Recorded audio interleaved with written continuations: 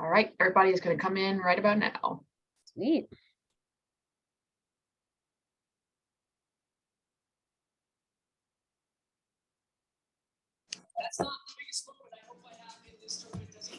Hey, everyone. Good morning. Morning. We can't see anyone yet, but we can hear you. Hey, Beth. Hey, Mike. Hey, Rachel.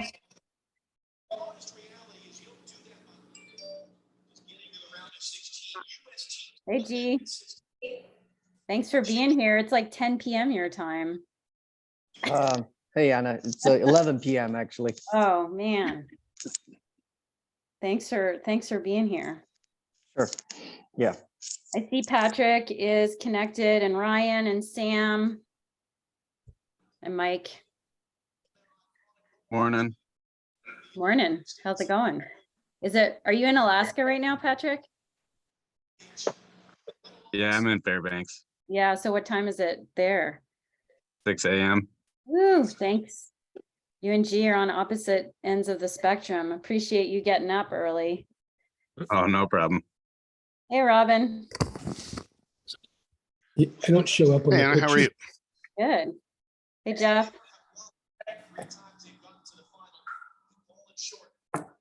There's Mike. picture. Good morning. Good morning. Hey, Matt. Good to see you. I don't think you were at the last meetings. I was not. I was Yeah, at good to see you. coaching a baseball game, but nice to see you. Yeah. Hey, RJ. Hey, how are we doing? Good. How are you doing? I'm doing wonderful. Thank you. Good. Hey, Kyle. Tommy. Morning. Morning.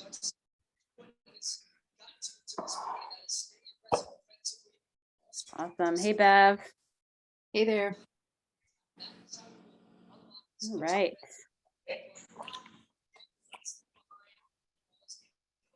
All right, everyone, welcome. Thanks for being here. We really appreciate you all. And we're gonna, Kelsey, can you put the agenda, the Google Docs agenda in the chat? So we sent out an agenda earlier this week and we've made just a few changes to it. Kelsey's going to drop it in the chat. And within that agenda, you have some resources that you can pull up. So there's the parliamentary procedure, the operating procedures, the voting spreadsheet. The link to the voting spreadsheet is in there. So you want to pull that up for when we vote on motions. And then there's the SEIC policy manual in case you want to reference that during the meeting. So let's get started with a quick icebreaker. And we're going to go around 2 words. Here's the challenge, 2 words. One to describe how you're feeling this morning, and the other to describe what you're bringing to this meeting today. Right, and I'll start. I'm feeling excited this morning, and I am bringing structure to this meeting today. Who wants to go next? Jump in. I'll start. I feel splendid, and I'm going to focus on quiet. Oh, thanks, Mike. Trust me. I do trust you. Who else wants to go? Optimism and restraint. Wait, what was the first one, Dale? Optimism. Optimism. Awesome. Thank you. I can go. Yeah. I will say invigorated and action. Sweet. Thanks, Trey. Yeah, I'll jump in. Tired and optimism. Sweet. Thanks, Robin. I'll go awesome and excitement. Sweet. I'll jump in, I guess. So I feel sore and interested sore and interested. Okay, cool. Thanks, Matt. This is Byron. I'm sitting in for Alicia while she's out here. I'm feeling really good today, optimistic, and I'm hoping to bring a bunch of the rafting information to you guys so you can kind of know what we're up to. Great. Thanks for being here, Byron. We appreciate it. This is Jeff. Feeling very busy and feeling like I'll bring some recreation. Nice. Thanks. So for those of you who are just joining us, what we're doing is a two-word check-in. First word is how you're feeling this morning. Second word is what you're bringing to the meeting today. I can go. Yeah. Grateful. I'm feeling grateful, and I'm going to bring brevity. Okay, awesome. Thanks, Beth. I can go. I'm thankful because I had a scary drive last night in the snow, and what I bring is detail. Okay, awesome. Thanks, Kyle. Hey, it's RJ. I'm excited and bringing to the table positivity. Sweet, thanks. I'll go. I'm bringing a little bit of a sleepy-eyed morning for myself, but I'm also bringing a listening ear. Great, thanks, Tommy. I'll go now. I'm feeling. Sorry. We'll do Okay, I'll G. go. We'll do G and then Bev. Go ahead, G. Feeling awake and excited. Sweet, thank you. Bev? And I am feeling chilly up here in Maine, and I have brought my ears today to listen. Great, thank you, Bev. I'll go. It just snowed, so I'm excited and motivated. Sweet. I'll go. This is Crystal. I am feeling connected this morning, and I am bringing perspective. Great, thank you. This is Ryan. I'll go. I'm feeling awake and I'm feeling and thankful. So I get 2 in there, and I'm just feeling curious to see how the day goes. Awesome. Thanks, Ryan. Sam, you want to jump in? You're muted. You'll have to unmute. World Cup contemplation. On right now, you know. World Cup contemplation. That's how you're feeling. That's it. Okay. Yep. What are you bringing to the meeting today, Sam? Contemplation. Okay. An experience. Awesome. Thank you. 43 years. That's right. And then John Browning. Yes. Yeah, I'll jump in. A bit overwhelmed with everything I've got to do this weekend, and excited. I guess I'm bringing experience. Awesome. Thanks, John. And then I think Casey is the last. Casey, if you're there, we're saying two-word check-in, 1, how you're feeling, and second word, oh, and we haven't done Kelsey either. So Casey and then Kelsey. So how you're feeling this morning and then what you're bringing to the meeting today. Thanks, Anna. I am excited to be here and I'm bringing my listening ears. Okay, awesome. Thanks, Casey. And Kelsey. I'm feeling tired, but I'm trying to bring the spirit of Laura and be your impromptu secretary today. Awesome. Thank you. And we appreciate that big time. All right, fantastic. Well, thanks everyone for sharing. And to get started, so maybe Kelsey, can you pop the link to the agenda back in the chat because some folks came in later. And if you all open that, it is the agenda for today. So just a quick overview. We're going to have some I'm going to go over ground rules in just a moment. We're going to have a motion to approve the minutes. Then we're going to have some, actually, we might, I thought we had put that down. Okay, that's actually down in the motion. So we're gonna skip that till later. We're gonna have reports from Beth, from Robin, from the state directors, if there's someone here representing them. And then any liaison reports, the DEI report. And then we're going to go straight into motions, and we have all the motions listed. And then we'll have some more reports, old business, new business, and then talk about upcoming SEIC meetings, and then plus Delta. And we will have breaks built in. We do have times for the breaks built in. And of course, we'll be checking in when those times come up. If we're in the middle of something and we all decide as a group we want to finish it out, then we'll do that. So we're going to remain somewhat flexible.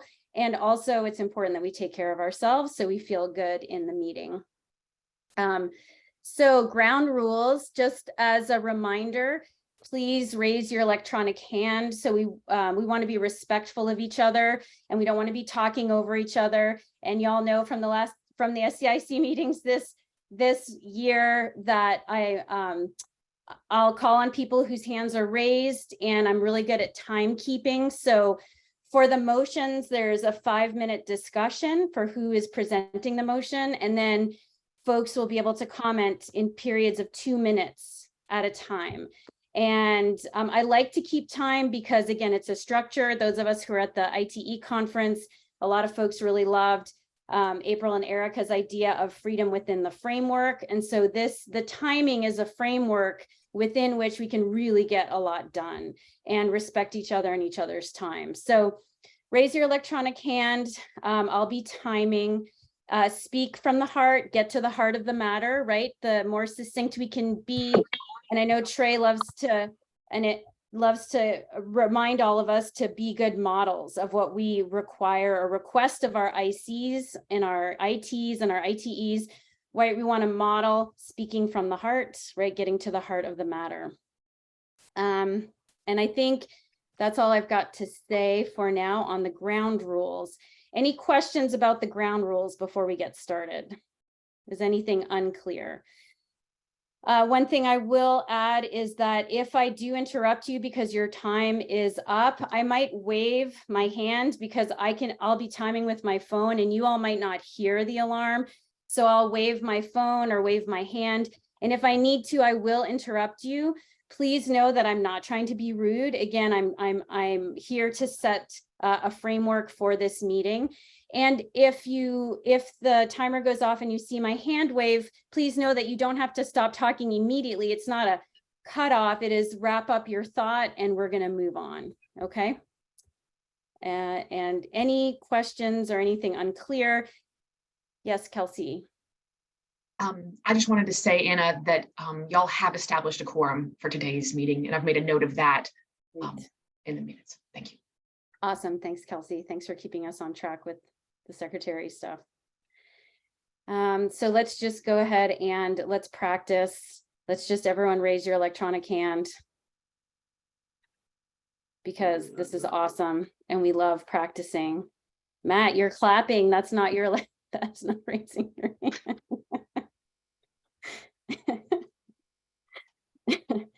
Sweet. Okay. Everyone get to raise and lower their hand. Awesome. Okay.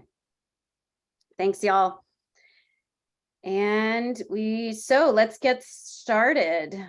And we've got Beth here, Beth Spillman, our executive director, and she is going to give us a report. And Beth, we appreciate you being here. I'm going to put my timer on for 5 minutes, and you are bringing brevity, so. Yes. Yeah. Okay, well, first, grateful. I'll speak really quickly. And Kelsey, if I've got a little PowerPoint, but I'll go through it quickly if you can make me a co-host.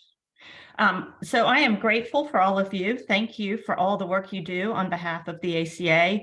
I'm grateful for the nominating committee who worked so hard to nominate great candidates for the board, some of who are among you right now.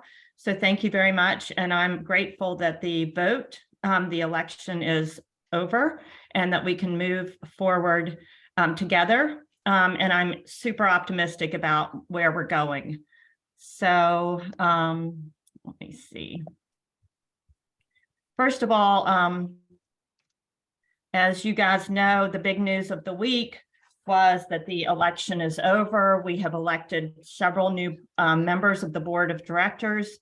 Many of you or all of you know a lot of these people. So Dr. Robert Kaufman is our independent director. Bev, congratulations, is one of our new at-large directors. And then Hunter Brandstetter, who many of you probably know, is our second at-large director, newly elected. And then we elected new athlete reps, Zach Locken, who's a slalom athlete, Tom Crockett, who was already on the board, was reelected as the sprint athlete rep, and then Jack Wallace, who's our para-canoe athlete rep. And as you, I'm sure most of you know, or all of you know, the proposed bylaws were approved. We had over 500 people who voted, which I know at least in recent years is a record by far. And over 70, I think it was 71.8% of the voters, the people who voted yes on the bylaws. And we, to approve the bylaw changes, we needed a 2/3 vote. So we cleared that hurdle. And then I just wanted to quickly acknowledge and thank the outgoing members of the board of directors, especially Robin, who has worked tirelessly on behalf of the ACA for the past 4 years. It's the amount of work that he's done is incredible, and he's really been an unbelievable contributor for all of us. Financial highlights, we had a good year in 2022. Our number of individual members increased by 6%, and our overall dues revenue increased by 11%. We did see a reduction in the number of instructor members, and I'm sure you guys will be talking about this, and Kelsey will explain it further, I think, as part of the meeting. But when we gave the instructors sort of an extension on a lot of the requirements to remain an instructor because of COVID, you know, we knew that when those exceptions were sort of expired, that we expected to see a drop in the number of instructor members, and we did see that last year. I gave some of these same slides at the annual meeting, so I won't dwell on these. These are available on the website, as well as a recording of the annual meeting if you missed it and want to get into some of these numbers. But the bottom line for the ACA is that our net assets have grown materially over the past 4 years. And that's really the measurement that people use to gauge the financial health of a nonprofit. And you can see from this slide that our net assets have increased from your slides aren't showing, sorry. Oh, oh my gosh, you guys, I'm so sorry. Oh, what a dummy.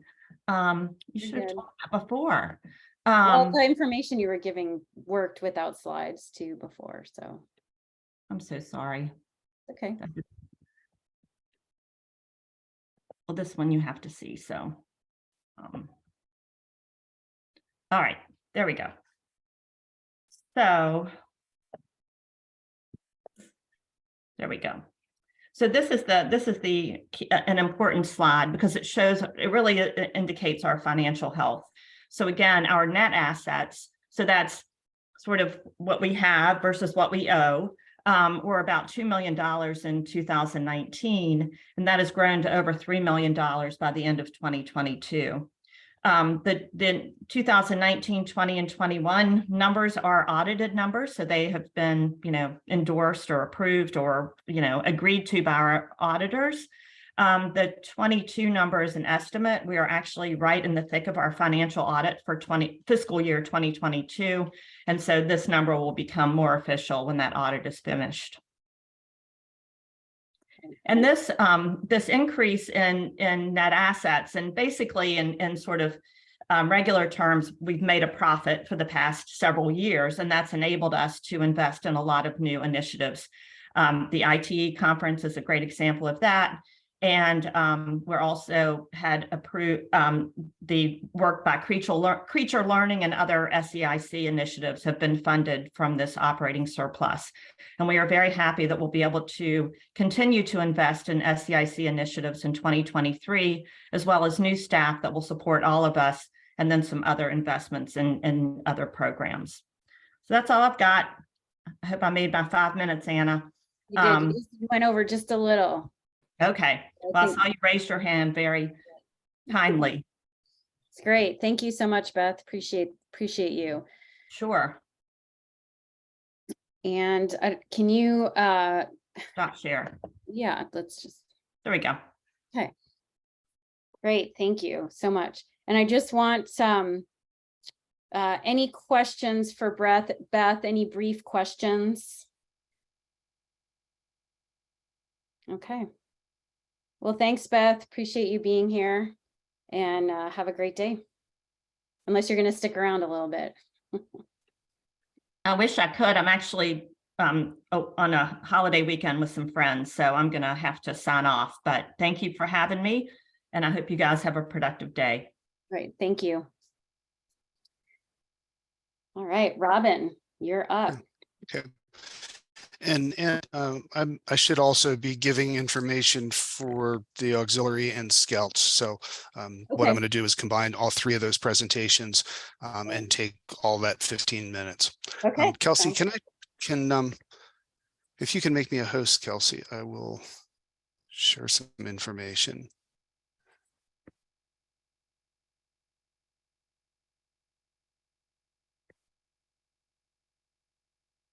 Yep.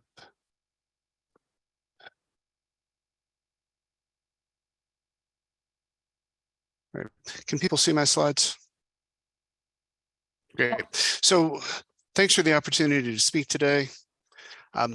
Today I'm going to give a little bit of background information on boating accidents and deaths, some implications for ACA, and some solutions. This is the last opportunity I'm going to have to speak to y'all as the board chair, and I've spent a lot of time thinking about what I wanted to say. Anybody that knows me is not going to be surprised that I'm going to focus a little bit on data to start with. So the first thing I want to point out as we start looking at boating accidents, boating fatalities, boating reports, particularly as it engages paddlecraft, is that some people don't know what paddlecraft are. And I know this audience clearly knows, but we're working with people that sometimes confuse paddlers with all human propelled craft. So I'm going to ask that when you look at some data, particularly data that suggests that paddlers make up a third of all boating fatalities, that ask what the difference is. The information I'm going to present is based on canoes, kayaks, and stand-up paddle boards. And I know many people want to make their arguments more powerful, and so when it's convenient, we throw in rowboats and inflatables. But clearly a playboat or a sea kayak is not the same thing as a rowboat. They're used differently. They're in different venues, and the interventions we need to make them safer are different. How many people paddle in the U.S.? In 2018, the Coast Guard did the National Recreational Boating Safety Survey and found 84.5 million total boaters. That's everything from airboats to stand-up paddleboards and everything in between. About 39% of those were paddlers, canoe, kayak, and stand-up paddleboard.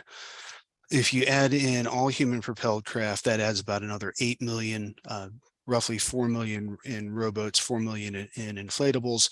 So nearly 50% of the total boating population is involved in human propelled boating. The Outdoor Foundation has a little bit different data set, and they do an annual survey. They found that there were 23 million or so paddlers in 2010.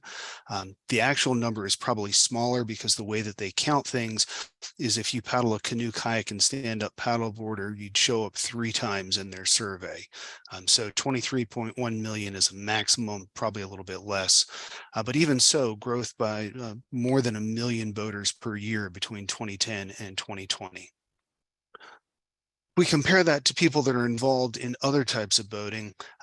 We don't have as good a data set in terms of participation, but we have really good data on registered vessels. So in many states, sailboats of a certain length and non-motorized craft have to be registered, and in all states, motorized craft have to be registered. In 2000, there were nearly 13 million registered vessels and nearly 12 million motorized vessels.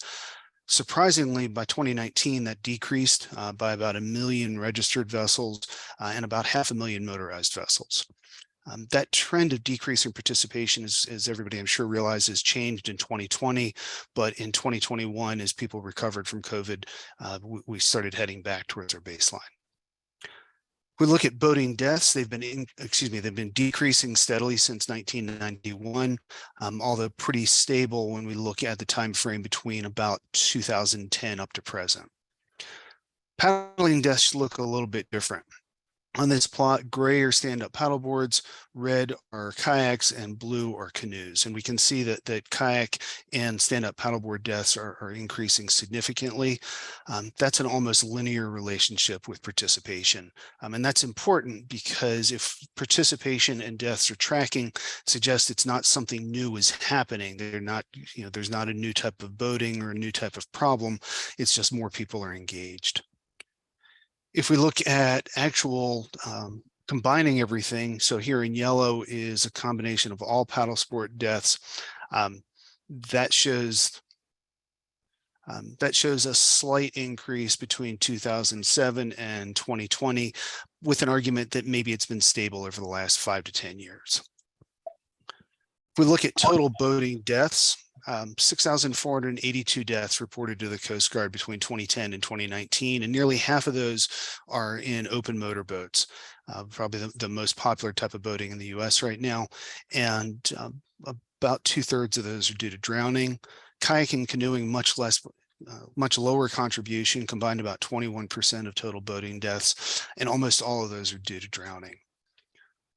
It's important for all of us to remember that there is a strong requirement for mandatory education for power boats on littlecraft, and there's a huge power boat education industry, and almost all of that is classroom or online education. There's very little on-water power boat education, in contrast to sailing and paddling, where, as you know, most of the boating education is on water. Even so, if we look at people that are dying while they're boating, a lot of that is happening to people where the operator has no boating education at all. So if we look at why that's happening, paddling accidents are almost always fatal, and there are a lot of reasons for that I can jump into, but it's a matter of how they're reported, not a matter of what's happening. Most common accident types for paddlers are falling overboard and capsizing, and that happens because they get into hazardous waters and they're inexperienced.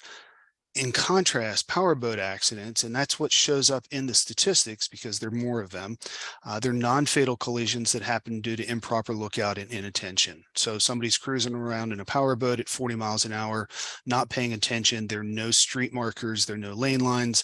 Somebody else is doing the same thing and they run into each other. That doesn't tend to cause fatalities, but it does cause boating damage, and that's what shows up.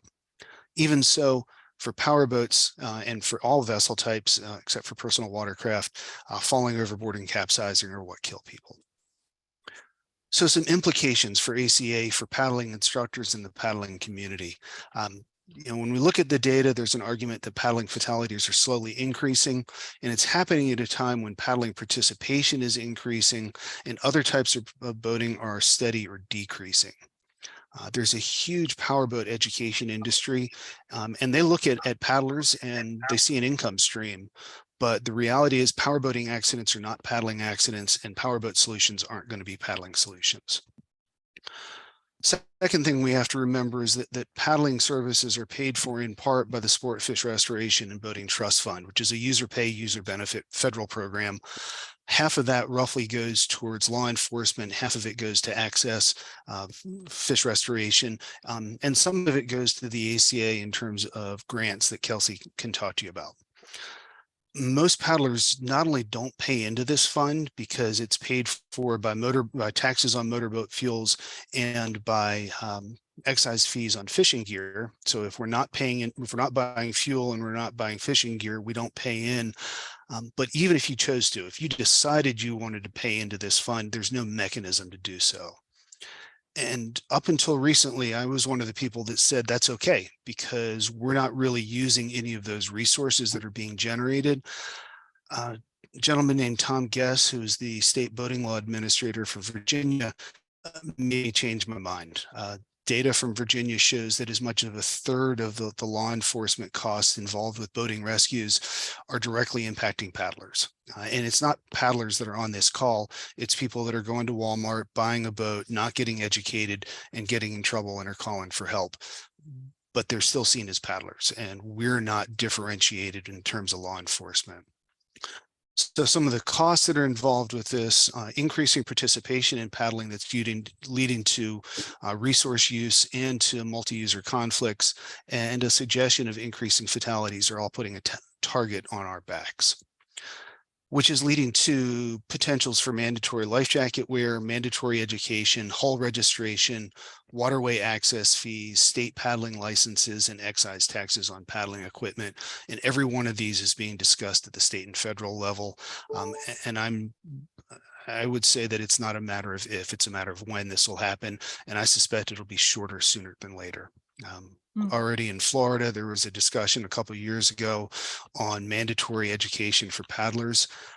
And that's a good example of why it's important that we have to be at the table. I was asked to review that, and it would have required all of us, when we teach a paddler, to have them take a 3-hour online course and get a license before we could put them in a boat for the first time. And that's just not, that's not the way that I teach. I suspect it's not the way any of you teach. The nice thing is, because they put that out for public comment, both my comments and comments from the sailing industry said, wait, this is not how we do things, explained why we would like to have some changes, and they were very willing to change, but we've got to have those relationships to have the discussion to prevent problems. So moving forward, what does this mean for us? In the US, there are about 30 million or so paddlers, maybe 35 million. Worldwide, there are 15,000 ACA members, which means that our membership is a rounding number error. We need allies, and it's easy to think of us versus them. Some of you know that my son was entangled in a trot line, had a near miss that could have been a fatality, and fortunately came out fine, but there were some legal consequences of that. The person that cut the line and removed him was actually charged with interfering with fishing. And I'll be happy to discuss that offline at length if you'd like. But we are now in the process of trying to change those rules, and it really becomes clear that we need to think of us not just as paddlers, but we're waterway users with other people out there. And the more of us that we can engage with, the more likely that we will have an impact on our future. We've got to go out and build those relationships. So there are some relationships that are currently underway. The Coast Guard Auxiliary has about 25,000 members, and it's an organization that is focused on boating safety. It's a civilian volunteer arm of the Coast Guard. Their AUXPAD program is focused on paddle sports, and it's made up of ACA instructors and people who have gone through ACA assessments. Currently, the leadership team are all ACA instructors. I used to be in charge of it, and I was recently promoted. And I was promoted because I'm a paddling instructor. The national leadership wants to have more paddlers involved. And the goal is to make sure that we're providing education to the public, to the active duty Coast Guard, and to non-paddling auxiliary members so that they can better support the public. That partnership is really important because it's tied into the Coast Guard. The Coast Guard helps supervise grant funds that go to the ACA, and the Coast Guard has strong legal enforcement in terms of navigational rules. They might have some impact on the trot line rules that I mentioned. These are people that we want on our side, and right now they are on our side, and that's going to help as we deal with things moving forward. Sea Scouts, second program that we have a strong tie with. It's a scouting program for young men and women aged 14 to 21. It's been around since 1912. And they, for a long time, were focused on sailing, but in the past year, they have updated their training requirements, allowing somebody to enter as a paddler and go through their entire program only in kayaks or canoes. That's a huge advancement for their program, and it's a huge opportunity for us. It's a way to build relationships with nationally recognized programs. Boy Scouts are similar. Sam is on the line. Sam helped write the canoeing merit badge. I helped write the kayaking and whitewater merit badges, and other people on this call have had input on it. Other instructors have helped write them. This is a 1 million member group that we can partner with and make sure that our interests are represented when regulatory issues come up. Some opportunities moving forward. Right now, the ACA has about 8 staff in the national office. If there are 30 million voters, that means each staff member is responsible for about 500,000 paddlers. Kelsey's really, really good, but Kelsey, I don't know how you're going to handle 500,000 new members. And then you're going to have to teach Michelle and Crystal and everybody else how to do that too. So I'm confident you could, but let's not stress you that much. So the state directors and regional activity council are a way to create local volunteers that can create those regional partnerships and relationships. It's an opportunity to connect instructors with groups that we might not have worked with, including auxiliary members and scouts. An opportunity to sponsor regional paddling schools and other events. And what you can do is reach out to groups like the Scout and Auxiliary, get to know your local fish and wildlife officers and your state boating law administrators, and start working on building relationships so that you can let others know when issues come up that we can help with. So some take homes. Paddling is growing in participation, and so are paddling accidents and deaths. There is a huge powerboat educational program that dwarfs what ACA does, but paddling is clearly not powerboating, and we need to make sure that we're out there as paddling education is being discussed. It is being discussed at a national level as a mandatory program. I learned yesterday it's being discussed in the state of Tennessee. I know it's been discussed in Florida. Regulation of some kind is in widespread discussion, and it's almost certainly going to happen. We need to build those relationships to make sure that we're sitting at the table and the regulations are appropriate and effective. So please be part of that. I'll be happy to answer any questions. Thank you. Thanks, Robin. Oh, right on time. That was the 15 minutes. Glad I rehearsed. What's that? Glad I rehearsed. Yeah. Does anyone have any questions for Robin? So, yeah, Trey. Yeah, Robin, thanks for that. The thing that jumped out at me, I mean, there's a lot of great stuff in there, but the one thing that jumped out at me was the idea of inflatables not being a part of paddlecraft when, gosh, I would imagine, without knowing specific numbers, 30% of all SUPs are probably inflatables out there. And other things in that mix. So can you elaborate on that just a touch? Sure. If you look at inflatables first, the training that the people that are doing the assessment of what a craft is, it's not a paddling instructor, it's a law enforcement officer who may have absolutely no paddle sport instruction. So I'm not convinced that they would know the difference between an inflatable and a rigid stand-up paddle board. But if we look at the accident data, inflatables have a very different profile than most other craft because they're multi-user craft, because they're both rowed and paddled, because they're often used in commercial settings. It's hard to separate out exactly what's happening there. So when I look at the data and when I ask other people to look at the data, I like them to look at the things that we think of traditionally as paddlecraft. And then also, if we're going to look at human propelled boating, look at rowboats and inflatables specifically and include them in that number. Right. the reason that I've really pushed the Coast Guard on this is that the numbers for both inflatables and rowboats vary year to year. So there's 1 year where rowboats were 7% of boating fatalities.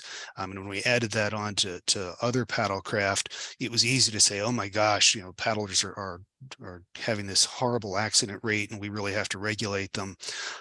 But they were rowboats that were getting flipped in harbors.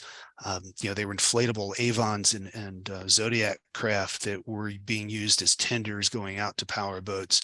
It wasn't what we would think of as a traditional paddle craft. That's a long answer for maybe not as much information. Thanks, Matt. Hey, Robin, thanks for that. Do you you said there's a lot of activity on the state level. Do you see this more as a state by state effort or more of a national effort? And how and you said we need to be at the table. Is there an action plan to get at the table of these two ideas?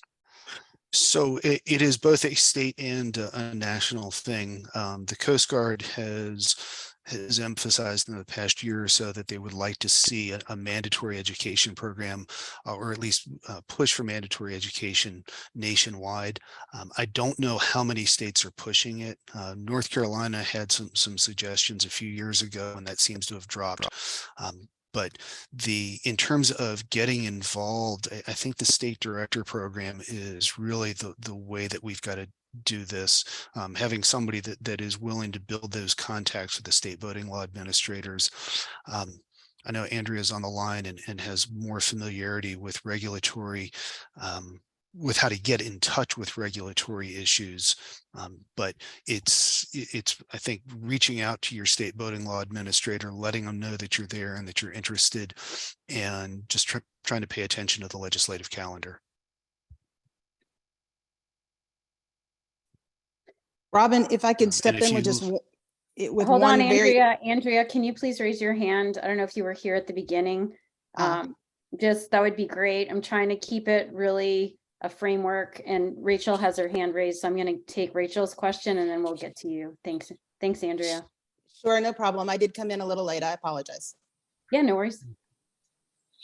So just real quick, Robin, I know you're stepping down from the board of directors and you're involved in all the different areas that you spoke to. Are you still going to maintain those relationships, or are there lines for other people to take over so that we maintain these as the ACA?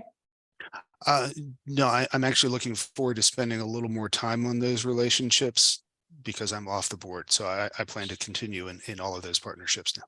Okay, awesome. Cool. Thank you. You're welcome. Andrea.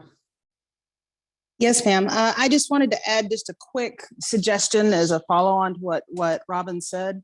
One of the best ways for instructors and ITs to initiate those relationships with the regulatory agencies is to start by finding out who's the head of your boating education for your state, because that's an immediate conversation that you can have about services you can offer or ways you could connect the state with instructors or ITs, depending on what they're looking for.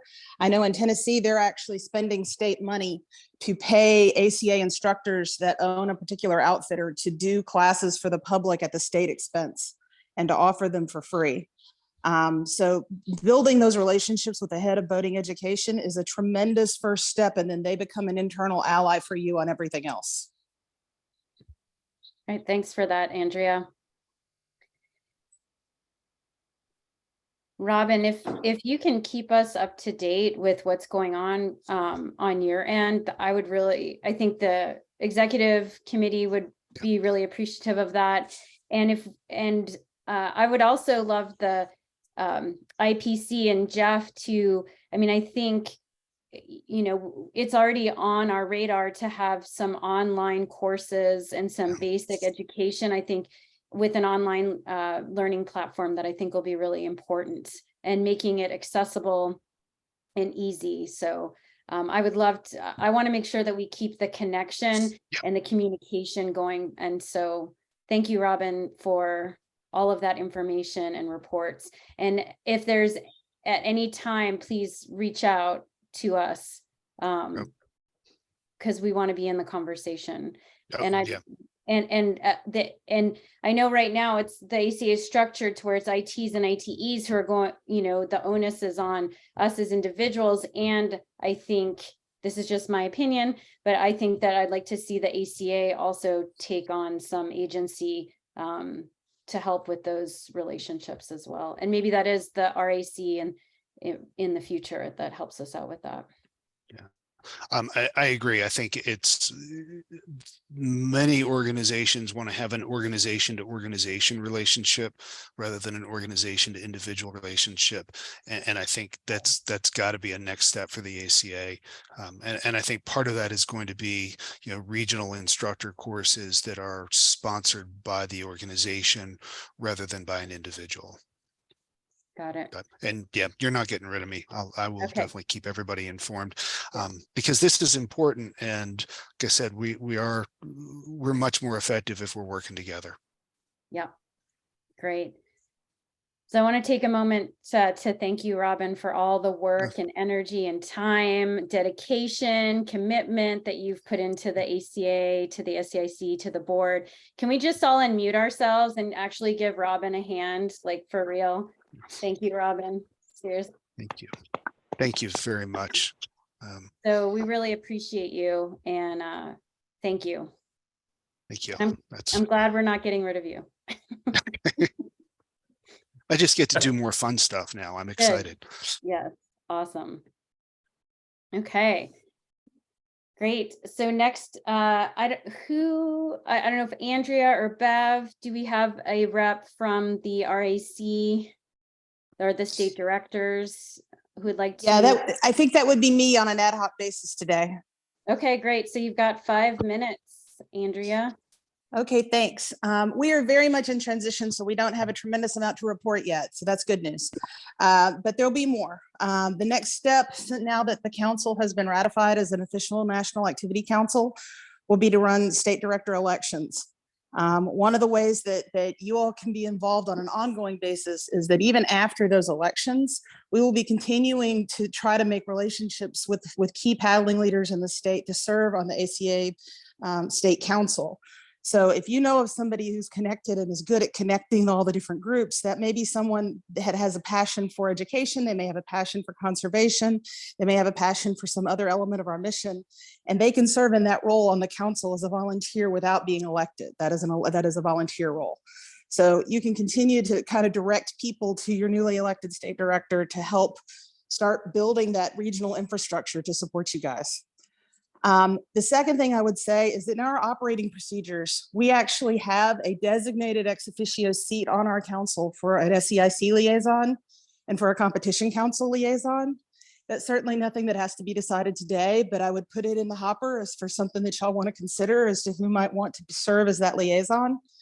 One of the initial roles that person might fill is we are currently working on a proposal, which Anna, I know you and I have talked about briefly at the board level, to figure out some kind of an outreach program where we are nurturing IT candidates in regions that have a need for ITs. And how do we help support that with our regional infrastructure in a real solid, smart, strategic way. So that would be the first project, but I hope that will be the first of many. The third thing I would say, and this is kind of an aside, and the last one I want to throw out there is just building on what Robin said. We had testimony this week in Tennessee on the trot line issue. I know that a lot of you all, particularly on the rescue committee, have been very, very supportive of what we're trying to do to change that regulation. So I would just direct you to a post on the ACA Tennessee Facebook page where we got a lot of news coverage and you can actually watch the live testimony video. It was heartrending. It was really compelling. So if you've got 20 minutes, it's worth watching. With that, I think that's all I've got, Anna. Okay, thanks, Andrea. I don't know if you have the link to that you want to drop in the chat. I can do that. Yeah, that would be great. Absolutely. Yeah, thank you. And look forward to seeing what comes of the newly formed RAC and all that. So congrats on that. And yeah, look forward to hearing more from all of you and working with you. Absolutely. It's a collaboration. Yeah, thank you so much. Awesome. So I'm going to put a timer for myself. So I'm Lily O2, our DEI coordinator, cannot be at the meeting this morning. So just a really quick report.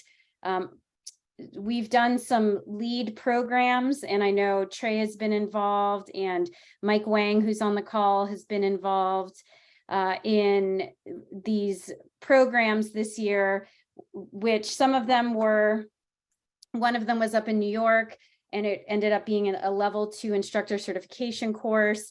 And there were, the other 3 were community paddle sports leader certifications, which were multi-craft, and we're really excited about it.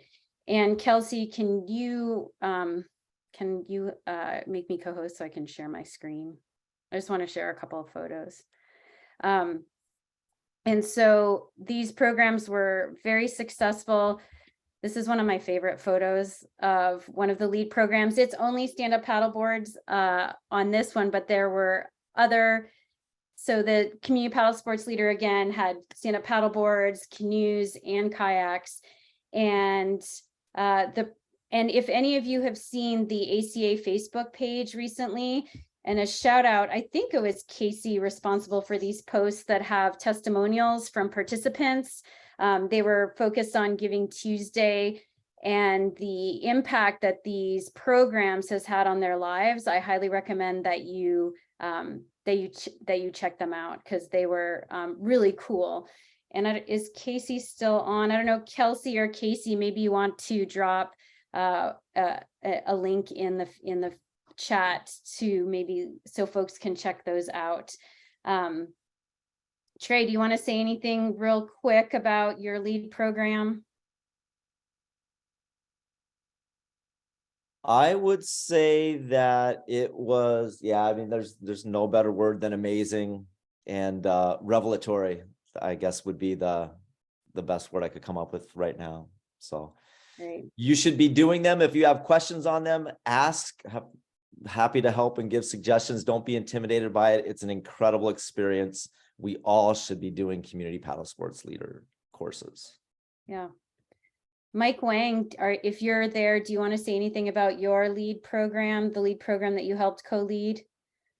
Yeah, I had actually one of the best experience teaching paddlers in this event.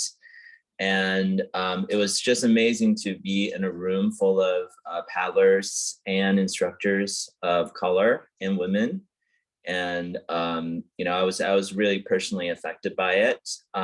My biggest takeaway is to be really flexible, to understand each person from their point of view in terms of what they need to advance their experience in teaching paddling. And not get stuck with a certain model in mind. So that's it. Cool. Thanks, Mike. Thank Appreciate you. So the lead programs are one, and Kelsey is putting some links in the chat, is one aspect of DEI work. Lily is also hosting some trainings, and they're going out in ACA newsletters. There was one about Water is Life. That was a presentation by an Indigenous woman from the Northeast, and that happened a couple of weeks ago. I know Jeff was on that training, and there were a few other ITs on there. Please be on the lookout for these trainings. And Lily has submitted her work priorities, and she and Beth are going through them for DEI, and that includes not only programming and training, but also cultural change within the ACA to be welcoming and diverse, and grow our membership really, and grow the joy of paddle sports to everyone. Any questions for me about DEI work, or how you could get involved? Okay. Great. So I think that, just going to double check on the agenda here. Great. We're jumping into motions. How's everyone feeling about jumping into the motions? Thumbs up, thumbs sideways, thumbs down. Just making sure y'all are still with me. All right. So we're going to get started. Motion number 1, Jeff Adkins. So yeah, Kelsey, I see you like holding up a.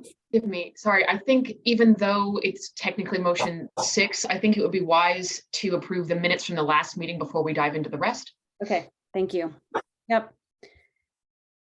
So we need a motion to approve, and I guess we do need motion. So motion, who would like to put forth a motion to approve the minutes from the spring meeting?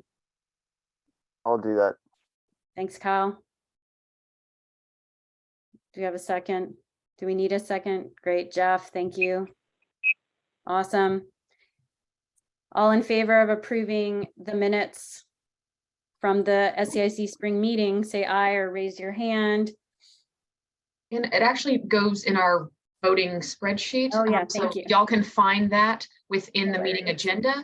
I can also resend you that link. Give me just a moment. So those who have voting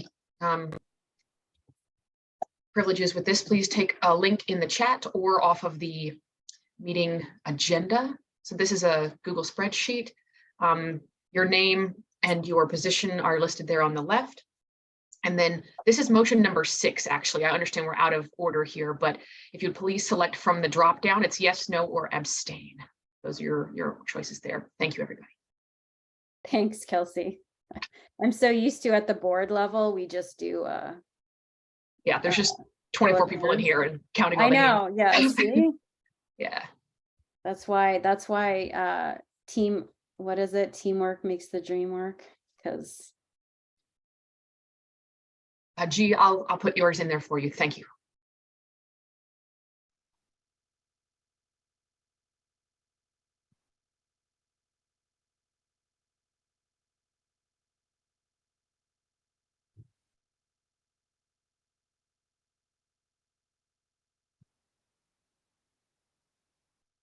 so it looks like yeah, there we go. Kelsey, can you confirm? I see that everyone has voted. I'm still waiting on Raf. No, let's see. Yeah. Okay. Hey, Raf, can you just, your thumbs up, that's great. I'll put it in there for you. No problem. Thank you. All right, everybody who is here, who has voted, thank you. Really appreciate it. We're done with that one. That passes unanimously. Thank you. Thank you. And by the way, in terms of minutes, everyone, we're trying a new system where we're recording the meeting and Kelsey is taking timestamps. So instead of taking notes and minutes, we're going to post the recording from this meeting, and Kelsey's taking timestamps so that you will be able to find, if you're wondering or you have a question about a particular motion or discussion, you'll be able to look up the timestamp and go directly to that time in the video. We just feel like it's way more effective and efficient because the video is recording everything that is actually happening. Okay. All right. So then motion 1, Jeff Adkins. Just take a moment. Basically, during our meetings that we've had, we've talked routinely on the IPC stuff about the NOWS document and how much people actually use that when doing their ICWs. It was pretty much a mutual consensus that it was a big, huge document that seemed to not be quite as relevant when we went through the whole process of when the instructor criteria says you need to understand it, know it, teach it. Well, that we didn't seem like that was kind of realistic on the teaching component of it, requiring an instructor to know. But however, talking with Robin and some of the other folks who helped put this document together, it is a tool that we can use for multiple things. It helps us do skills assessments. It also is a document that is verified by a third party that shows that we are operating our instructor program with in a very good quality. So we changed the wording on the instructor criteria to make it a reference as a tool that's available and something that we can refer to, and not necessarily a requirement for instructor candidates to be able to have to know and teach. It's pretty much that simple. Great, thanks, Jeff. Questions or discussions for Jeff? Yes, and so everyone who in this process questions, you have 2 minutes once you have the floor. So Trey. Thanks, Jeff. And thanks for putting that forward. I think we're all for most of us are in agreement that it was a necessary adjustment. I think it's really well done. My question though is, in doing it, you remove the language that talks about level 1 instructors delivering documented skills assessments. And so it could be read in that criteria now that they do not do skills assessments. And so are you wanting to decouple these things, or is that supposed to have gone with it?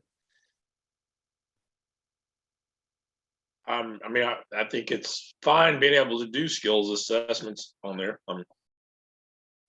So yeah, we can, if we need to reword it some way or another where it says skills assessments is still valid, certainly. Yeah, I'm not advocating for either side. I'm just wondering if that was the intent, because it did remove that, and that kind of chains into all the other stuff that we do.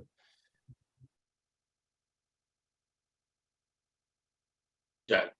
Yeah, okay. I just need to figure out we can talk about how to write it back in for the skills assessment. Yeah, I guess I could propose that as a friendly amendment if I have 15 seconds left to do that. You do. You have 42 seconds. That would be my proposal, is just to get that part back in and then and then the rest of it makes sense to me. Okay. Mike Wang. This is more just a comment rather than question directly to Jeff, but it's kind of difficult to teach the NALS standards. I found there's a lot of documentation. And so I was wondering, just for the group, maybe for later, to discuss how we can, condense the material and make like a friendly document for instructors to teach and for students to get. So. Thanks, Mike. Robin. Thank you, Anna. Just as one of the authors of the NALS document, I think it's important for everybody to know a little bit about the background. That document was developed really to give to people who had no idea what they were doing in terms of instruction, to create a model. If we look at other groups that were involved in creating similar documents, there's a similar sailing one that was produced with input from instructors from U.S. Sailing and American Sailing Association. Neither one of them are using it as their curriculum. I think U.S. Power Squadrons use it a little bit, but the fact that other major groups are not really referencing it and chose not to go through the hoops of getting it approved as their guiding document kind of gives us some direction for what we could do. I appreciate that we tried to use it, and I think if there's another group that wants to come out and teach paddling, it gives them the guidance they need to create it. But we're the experts, and I think we are moving beyond it. So Jeff, I appreciate all the work you've done to get us to this point and help us start with what was a good product and turn it into something even better. Thank you. Thanks, Robin. Rachel. Yeah, I just wanted to follow up on Trey's comment, just to make sure we're on the same page. Trey, at the bottom of it, at least for the SUP one, it says on there that the level 1 is expected to demonstrate and teach everything on the level 1 skills course and level 1 skills assessment for their craft. So I just wanted to make sure you saw that and that wasn't something you weren't seeing for that portion.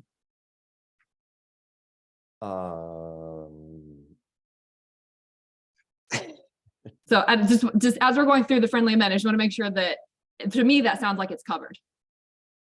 But maybe you're seeing something else, or maybe it was on a different one and they weren't transferred the same. So that's all. Thanks, Rachel.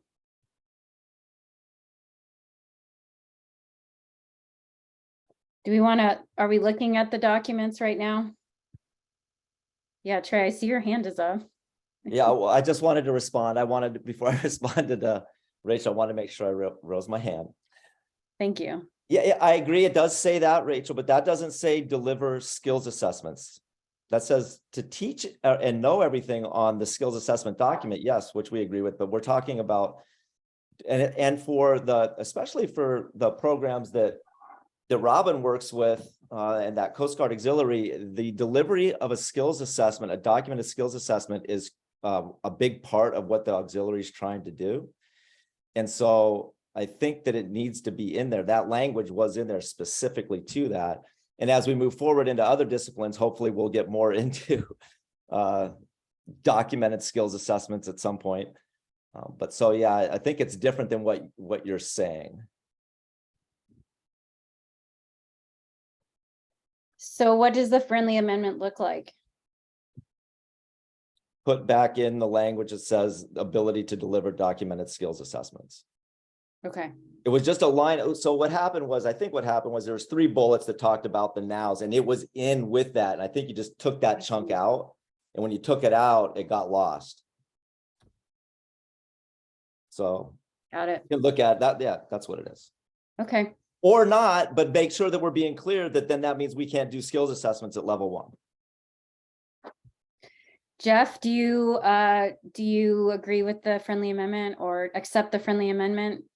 Yes. Okay. So to be clear, we're putting back in the language that you can give a skills assessment or do a skills assessment at level 1. Okay. So that's what we're voting on, this motion with the friendly amendment that you can do skills assessment at level 1. Any other questions, comments for Jeff? Okay, then let's vote.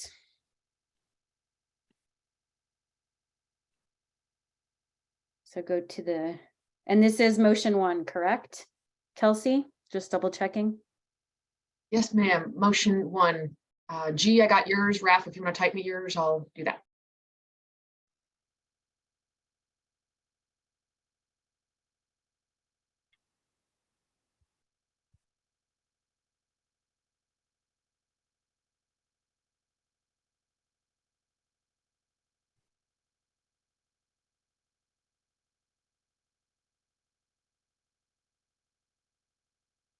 It looks like everyone has voted.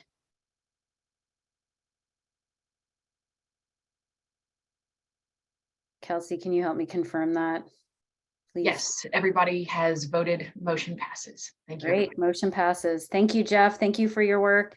So excited that the IPC is back online and doing some great stuff. So appreciate you. Okay. Next is motion number 2, redefine IDW, ICE, ICW candidate minimums. Kyle Thomas, you've got 5 minutes. I don't need that amount of time. So real basic introduction, head over to CMS, read what's in there. I've accepted a friendly amendment from John Browning, which is just subtle with making sure we say IDW, ICE, ICW. That's the only difference. But basically it's moving everything to a minimum of 3 in IDW, ICE, ICW, and keeping that language consistent. You can see the original language there. This does not consider practice students or observers because SEIC policy currently doesn't spell that out. That's something that we should probably discuss in a future motion, but I would not consider that within scope of this proposal. This is mostly focused on, in the discussions I've had with several folks, that 3 candidates in a course is a minimum that produces a quality course. And that got consensus unanimously by the River Kayak Committee. I did submit this for vote in IPC, but I don't believe we got quorum for that. So go ahead, go into CMS, make sure you read everything if you haven't already. Happy to take questions. Okay, thanks, Kyle. Any questions for Kyle?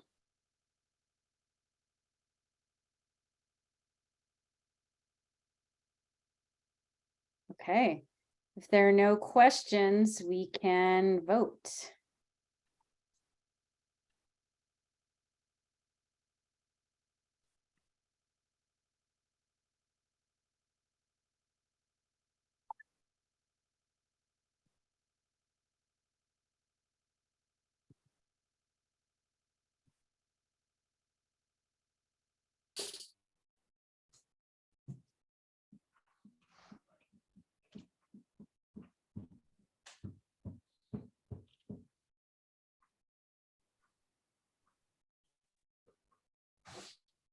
And All it right. looks, We've got everybody. right. So everyone has voted, motion passes. Thanks, Kyle. Thanks for your work on that. Okay, next motion is L2 Essentials of Kayak Touring Document Alignment, Ryan Rushton. Good morning. Yeah, so this motion was largely a housekeeping effort on behalf of the CKC. So we passed a revision to level 2 instructor criteria last year and at this time. And so all the other documents, there's 10 to 12, there's quite a few level 2 documents needed to be brought into alignment with the language that was passed in the revision. There has been, that's been posted, and we had some good work by some CKC members who went through all those documents. Those have been posted along with the markup, so people were able to see the changes. So since that time, we've had some friendly amendments, and so there's really been 3 that have been floated out there. And so one was made by Kyle and I'm gonna.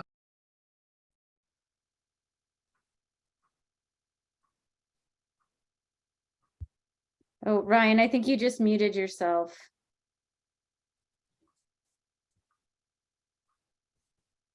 Can't post in the chat and talk at the same time, I guess. Not at that level. But yeah, so the first one is just posted in the chat to use unresponsive paddler rescue instead of unresponsive paddler rescue, hand of God, and boat flip. So that should be accepted. The second one is to move the EEC from the prerequisite section onto its own line. And so I don't see any issues with that. And then the third one was some language consistency between the documents that was brought up in a coastal kayak member review. So it's really to where NM appears in the documents, to replace that with nautical miles, and to replace within safe distance from shore, or distance from shore with within 0.5 nautical miles from shore. So these are consistency changes within the venue. So I will take questions at this time. Great, thank you, Ryan. Any questions for Ryan?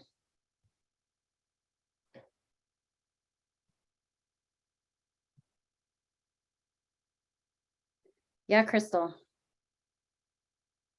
Regarding the friendly amendment with essential eligibility criteria, I know we had reframed in our previous meeting how we were listing essential eligibility criteria and making that a link in each document. So I was curious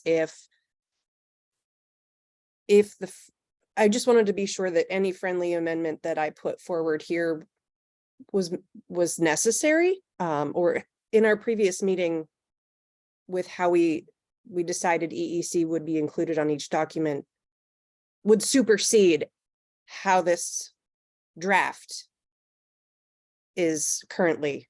Does that make sense? Mm-hmm. Yep, Kelsey, I think you would be the person to answer that, since you are reformatting the documents. Yeah, Crystal, thank you for that note. And I will admit that of the hundreds of documents that need that, not all of them are done, but I am doing it in accordance with the last meeting's approved motion for that. So I'm so sorry that I'm not done. There's just a lot to go through, but I will continue to do that certainly, and include all the other document changes that come out of this meeting as well. Great. Does that answer your question, Crystal? Absolutely. Thank you. Okay. Awesome. Any other questions? Okay, then let's vote.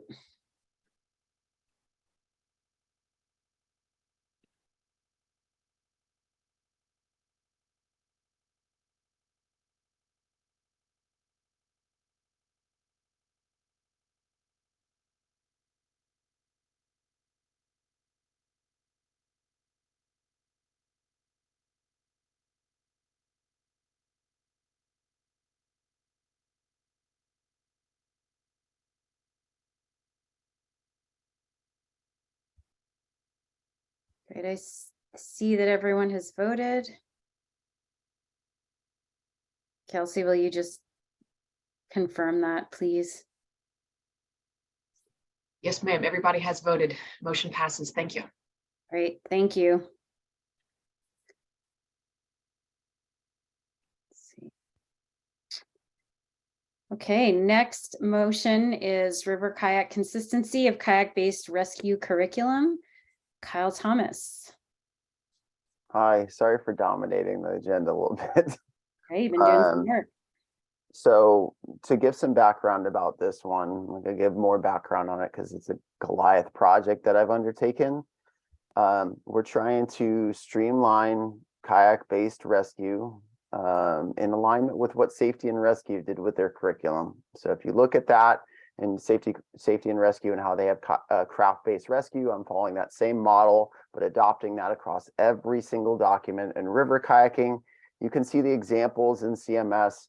I've accepted a friendly amendment to consider or not to add unresponsive paddler rescue to every single document in river kayaking. This is a change from what's there. I don't work at the level 1 venue as much, so I was not as familiar with techniques you would use in level 1 craft, but given the people who've spoken, they seem to say that an unresponsive paddler can be in any venue per ANA. So I think that is a fair assumption and something that it again doesn't specify how you do it, but it's a scenario to have to go through.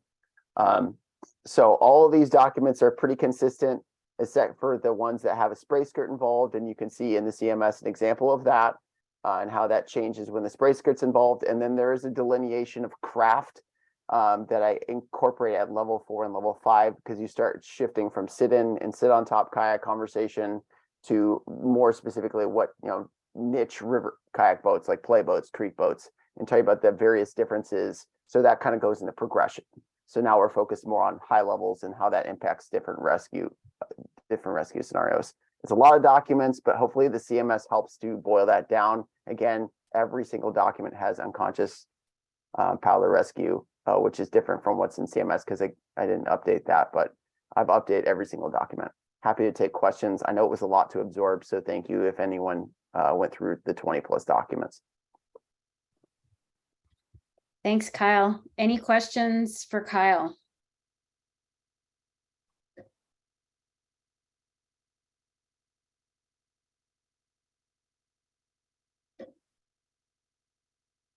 Okay, then let's vote.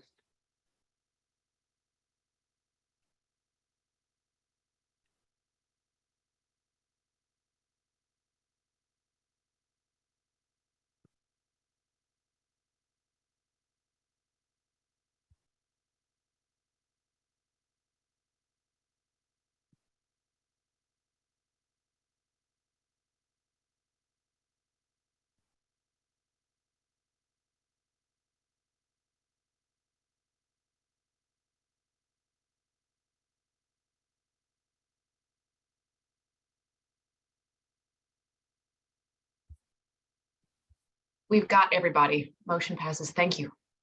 Great, thank you, Kyle.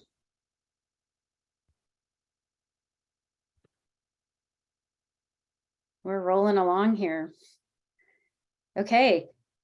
Next motion is kayak polo instructor endorsement, L2 skills course and L2 skills assessment. Kyle, you're up again. So what I'm going to do is I'll give a 2-second introduction, then I'm going to hand it off to G. So G is working under the River Kayak Committee for this motion. It all passed through River Kayak Committee, but I'm going to defer all my time to G. Thanks, Kyle. So the kayak polo instructor endorsement, it was approved actually more than 2 years ago by the ICSC during one of the ICSC meetings. But then it kind of stopped right after the meeting, after the approval, because there was a problem where we couldn't figure out which current discipline committee should house or have control over this endorsement. So the debate was, should we have it housed under coastal or river kayaking? And at the time, we couldn't, find either of these two committees to agree to take kayak polo under their wings. So it kind of just stopped there. So me and my friends from kayak polo community, we wanted to try push this here during our meeting and have it approved again. And then after speaking with Kyle and then his River Kayak committee members, and they were very helpful and willing to help us get this motion rolling. So we did some minor changes to the endorsement document. For example, redefining some skills criteria, adding some new strategies and offense, defense, and game plays, stuff like that. And the only new document that we added for this motion is the level 2 skills document. So we're thinking if we are going to have this instructor endorsement document, then the endorsed instructor, they ought to have something to teach. So we've decided to have the level 2 kayak polo skills course.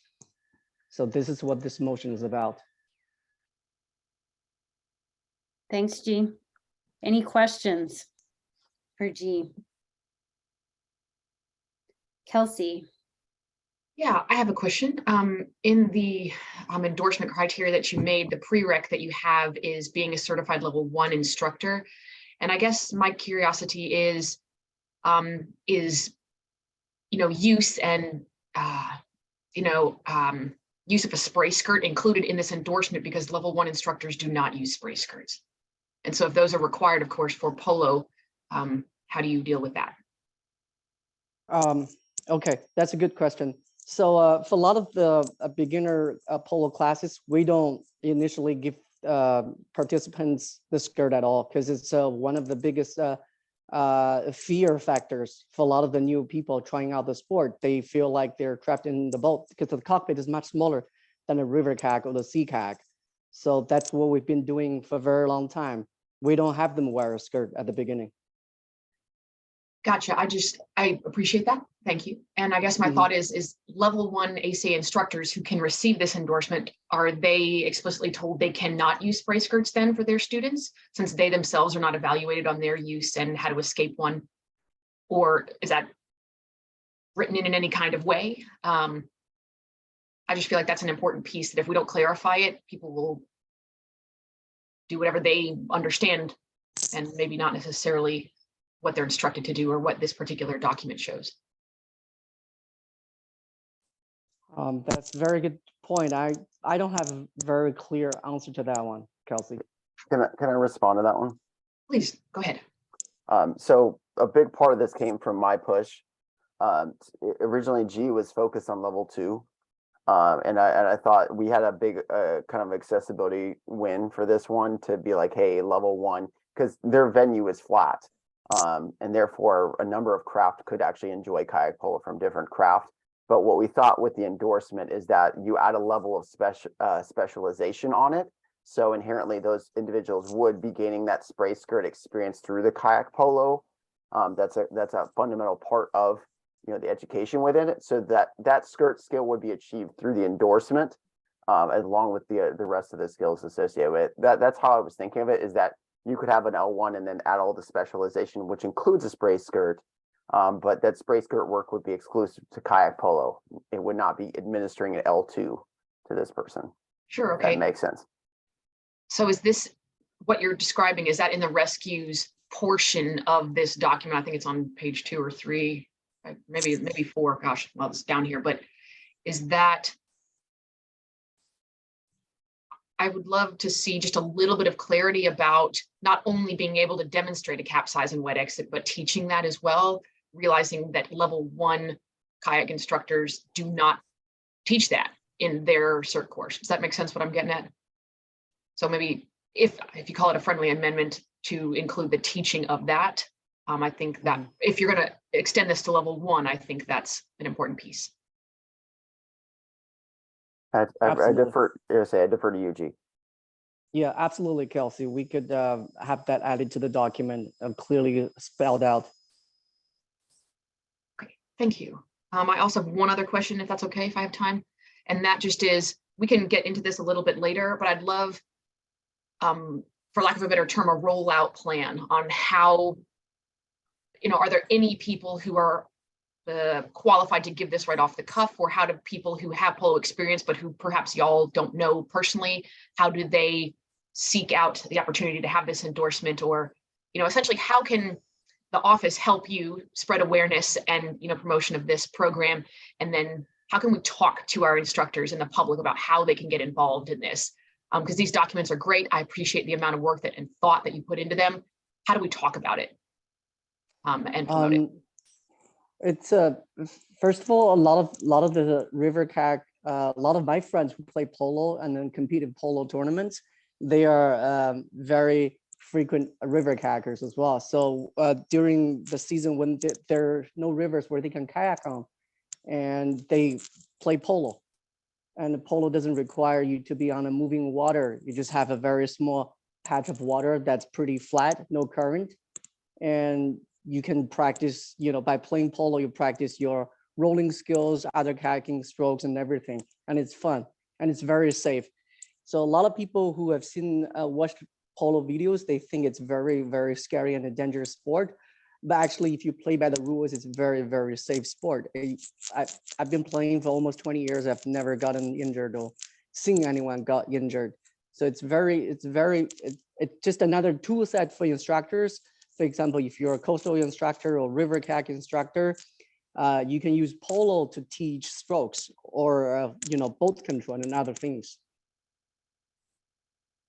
Right, I understand that. And maybe aside from the promotion in that regard, what I was asking is, so does anybody who's currently certified, who has played before or thinks they know how it works, do they just get the endorsement? Do they have to take it from you or another IT or some other qualified source? Like, how do people begin to obtain the credentials for teaching this, is what I'm getting at. Yeah, so I was thinking, and my friends, after discussion, I will be the one to ask for permission or waiver from the ACA to start teaching the first course or courses, the endorsement. Because I'm not an IT in river kayak, but an ITE in coastal kayak. So my fellow polo players, they don't, most of them are either not ACA members or they are instructors in coastal kayak. I don't know anyone who's in polo community who's also a river IT, river kayak IT. Okay, well, how about offline after this?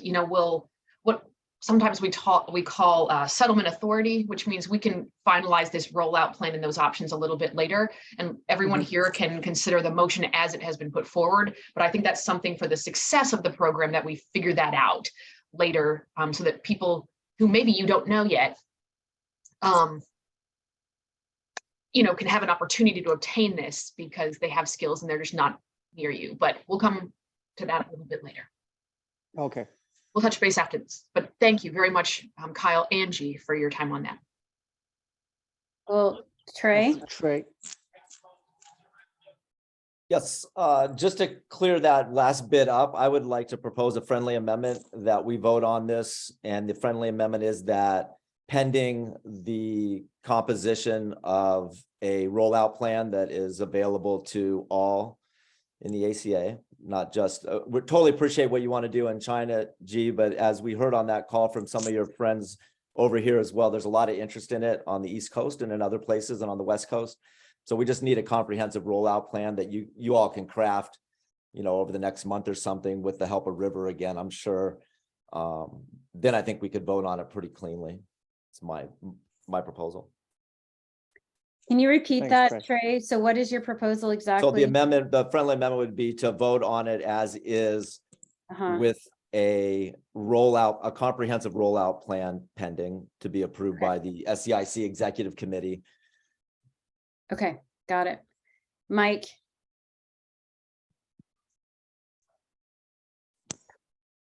You're on mute, Sorry, Mike. Kelsey asked my question, so I took my hand off. Oh, I meant Mike Aronoff. Oh, You're sorry. good. Yeah. Yeah. Okay, I'll make sure to specify Mike A or Mike W. And we can't hear you, Mike, Mike Aronoff. Quiet. I'm trying to be quiet. You know, it's my thing. I just think that we need to straighten this out. I was not aware that G wasn't a trainer in river. This comes from river kayak, and it does not come from coastal. So I just think that really is a pretty significant inconsistency. And the people that are rolling this out, if it's going to come under river and be under the river kayak discipline, then the people that start certifying other people or whatever, endorsing other people, need to have river kayak certification.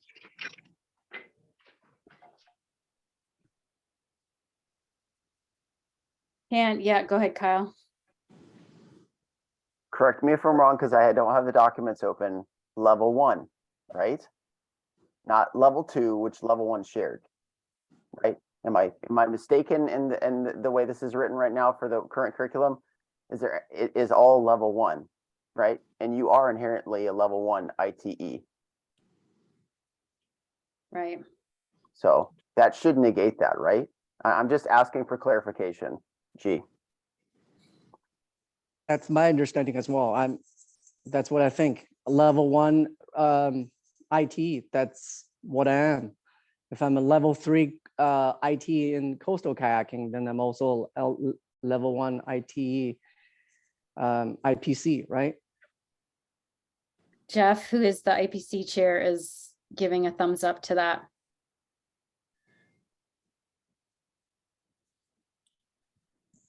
All right, thanks, Mike. That's a good question.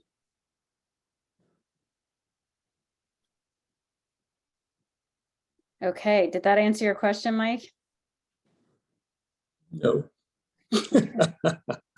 Well, for the purpose of this motion at level 1,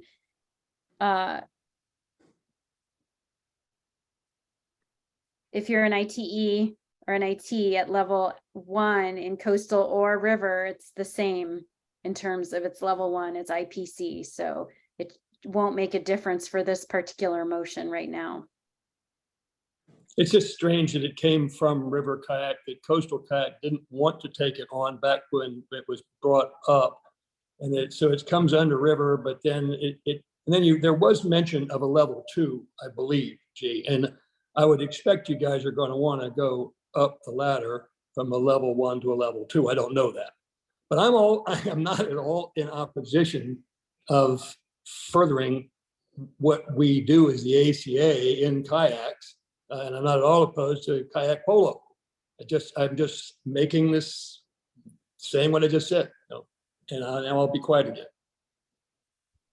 Okay, thanks, Mike. So we've got Rachel. Just for clarification, I was looking through the documents. It looks like on the instructor endorsement criteria, it says course prerequisite is a level 1. If you go on the sample skills course, though, it says instructors are level 2 essentials of river kayak. So I just want to make sure there's consistency, or is there a reason that they're different?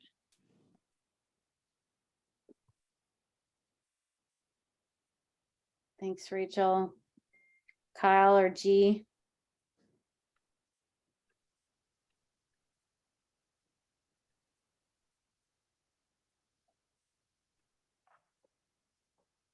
G, is your most recent version say level 1 or level 2? I have to defer to you because I know what's in the CMS. That does say level 2. If it doesn't say, I'll just say what I'm going to say. I'm if it opening doesn't up say the level document 2, right now. Okay. What I would say is I would submit a friendly amendment that the baseline be level 1 across the board. Whether you accept that's up to you or not. Rachel, can you repeat your question one more time? Because I've got the endorsement document pulled up right now. Sure. On the endorsement document, it does say level 1 that we've been talking about, but if you pull up the sample skills course, which is the other document they have, it says instructors have to be level 2. So I just wanted to make sure there was consistency there. But that sample skills course is for level 2. Yeah, we intend, yes. So Rachel, thanks for the question. To answer that, we intended to have the skills assessment document to be taught by level 2 river kayak instructor with the endorsement, because there are rescues and strokes that are more advanced for level 1. So okay, I think, let me just try something here. So we have the kayak polo endorsement. That's one document that's up for a vote in this motion. And then there's the level 2 assessment document, kayak polo level 2 assessment document. And then there's the kayak polo level 2 skills course. So the skills courses are not connected to the correct me if I'm wrong. The skills courses are not connected to the endorsement, right? The endorsement is one thing. And then an L2 river kayak instructor with the kayak polo endorsement can then teach these kayak polo L2 skills courses and give the skills assessment. Am I understanding that right? Yes. Does that answer your question, Rachel? I'm not sure. I'm just trying to follow, I guess, on Mike Arnoff's, like, of who's going to teach and what that looks like. I'm having trouble connecting the dots in my head, how it will work. It sounds like it will work, and I'm all in favor of the kayak polo, just figuring out how to work. It sounds like it'll work like in China with what you have set up, but in the broader scope of things, I'm trying to figure out how a level 1 gets the endorsement and then who they're allowed to teach as level 1 if they have to be a level 2 to then teach the skills courses. I'm just not following. Yeah. Okay. So one thing I just want to present us all to is that we as a board had agreed to have discussions on Slack ahead of the meeting. And it's not that it's bad. Okay. I'm not saying there's nothing wrong. I just want to present us to that all of this could have been discussed over Slack, and that's what we want to encourage ahead of time. And so just let's think about that for future meetings and motions, for motions that have been submitted with plenty of time ahead of time to actually look. So that's what I'll say. And Trey, you have your hand up. And Crystal, did you have your hand up first? I have the same line of questioning as Rachel, and she summarized beautifully, so I took my hand down. Okay, thanks. Trey. I think I have a clear handle on this now after hearing all that. As you said, they're asking for 2 different things. Okay, so the level 1 instructor bit is just the minimum if you want to receive that endorsement. That's all. If you're delivering a level 2 skills assessment or skills class, then you need to be a level 2 river instructor, because that's who this is coming from, with that endorsement.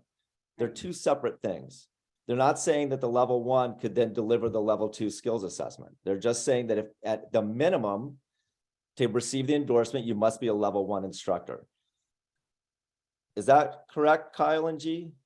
Yeah. Yeah. So in other words, all these 3 documents, if y'all are thinking they're somehow connected, they're not within the motion. Does that, so Mike Aronoff. Just respectfully, I did read the motions. I didn't research to see what She Woo's credentials were in. And I don't think we typically do that. Right. So that was why my confusion is that he's not a river kayak instructor trainer. And I thought that he was. So that was what my angst was. Yeah, I get that. Thanks, Mike. Okay. Yep, thank you. Okay. Any other questions, clarifications? Kelsey. My question was, after this, then is that group planning to create a level 1 skills course or assessment so that level 1 instructors who obtain this know what they can teach? Yeah, that's a great question. You know, or are we making level 3 and 4, or is it only meant to be level 1 and 2? And of course, level 3 or 4 instructors can teach the L1 or 2. Like, I feel like I understand that these documents aren't strictly related, but there's still a hole in there about if L1 can have it, what do they do then? You know? Okay.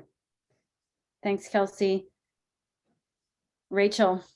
I was going to come out on what Kelsey said, so that was great. And then the other thing just to think about is if we really think that coastal will utilize kayak polo, because it sounds like they do and will, is there an opportunity for cross-pollination somewhere in there where you have one that's river and one that is kayak polo for coastal? So it sounds like it meets the need of the bigger group that's asking for this. Thanks, Rachel. Dale. Well, I would piggyback on Rachel's question, and I just heard, gee, if you're not certified in river kayak, how will this benefit you? I mean, are you able as a coastal kayak instructor to grant the 2 awards that come after L1 to teach the class and to give the skills assessment? You mean to teach the initial polo endorsement? No, the follow-on courses. Sorry, I didn't understand your question, Dale. Well, maybe it exposes a lack of understanding of the separate. So you have the level 1 endorsement, and then you have 2 courses taught by level 2 river kayak instructors. But you're not a level 2. If you're not a level 2, if you're not a river kayak instructor, or are you? You're. I'm a river kayak instructor, a level 4. Okay. Okay, Trey. Just real quick, it is not a level 1 endorsement. The only reason level 1 is mentioned is that's the minimum. The endorsement is the endorsement. That's right. It's just an endorsement, just like a rolling endorsement. It doesn't change your level. If I'm a level 2 instructor, I get a rolling endorsement. It doesn't mean I'm now doing level 3 stuff. It just means that I can teach what's on that endorsement. And yes, it'd be great to have a sample skills course with that, but it's not mandatory, but should be part of the rollout plan. But it's not mandatory. It means that you can teach those skills that you're endorsed to teach.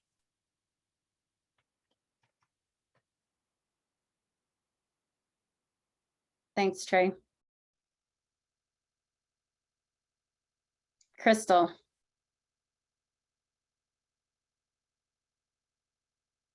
Is there not still a gap though for that level 1 instructor with the endorsement to then teach kayak polo using those more advanced skills? Yes, we're teaching the more advanced paddling skills and rescues through that kayak polo, but is there still not a gap between what someone is endorsed to teach in this scenario, but as only level 1? Are we endorsing someone to teach a skill that they can only teach in certain scenarios? And will that create a situation where someone is therefore then teaching above the level that they are certified at?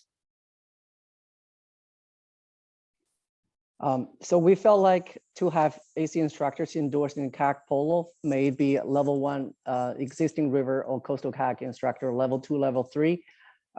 They'll teach, at least they'll teach a level 1 kayaking courses, and then they will come up to the next level, which is level 2 kayak polo skills course and skills assessment. And that's very kayak polo specific. But before the level 2 kayak polo skills courses, and then there's the just IPC kayak level 1 kayak course. Does it make sense?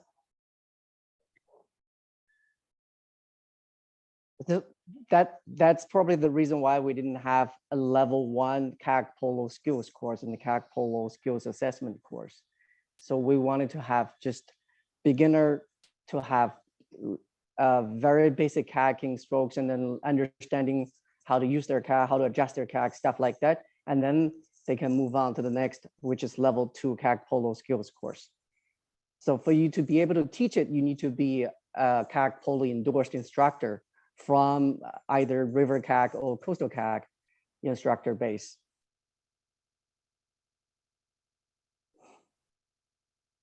Hey, Trey. So, and I may be mistaken in the way I understand our endorsement stuff, but I think that Crystal, that's what covers the gap is the endorsement. It's saying when you're endorsed that you're able to teach things that aren't within your certification originally. So again, to use the rolling example, as a level 2 instructor, you can earn the rolling endorsement, which means you're teaching a level 4 skill, and you're allowed to do that specific to what that endorsement is. That's my understanding of it. Thanks, Kyle. Does this smooth over if we just move it to not just having level 2 river kayak, but also level 2 coastal? Like if it's a shared thing where it says level 2 river, level 2 coastal in those documents. So, I mean, it seems like given the crew, and I didn't know this information until now about the river kayaking IT thing, but given that G is really proficient at this skill, would it make sense just from an administration perspective? I don't see why coastal wouldn't also be beneficial for this path. It seems like just opening the door even further, because it's not like this, there's no current in this sport. There's the same paddling strokes. I mean, it's the edging, rolling. I mean, it's all that stuff. So does that solve everyone's issues? Happy to hear what people have. I am willing to make a friendly amendment to add it, say, level 2 coastal.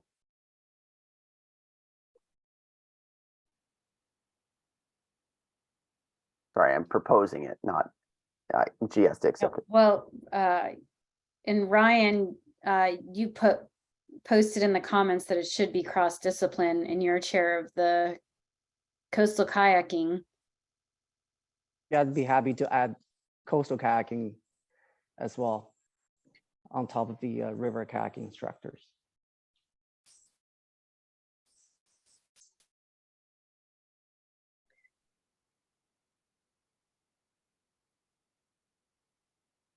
Yeah, Ryan. Yeah, I think it would be beneficial. And as Kyle said, you know, this sport is done in a flat water environment. So there's really with very similar skills, regardless of you know, the craft. So I think it would be beneficial for this to be cross-discipline between river and coastal. Yeah. Okay, thanks, Ryan. Kelsey. Michael, I know that we do not currently have a very active surf kayak, you know, discipline, but I was just curious if anyone had a thought about incorporating all of our kayaking disciplines or just these two. You know, I didn't want to exclude a group that, granted, they're not here right this moment, but it might be relevant to them later on. Yeah, I don't know how relevant kayak polo and surf kayak is. I think. I don't either. I just didn't want to go forward without even giving them a mention, so. Sure, thanks, Kelsey. Yeah, Ryan. Yeah, every surf kayak instructor I know could get in the pool and teach these skills, you know, and they would, I mean, that's a highly skilled discipline. So, yeah, I think just the crossover, it would be, you know, all kayak disciplines.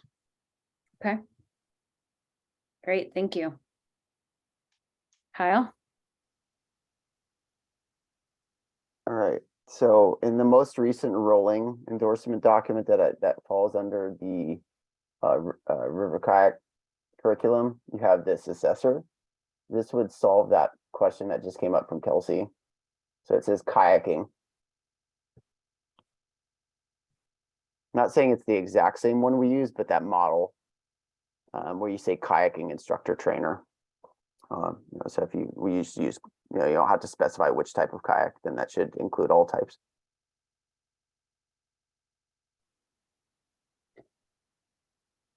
Okay, so what friendly amendments are we, let's just bring it in here. What friendly amendments are we considering?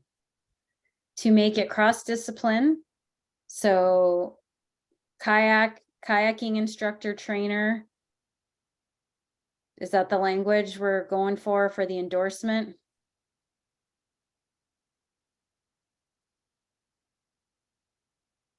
I see, I think Kyle is typing.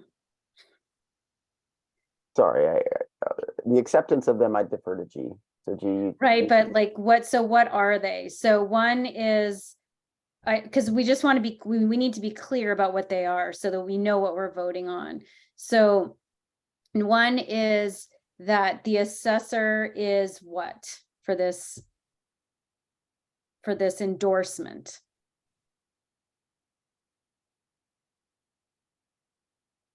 I would say the kayaking instructor trainer would be the most suitable for this. Are we For talking for the endorsement, that is. For the endorsement.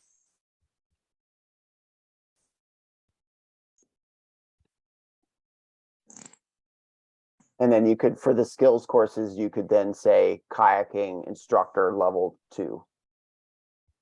So you're not specific in either of those scenarios. So kayaking instructor trainer for endorsement, kayaking instructor for skills course and assessment.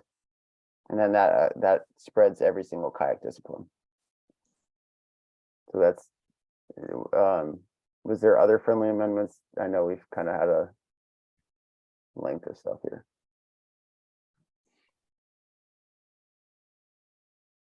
Sorry, I'm just looking at the document.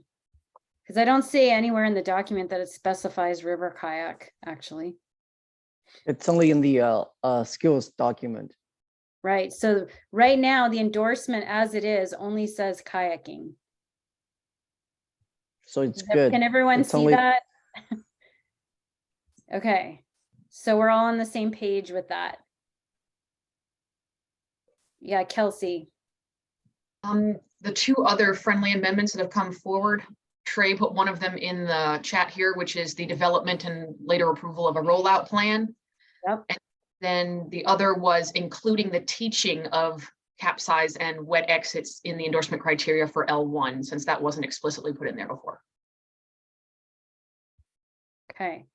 So that brings us to 3 amendments: teaching of capsize and wet exit, the rollout plan, and then this cross-pollination simplified to the word kayaking in general, those 3 things. Okay, so that's for the endorsement. Okay, G has accepted those friendly amendments for the endorsement. Kyle. And an additional thing, just for folks who haven't read it, because I just opened it again, is that these individuals also have to have the rolling endorsement as well. Okay. And the endorsement at least. So I'm just making sure there's a lot of moving pieces to this one, and it's just one I forgot to specifically call out. It's in the document. Okay, thank you.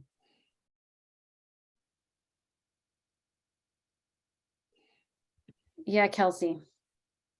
Thank you, Kyle. I did not read that detail. Level 1 instructors cannot get the rolling endorsement. They don't use skirts, so that is another kink in the system there.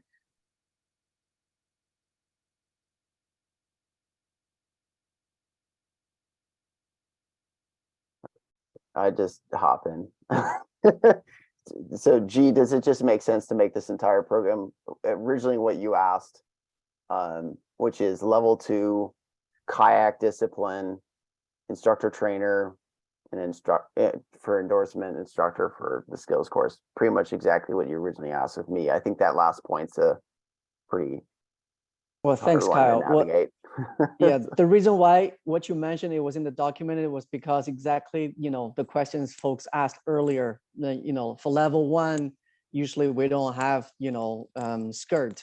That's why we added rolling endorsement as one of the prerequisites. But thanks, Kelsey, for clarifying that L1 instructors cannot get that endorsement, rolling endorsement to begin with. So this is essentially an endorsement that can only be that L level 2 kayak instructors can receive.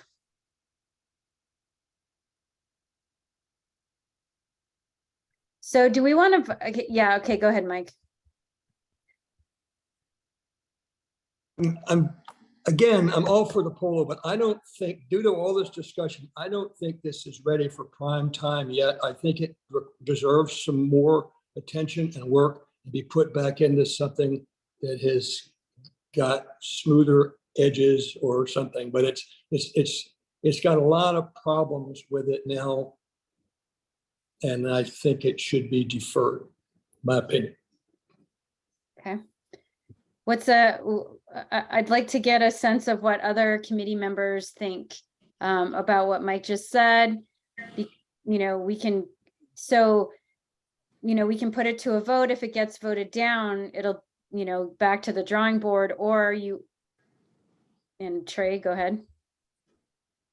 Oh, I was just gonna make a motion to table this motion until spring and get it refined and get it dialed in. It's an awesome motion. I want level 1 to be involved, so get the rolling endorsement out of it because we want to teach it in any craft. Like, it's amazing. We're just not there yet, so get it clear and it'll sail right through. We just got to get this part sorted out. That's my motion. That's what I motion to table. Trey moves to table this motion. Is there a second? Second. Mike seconds. All in favor, can you please raise your electronic hand for me? I see a thumbs up from RJ.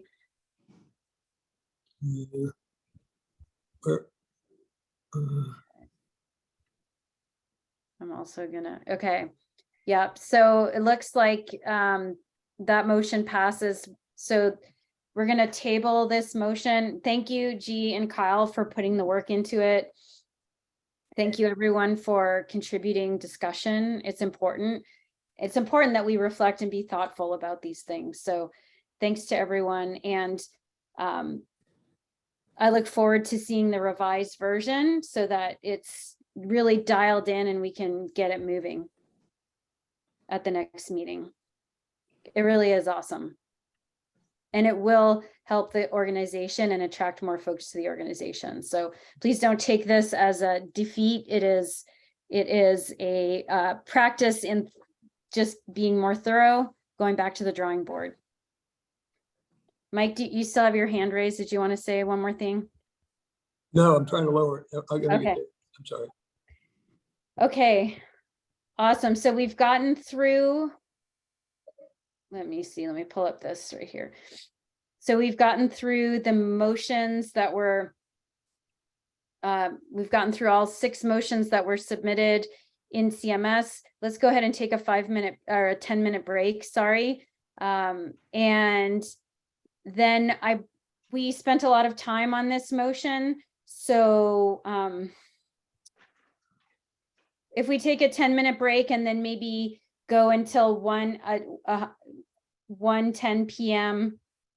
our time, East Coast time, until the next, and so lunch break would be at 1:10 p.m. Does that make sense? I'm just moving it back.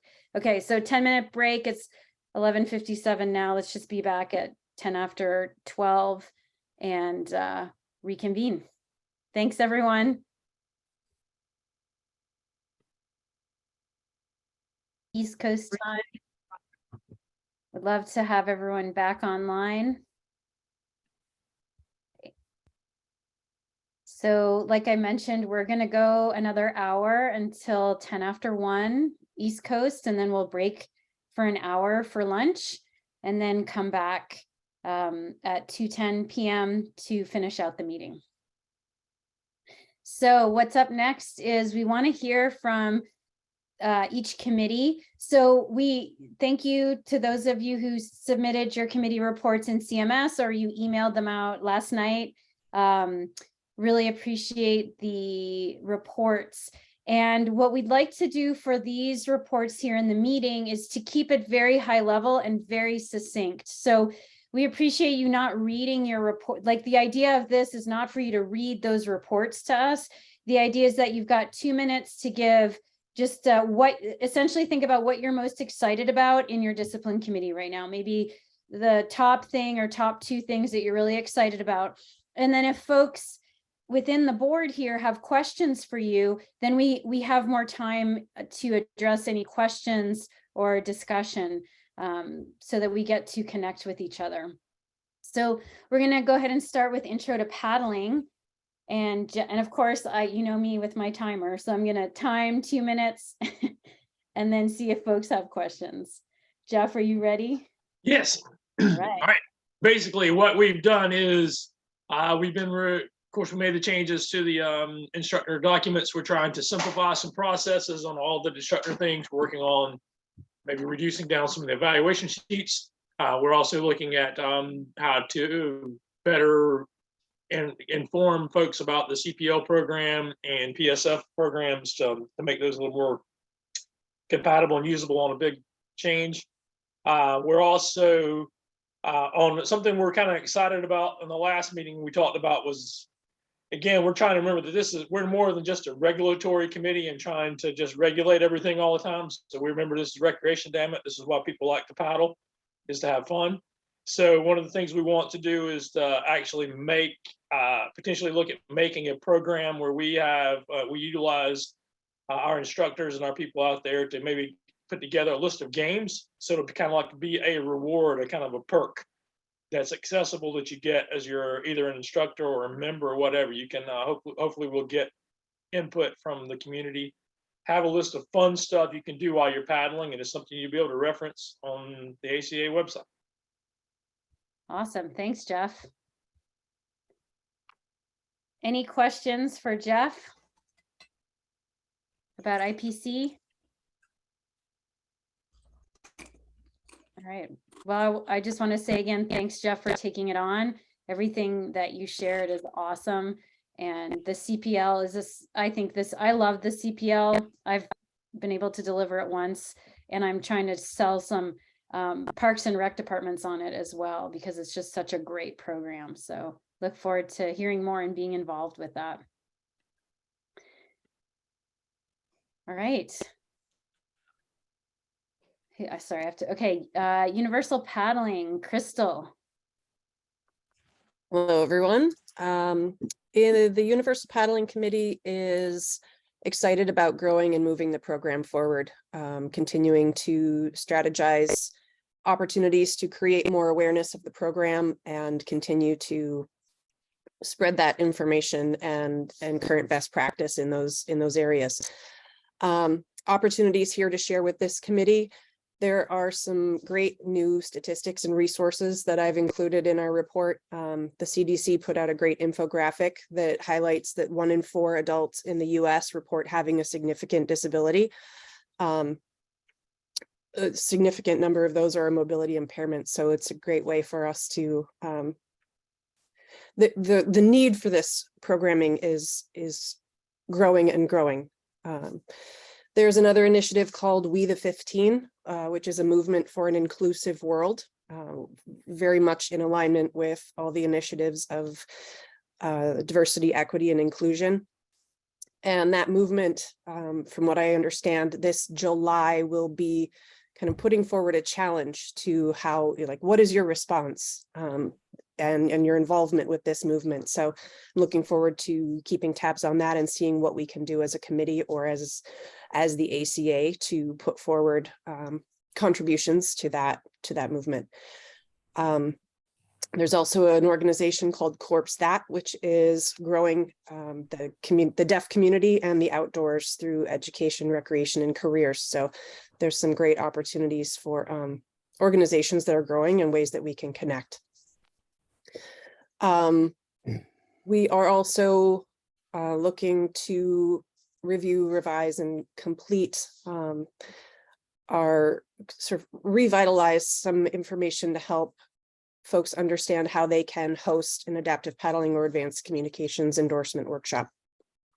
And some of the criteria to help grow the number of instructor trainers who are also available to help teach these programs across the country. So any questions for the Universal Paddling Committee?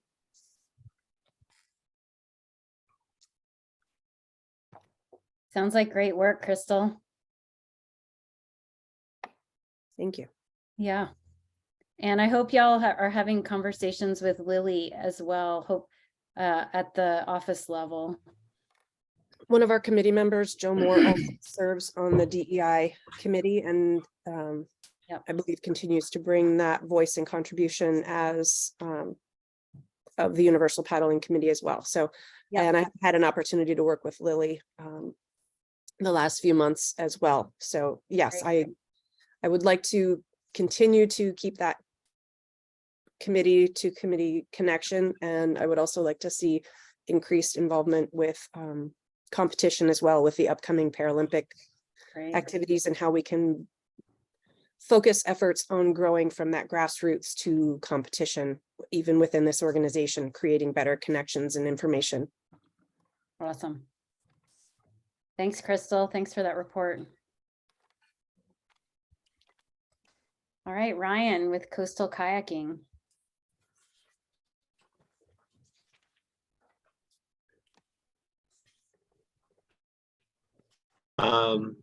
We have been, it's been a quieter period for coastal kayaking for our committee. I would say that, you know, what we're working on currently has to do with a lot with curriculum. It's been a project that's been going on for a year and a half, and so people are digging back into it. We've just had,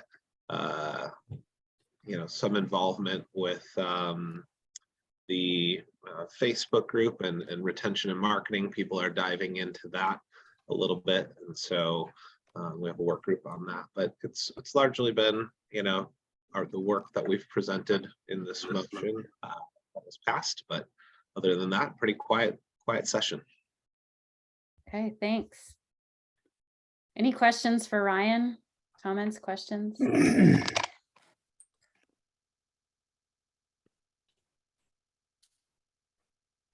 All right, thanks, Ryan. Appreciate all your work. I like your Christmas tree in the background too, by the way. All right. I had to turn down the Christmas music for, you know, my report. So I love that. Thanks. Okay, so we've got Byron for the raft committee, who is here because Elisha, I think, is traveling. Byron, do you want to give your report? Sure. I'm Byron on the raft chair. So we released new curriculum a little while ago, and at the time we were working on guide certification, and really the goal of that is to kind of standardize some of the rafting certifications kind of across, you know, the nation. You have a lot of guide schools that are kind of haphazardly run or not run very well at all. So I think rolling out a nationwide, you know, guide certification under the ACA will benefit the ACA, just kind of bringing in new members as we bring in some of the different organizations across the country. We have a small committee, you know, that work on the rafting that are help putting this together. It's been about 2 years in work, and we are hoping to roll that out in the spring. And that is kind of the big news from the rafting side, is we've got a guide cert coming, and I think Alicia's probably talked a little bit about it in the past, so probably not much of a surprise to anybody. All right, thank you. Thanks, Byron. Any questions for Byron on, yeah, Trey? Thanks for that, Byron. I was curious, since rolling out, I think the level 4 and 5, maybe rafting instructor stuff, have you had much reception to that, or how's that going? Like, are those programs, what's up with those programs? How's it working? So I can speak to myself, and I know a little bit of what Alicia does. So we do a lot of work with the community college here in Montana, and a lot of that is based around the level 4 work that we did and put together. So I use that every spring when we do our guide school. I put on a IT class, or actually I'm the IT, but I put on an instructor class. So all our instructors are teaching to a level 4 for all our new guides. I've done 2 classes now, I guess, with Alicia at the L5 level, and I know she's done quite a bit more down in Colorado. So it's starting to build momentum. We're starting to build a crew of instructors to kind of move across the country. So I think we're starting to see the RAF discipline kind of move in a positive upward direction. And I think we'll start to see more traction as we kind of move into next year also. Excellent. Great. Thank you for that. Cool. And I know Elisha was at ACE in West Virginia also this fall teaching, I believe, in L4, if I'm not, yeah. So that's So we started that as a L5. okay. But of the 6 people that we had, there was only 2 that ended up as L5 instructors. And they are actually going to be going towards their IT this year. So that was good. The others ended up with L3, L4 certification. So that was a great class with ACE Adventures on the Gorge. Yeah, awesome. Thanks, Byron. All right, River Canoe Committee, RJ. So the River Canoe Committee has been very active. It's meeting every other month on the second Thursday of each month. We started out with an agenda at the beginning of the year, focusing on some things about reviewing curriculum that we currently have, and then looking at terminology.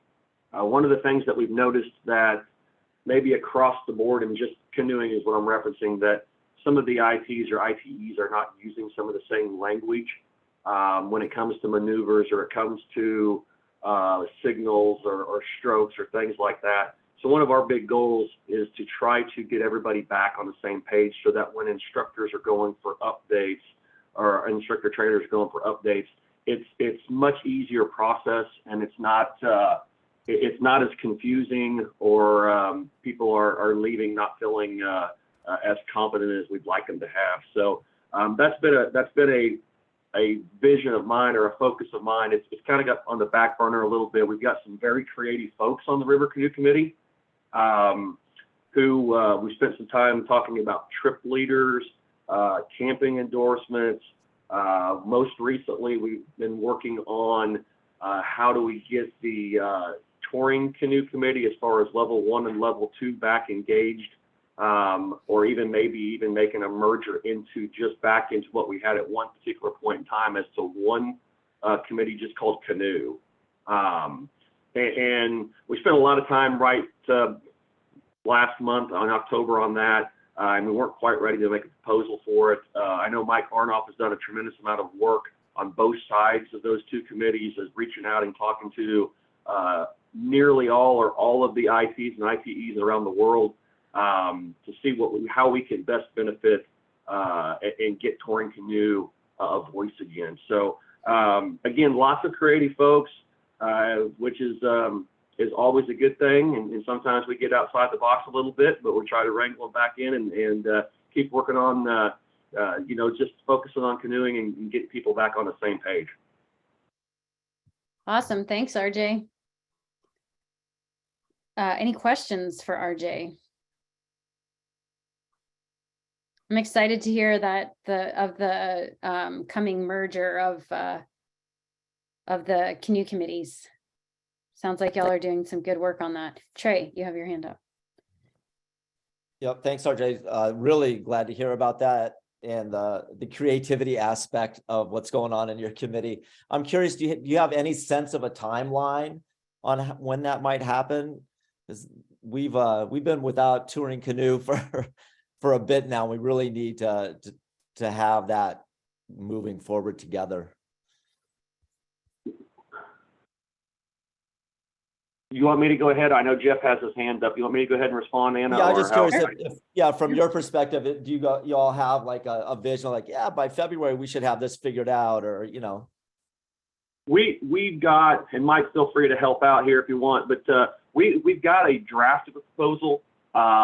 It was hair bit met with resistance on some folks on the committee, just kind of going out on their own without, kind of talking to me a little bit about it, just kind of doing some creative thinking, I think is a nice way of saying that. And it really wasn't ever relayed back to us. It was more in a confrontational mode.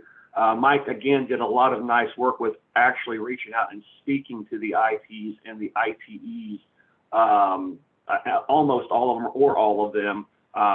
And I think it's something that the River Canoe Committee is willing to do. And we also posted out there with getting met with some by one or two folks. We also posed the thing to say, hey, listen, we're just trying to get them a voice. So if somebody would like to take this on and be the chair of the Touring Canoe Committee, awesome. We're not trying to step on anybody's toes. We're not trying to be, just to be a bully by any means. We're really trying to get them a voice.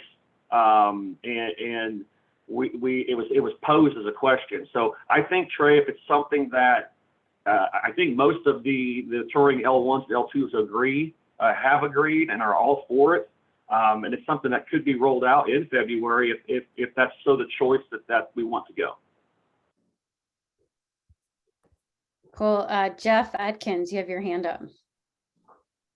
Yes, we had a good time in Denver there in the house. Mike and I had some really early morning conversations with some other folks that went on. And so we have a basis for L2 merger stuff here, the notes. And so this portion is on my fault because I haven't had time to transfer it over to a document to send you all, but I've got it, RJ, and I will be sending it to everyone there so we can hopefully look at it as a canoe committee together and get it going through. It's pretty awesome. Again, we all really went through each and every line and stroke and rescue and agreed to think that we thought is appropriate. So it's pretty exciting, and I think we'll see that happening.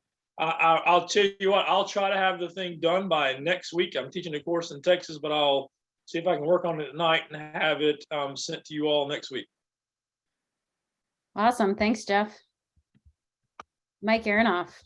Just quickly, this started in April of 2021, and there is no opposition from any of the instructor trainer educators, all three of them, which is myself and Chris Steck and Raf. There's no opposition from any instructor trainer that I've spoken with. So basically, there is no committee, but we've tried to address everyone who would be possibly in a committee. And they're all for it. There will be some niggling back and forth, but I think that Jeff and I probably put together a pretty good program that will most likely be acceptable by everybody, trying to get a course together that any canoe instructor could teach. But again, that's not the major point, is that we get these guys comfortable with coming aboard without them losing their certification. No one's giving anything up. If you're a trainer, you stay a trainer. You're an instructor, you stay an instructor. And then I think that we can have a great deal of positive evolution that will help canoe sport in a lot of different ways. And we've got some great ideas from a couple of the guys in Germany to expand level 3, not as freestyle, which it was prior to the freestyle committee leaving, but as a real push plus for what if you wanted to lead a trip in the boundary waters, which would go beyond our current L2, et cetera, et cetera. Anyway, it's a lot of positive stuff. I think we should be able to have it done. I'd like to have it by the anniversary of a year and have it before April, because that would be nice. I think I'll talk with RJ and I will talk with Jeff and put it on the table. Awesome. Thanks, Mike. Yep. Sounds great. Thank you, everyone. Jeff, Mike, RJ. Sounds awesome. Cool. River Kayak, Kyle. All right. So I think it shouldn't be a surprise that our committee is active. We've been really trying to meet every single month, and we've done that even when asked if folks wanted breaks, and it's been really impressive. I'm just really thankful for the crew we have. I push them pretty hard. especially during the pandemic. We've done a lot of pushing to get people using Slack more to try and be more of an asynchronous collaborating group. So our voting is happening all on Slack now to allow people to watch the recording and vote, to solve some quorum issues that we have, just trying to get everyone to meet within an hour. I'm on the West Coast, so 3-hour time difference ends up causing some friction with overlapping with work. So I'm just been really proud of folks. Also really thankful to people like G, who've been guest speaking with us. We've been really thankful for all the hard work he's put in kayak polo and have been trying to help him along the way. Super excited for that. I actually got to try kayak polo last week. I didn't tell him that, but I'm really excited about that sport. And then we also had Moulton from National Center for Cold Water Safety, which was really fun to have him out there and kind of talk about some area of improvement we need to have in cold water education.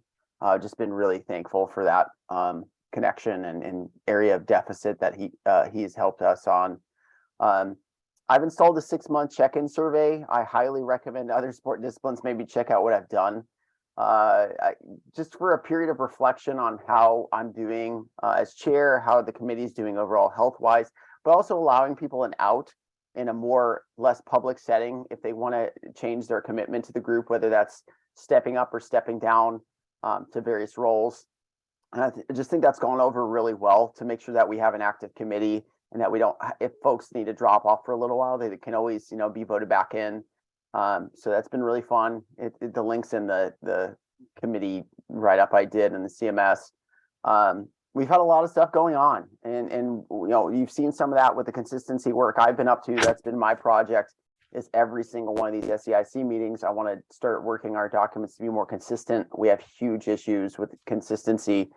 So I've been looking across canoe, coastal kayak safety and rescue, Packraft, everything to just where do we need to be? And then I'd love for other folks to maybe leverage some of this work I've done to help your programs as well.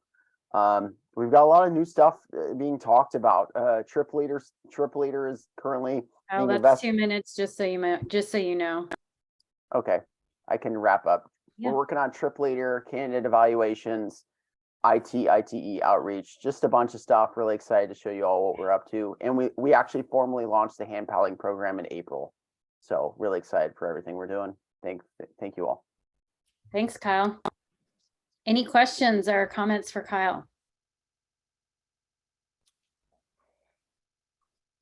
All right. Well, thanks for all your good work, Kyle.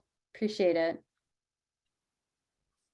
All right. Rescue, safety and rescue. So I think, Sam, you're reporting. Yes. Hey, everybody. Glad to be here. I'm subbing for Tom Burrows, who's out delivering an ICW today.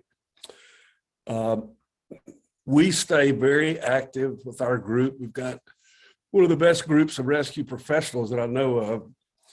And we've added Instagram to our social media. We have a Facebook page. Also adding Instagram. Dave Bumgardner is responsible for that.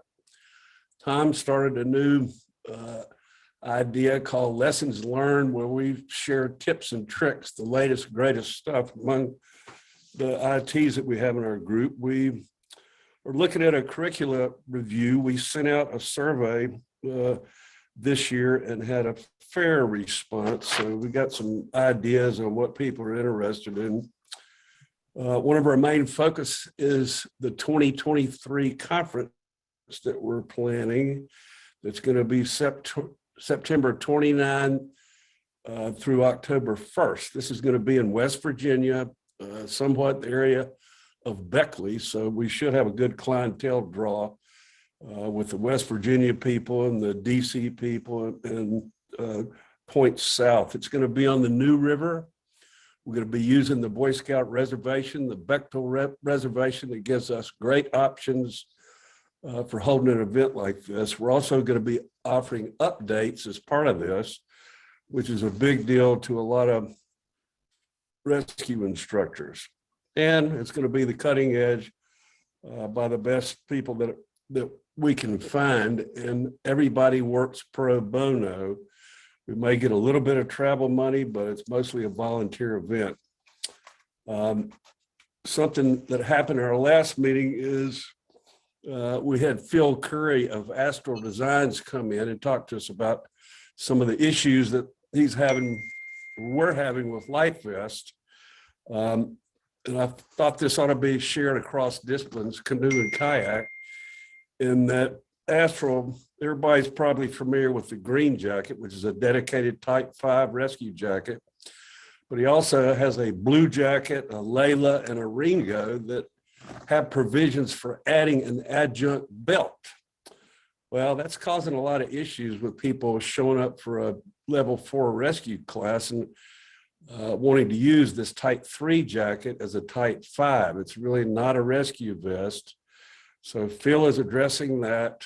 They've already made some changes.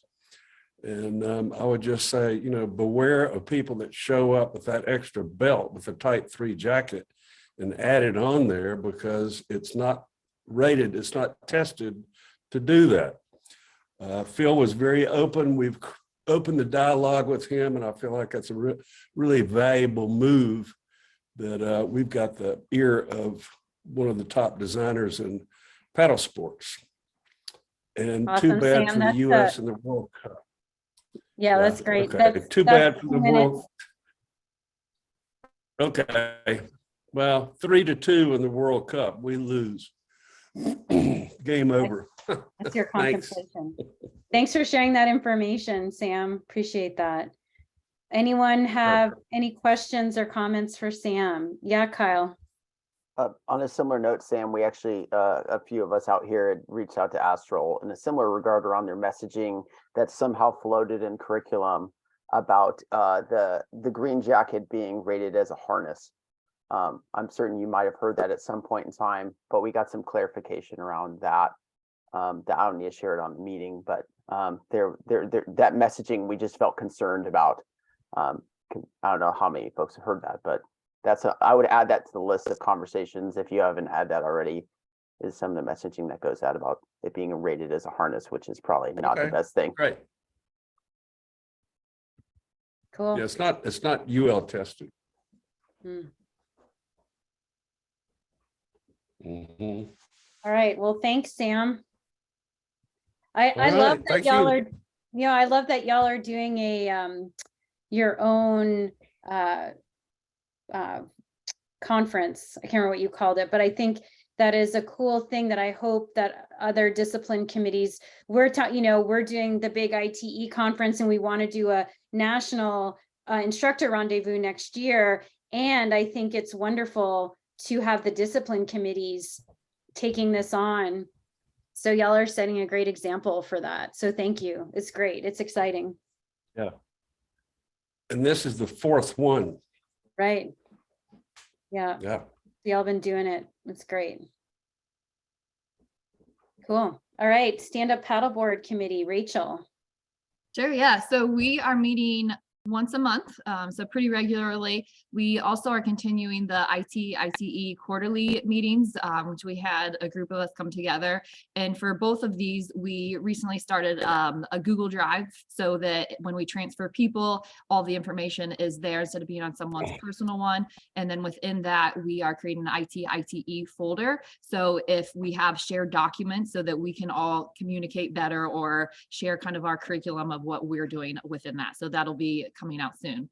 We're working through the SUP yoga curriculum. So we are looking at we don't have a ton of people doing that. So looking at having it not be L1 certified instructors, but reducing that level. We looked at the community leadership and we looked at PSF. Those didn't seem to work, which had us looking into the SUP day trip leader assessment. So as part of that, it's led us to looking at potentially revising the day trip leader. So looking at what kayaking has, that'll be kind of the root of our upcoming discussion. So if anybody has thoughts about trip leader or they actually do them in their units, we are going to be working through that. Kind of the last thing is we talked about doing the L2 videos. We didn't get many people to submit them. So Steve Scher is going to commit to taking some people out and filming it so we can get the ball rolling with some videos. So that will hopefully be coming out next year as well. So that's kind of what we've been doing. If anybody has any questions. Thanks, Rachel. Any questions for Rachel? Any comments? I'm excited about the revision of the SUP yoga. Trey. Hey, Rachel, thanks for all you're doing over there. I'm curious, since the revision of the L2 curriculum, I guess, was that a year ago now, or maybe even more than a year ago, just over a year ago? In these ITE quarterlies that you're doing, what's the response been? Have people noticed a difference? Was it impactful at all? Or is it just nobody even knows it's different? Yeah, no, people know it's different. We talked about that a little bit the last one, just how people are doing it virtually, and that kind of came up to the sharing of ideas with the folders so that we can put them in. People seem to like the virtual option, and having the 4 days has made it a little bit easier. So people seem to like everything that's there. There were a couple conversations about doing those similar things for the level 3 and some of the other ones. So we're just trying to work through all the different curriculum. Yep. Great, thanks. Cool. All right, thanks, Rachel. Matt for Surf Ski. All right, thank you, everyone. It's nice to see the enthusiasm of everybody on the call. Unfortunately, from the Surf Ski Committee, I come with a bit of a heavy heart, as we were not able to achieve sort of the goals we had set forth in the last year of trying to grow and sustain the discipline. Over the last year, we've tried very hard to host a number of instructor certification courses, as well as instructor update courses. But unfortunately, we have one ITE, and we were not able to make those commitments work. I really appreciate all the support I got from Kelsey, Mike Arnoff specifically, also the Coastal Kayak Committee for helping me to try to promote these courses, but it just didn't work out. We weren't able to get a sufficient number of students to host any one particular course. So at the end of this year, my instructor certification will come to an end, and as well as everybody that is in the United States. Our ITE also expires this year. So at the end of this year, I don't really know what the path forward is for surf ski. I know there's been some discussions about potentially becoming part of Coastal Kayak, or maybe an endorsement, which I'd be open to helping any of those things, but that will not be led by me. So anyways, I wish I had more positive news, but I did try very hard, and I'm open to suggestions and ideas, but unfortunately, this will probably be the last time I'm able to present at this group. Thanks, Matt. Thank you so much for your energy and your time. I know it's not easy, so I so appreciate everything you've put into it. And I'm sorry it hasn't worked out. Well, thank you for that. Yeah, no, really, it's always great to have you, and I know we appreciate you. Any, yeah, and I hope, yeah, go ahead, Trey. So yeah, thanks a lot for all the effort. I know you've been working on this hard, Matt.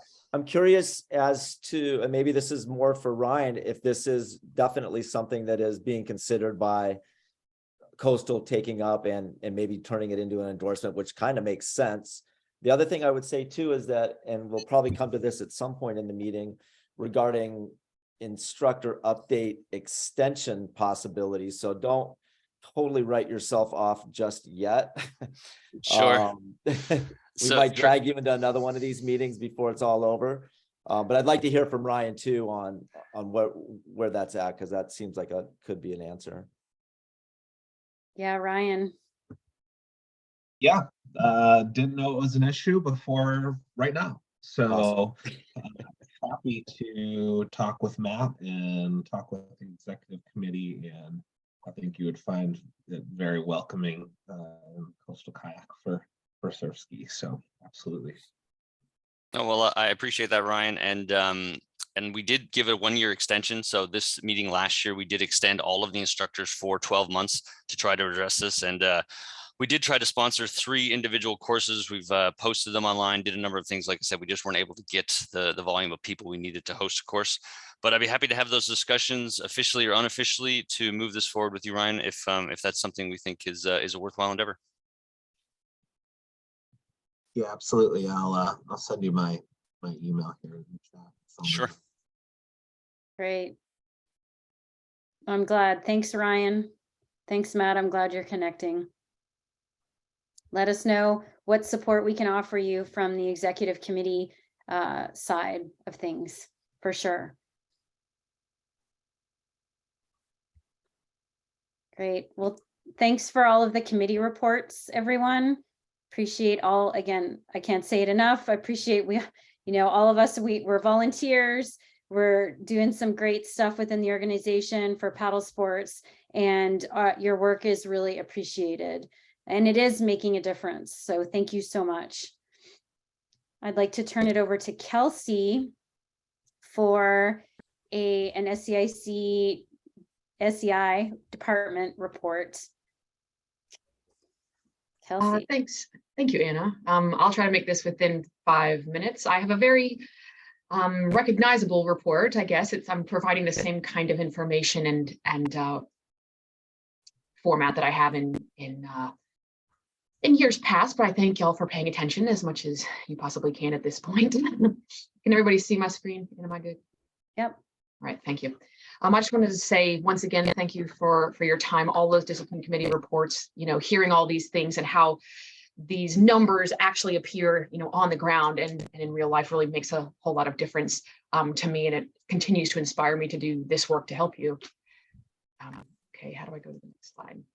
Come on now, I'll be like that. There we go. I wanted to take a quick second to Casey, my colleague in the SEI department. She was here on this call earlier. She's had to depart now, but I wanted to formally welcome her. She's going to be assisting me with some Coast Guard grant related work. She's also the ACA's communications coordinator. So between Facebook and Instagram and LinkedIn and all the different articles on our website and things like that, the newsletter, the monthly newsletter that comes out, it's all due to her. So should you receive that newsletter and have questions about those things, or if you have content that you'd like for us to feature in any one of those platforms, Casey's the person to connect with. And I thank her a lot for her energy and her work. And I also just wanted to send a quick thank you to the rest of the office staff, who some of y'all may not know, but Emma in finance, Michelle and Erica in membership, and Crystal in insurance. They also provide a lot of backbone structure and support that goes into the success that happens here too. The things that I'm going to address really quickly in this report are just some updates about grant related projects, things that I do outside of CMS and answering general customer service emails, and then some information from the CMS and just general instructor numbers. Here is a cool little example of some of the grants that we are currently working on. The Coast Guard grants, as you may know, are a big, as Robin discussed, a big source of income for the ACA. If you have had the opportunity to review our paddle sports safety facilitator course that's online, we have received funding to translate the entirety of it into Spanish, and that will be launched and then promoted heavily this coming spring, April, May, right? And then we have a geofencing outreach project that is in phase 3 of its life. But the cool thing is that the Coast Guard opened up 3-year grant applications. And so that project will be conducted for 3 years in a row and giving us opportunity to compare and contrast the results over a longer period. And of course, to have more in-depth reporting of its effectiveness. And that's really cool. The first time we've had that. And also sustainability for grant related staff here at ACA, which is really cool. But one of the things that I'd really like the department to continue to do is to branch out into non-Coast Guard grant related sources of funding. And so we continue that, of course, through LL Bean, which we've been doing since 2002. But over the past couple of years, we have shifted from stewardship only related projects into projects that have overarching DEI work and goals. And so we've had 48 applications that were submitted to us this year, and we chose 7 of the best and increased the maximum the maximum amount of funding that we offered to them. And so it used to be the max was $1,000, but this year it was $2,500. And those considerations and the projects that were selected were funneled through the DEI board committee, and especially through Casey and Lily when they first came on to work here earlier this spring. If you go to americancanoe.org/partnerships, you can download a copy of the report. There's a photo right there on the right-hand side of the cover of that. It contains a lot of really cool narratives and stories and photos to help you understand the projects that we funded and the cool other nonprofit organizations that received our support. And lastly, the LEAD initiative, you might have heard that and wondering what that's about. This was funded by the R.K. Mellon Foundation. And we, with that funding, we're able to host 4 different events in this year: New York, Maryland/DC, California, and Iowa. There are some people here in the meeting who were able to lead those or to actively contribute to the CPL curriculum, which was showcased through some of these. Again, earlier in the meeting, I put a link in the chat that led to kind of an article that Casey authored about each of those events, and it featured a bunch of photos. You can also go to our page, americancanoe.org/DEI, to see some more photos, to see some more information. And of course, the Giving Tuesday or Giving Season fundraiser that Casey is currently heading up is going to be used for the sustainability of this event into the future. So again, everybody who participated in those or donated or shared, it really does make an impact. I do think that this program really did enable and empower a lot of people, created some life change, some new friendships, that are still going strong even after all those things. And it means an awful lot to see grant writing actually make a difference in people's lives. So, Kelsey, that was 5 minutes. So I'm going to give you another 5. Okay, I'm so sorry that I'm talking so much. I'll go quick. And again, I'll make this report available to everybody so they can review all these numbers. A lot of this is really busy, this slide here. I essentially just want to show you that the numbers here in blue are from 2022. And generally speaking, in terms of course registrations and reporting, we're on an upward trend. Of course, we're coming out of COVID, but it's interesting just to see these breakdowns and the numbers of courses registered, generally speaking, where they are, those that requested insurance, those were affiliated with a Paddle America club, courses that were submitted properly that are way overdue, things like that. So again, basically just observe these trends here. I'm not going to read them all to you, but if you have a question, by all means. Here's some more information about courses that were registered in terms of their types, their disciplines, and their levels. They should be ranked here from most popular on top and downwards. So generally speaking, of course, our skills and assessment courses are the most popular. And our introductory levels of courses are often the most registered. Intro to kayak, and then level 2, is also a big player here as well. So alert data, meaning when you sign into your CMS account, you see, hey, your first aid's expired. Hey, you owe this course eval, something like that. Here's a lot of information that comes out of that. Mostly course evaluations are not being completed by students in courses. I think that a lot of students are either not aware they need to complete it, or they just are not actively seeking their credentials and therefore don't. But something interesting in here is that you can see completed assessment, 4,879 people completed an assessment course this year, which is pretty darn cool, and uptrend from the previous ones, of course. You see some people that are still lacking first aid and CPR, and then some that have an assessment or a certification pending their membership renewal.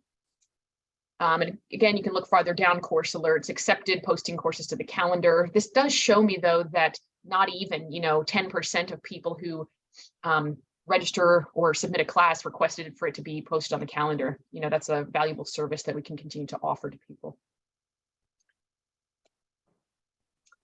Some statistics that have to do with our instructors. So this top block of information, instructors, this means number of people, individual people, all right?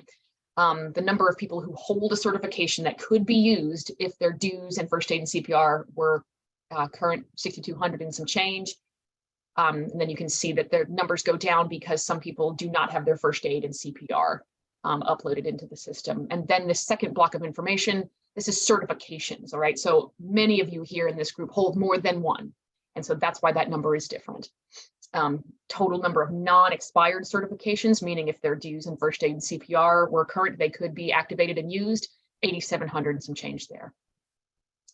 And then down here, you see the general trends between people, certifications who are going to expire at the end of this calendar year, extensions that have been requested, and then number of renewals that have occurred naturally, meeting those requirements without additional extensions or other circumstance.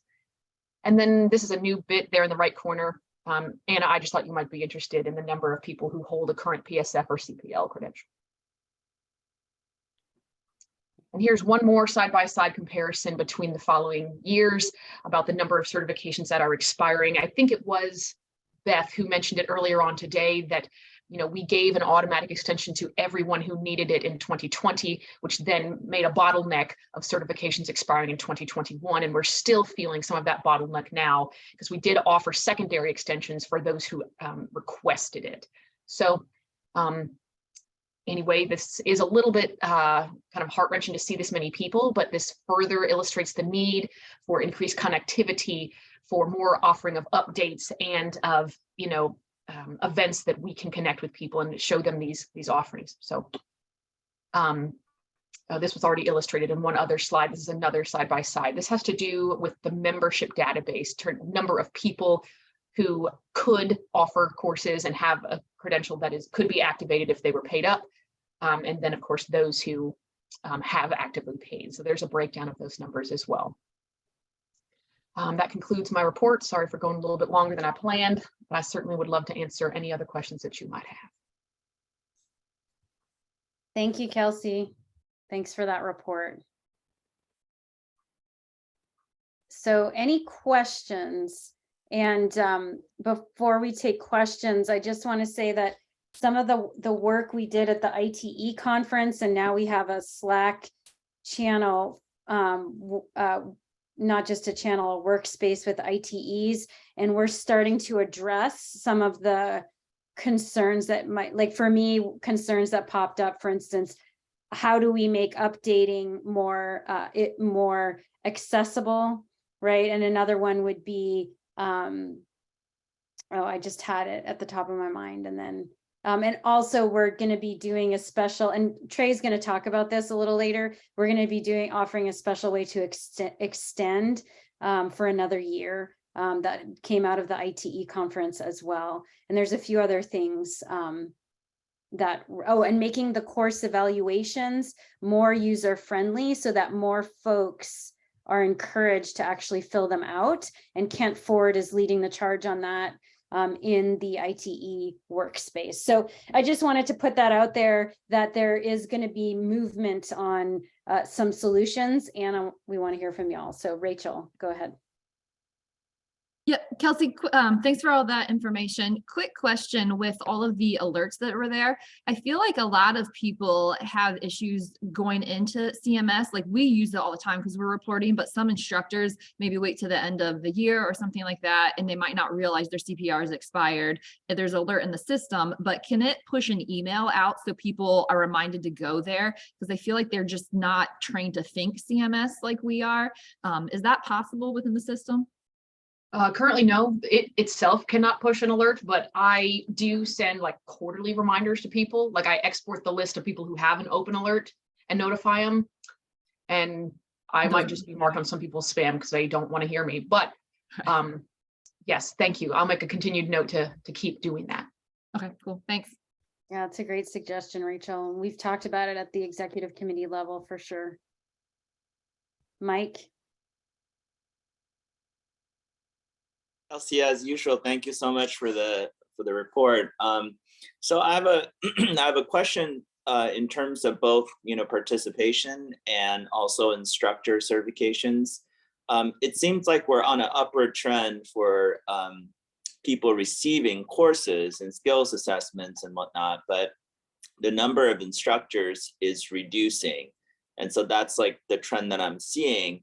And one question I have is did the CMS help kind of shore things up in terms of people not having the right certification for, say, CPR, and actually folks were falling through the crack before? Could that be a reason? And then secondly, if we have a lower number of instructors but we're increasing the number of participation in courses, that means all the instructors are doing well. And I don't know where the optimal level is, but it might be a good thing rather than a bad thing. So anyway, so those are just my two comments. So Mike, were you asking, is the number lower because there are some people that don't have current first aid and CPR? Is that like? I just, and I'm not sure exactly when the CMS was implemented. Did the CMS help in that kind of gatekeeping? Oh, okay, good question. Yeah, so the CMS was born in February of 2020, and it did take a while for people to grasp on to that. But, we imported the last 5 years worth of course reporting and all certifications that anybody held, so not just 5 years back, but all the years back, so it did have a comprehensive import of all the data that we had. And so people who had reported classes in our old fashioned, those were, continued to be linked to their accounts. But it was their responsibility to upload their first aid and CPR. And most people who, are used to uploading something somewhere were able to do that. There are still some that have not yet uploaded it, but in the data that I presented to you, I neglected that requirement. I counted all current certifications that are in there, not just the ones in which people had first aid and CPR. So in conjunction with what Rachel had just asked, I send quarterly ones to, hey, you haven't uploaded anything yet, and here's how you do it. So hopefully as we move forward, with some other initiatives that Anna's going to talk about a little bit later in terms of SEIC related outreach to people and how we help them help themselves stay connected, and then also remind them of these items that are continuously a problem, filling out an eval or uploading that thing or understanding the other resources in CMS aside from aside from the fact that it's just a really crazy database that most people don't but it has really provided a comprehensive, you've seen already that so many different courses and rosters and dates and requirements are all linked together in a way that's very, very helpful if someone wants to figure those things out or has the time to make those connections for themselves. Yeah. Cool. Thanks, Mike. Patrick, and you know what, Patrick, I'm so sorry. We did not get a pack rafting report. I cannot believe you didn't call us out on that. I am so sorry. That's okay. I thought I was going to having to do it. No. Do you want to just give a high level? Again, so sorry. It wasn't on. I just added it onto the agenda so we don't forget for next time. Oh, that's okay. With the pack rafting committee, almost all of the people in the committee now are certified. I believe there's just one person who was unable to attend an instructor certification course. So we're growing the instructor training pool. We're also working towards getting myself and maybe Tommy Graham might work towards getting an ITE. And then we have a couple people who are starting to mentor to become ITs. I've also been working with the American Pack Rafting Association to start getting more education involved with their regional chapters. So hopefully we'll get more education to that organization as well. And then we reviewed all the curriculum that we taught during the instructor trainer courses, and we talked about what needed to be updated. And then we've also started working for the L4. So that's it for the Pack Rafting Committee. Great, thank you. And then the question I had is when I teach skiing for the Professional Ski Instructor Association and the American Association of Snowboard Instructors. And as far as updates for my certification for that, they hold seminars in the fall and then in the spring. So to stay updated, I can attend an online seminar for an update. So for somebody who has to travel to go to these to get updated, maybe having some kind of online seminar could increase the possibility for people to updates. Just an idea. It probably is not applicable to the higher levels of certification, but it could be kind of nice to have a way to update a certification by attending some kind of continuing education online or having some kind of seminar. And it's pretty fun too. You learn different things. They have guest speakers, so cool things. Just an idea. It's a great idea, Patrick. Thank you. And we're talking about it. Definitely. It's on the table. Thank you for that. Trey and Patrick, we'd love to hear more too. So once we start these discussions about, and that's going to be one thing we are going to be working on within the next year is to revamp the updating process and make it more effective, more accessible. And so we'd love to hear from you with ideas when we start that conversation. Sounds good. Awesome. Trey. Yes. Hey, Patrick. So I'd be curious, how have you heard any feedback from folks that pack rafting certified and have gone out in the field? And actually, I know a lot of people have been teaching pack rafting as whitewater instructors or other instructors, but as actual pack raft instructors, have people been teaching that way? Like, have you gotten any feedback from those people? Yeah, I actually gave a guest talk last night, and the other person who was giving a talk, she really appreciated doing the pack crafting course.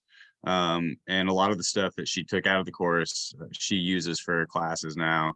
And it's one of those things like when you take an instructor trainer course, the exchange of ideas and having the ability to have all these different pack crafters come together and exchange those ideas. So she adapted a lot of the things that she learned in the course, and she's been applying them to her current courses. And she's also written a book, and she's going to put some of the stuff that she learned in her updated version of the book. So, awesome. And then I've heard from some of the other people who are on the committee who took the course as well, and they've been applying a lot of the stuff that they've learned in the class through the ACA as well. And I think a lot of with pack crafting, the technical skills generally aren't there. So a lot of them learned there was a lot of stuff they didn't know. So it was very beneficial for a lot of the people, and having the option for them to have that certification is really opening up more people, and I think increasing the education and the quality of education for people who are taking pack crafting classes. And you feel like that the curriculum is matching what the need was? So I know there was, a lot of uncertainty about how that all meshes together, but do you feel like that curriculum is aligned with what those folks want? Yeah, there's some stuff that they would like to have change or like additions to. So as far as like navigation, we're going to add navigation on a little bit more because part of pack crafting is the backcountry travel. So we're going to start looking into adding that. So we're going to make some adjustments the next time. We can make recommendations or we can make changes to the curriculum. And then there's just things that are looking at doing like bike pack crafting. So just adding some random there. So yeah, so we're just trying to discuss how that would roll out, but for the most part it is meeting the needs, but yeah, the people that are on the committee are bringing up these ideas and we're discussing and making ways that it can become feasible. Excellent, thanks so much. Thanks, Patrick. Kyle, you have your hand is up. Yeah, so Patrick, just wanted to get a clarification. When I get people who are like, hey, I want to be an ACA pack craft instructor, should I defer them to you? What's the best protocol for your group? Just so I know like how that process works as you all expand. Yeah, you can defer them to myself or Tommy. Okay. Yeah, Tommy's in Colorado. It's our season's pretty short, so the rivers aren't going to unfreeze in Alaska until April. So it's kind of hard to hold a course here right now. I can travel down there as well, but myself or Tommy and more people. There's another, his name is Austin, but he's not an IT yet, but we're trying to get more people who can start offering those courses as well. Cool. Thanks. Great, thank you. Okay, it is 10 after 1, so let's break for lunch. So when we come back from lunch at 2:10 p.m. East Coast time, we're going to get a standards committee report, an instruction committee report, both from Trey, and then also a curriculum committee report. And Trey's going to do that as well since Laura can't be here. And then I'll go over some old business. This will be pretty quick. And then we're going to get to new business, which in this meeting, we have a lot of cool stuff in new business. We're going to consider 2 motions that were submitted after the deadline to be in the meeting, but we can bring them up in new business. And they're especially the ITE, the policy manual revisions is really important. And then we're going to talk about a new code of conduct requirement in CMS that's coming up for everyone, and a few other things. So I'm just setting the stage. Y'all want to be here after lunch and be engaged. And so take a break, get your minds clear, and we'll eat and nourish yourself. And we'll see you at 10 after 2. Thanks, everyone. Thanks, Kelsey, for that report too. It's really awesome. 2, I hope y'all had a good lunch and feel good about getting started again. So I'm just gonna give everyone a moment to tune back in here. Trey, since you're going to be doing the next several reports, is 15, I was going to start you off with 15 minutes total. How does that Sure. feel for you? Okay, Yeah, it depends on where the discussion might lead to, but that seems manageable. for sure. Okay. So welcome back from lunch, everyone. Good to see you all here. And I'm going to turn it over to Trey for the standards committee report, the instruction committee report, and the curriculum committee reports. All of the reports. Yeah. I've kept it to like 23 slides for each report, so you all know. Sweet. So Kelsey, can you give me permission to share?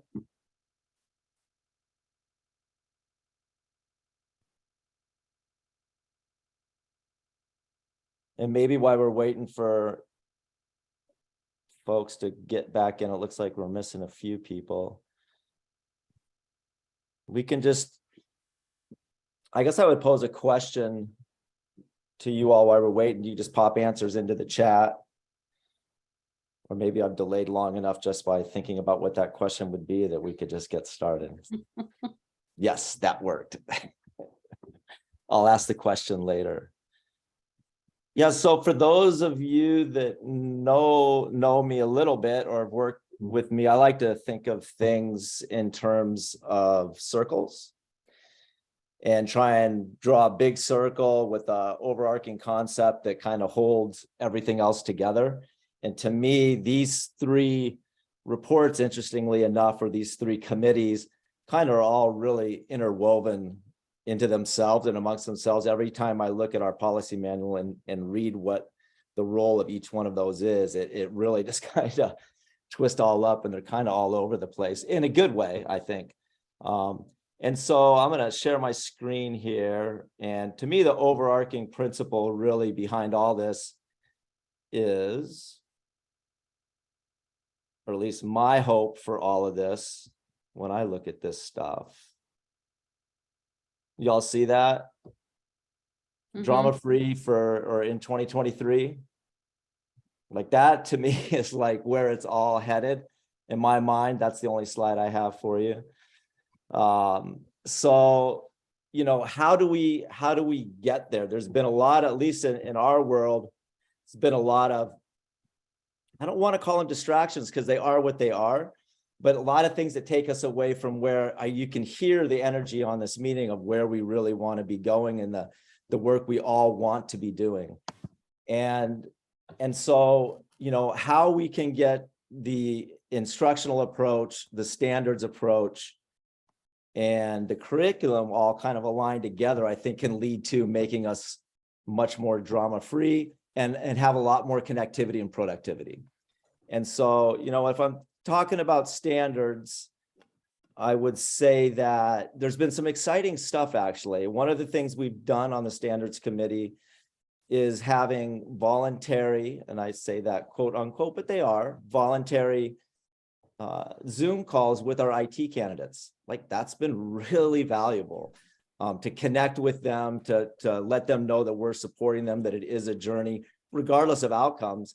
It's been really powerful, like to meet the people and hear their points of view and stuff. I think we all that have been involved with those will walk away from them going, oh, wow, that was great. I'm so glad we did that. What we're seeing, though, is still kind of an overarching challenge with our standards, whether it's complaints or it's low course evaluations, whatever they might be. There's kind of like a flow through on that. And for those of you that don't know, on the standards committee and on the executive committee, we've been having Kelsey flag course evaluations that come in under a certain number. I don't remember what the number is, 90 or 85 or something like that. And it's not a ton of them, but it's substantial. And it's interesting, there's kind of a theme, and it's not to call people out. It doesn't even matter the individual. It's not like that at all. That's not the point. The point is, where are the places where we can provide better support so that we're not seeing these recurring themes?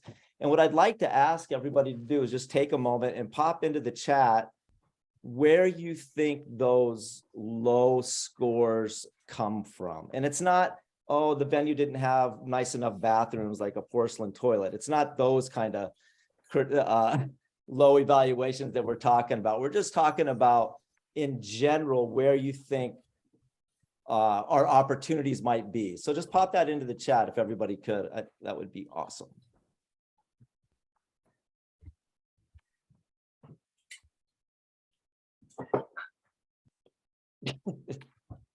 All right, keeping it real right off the bat.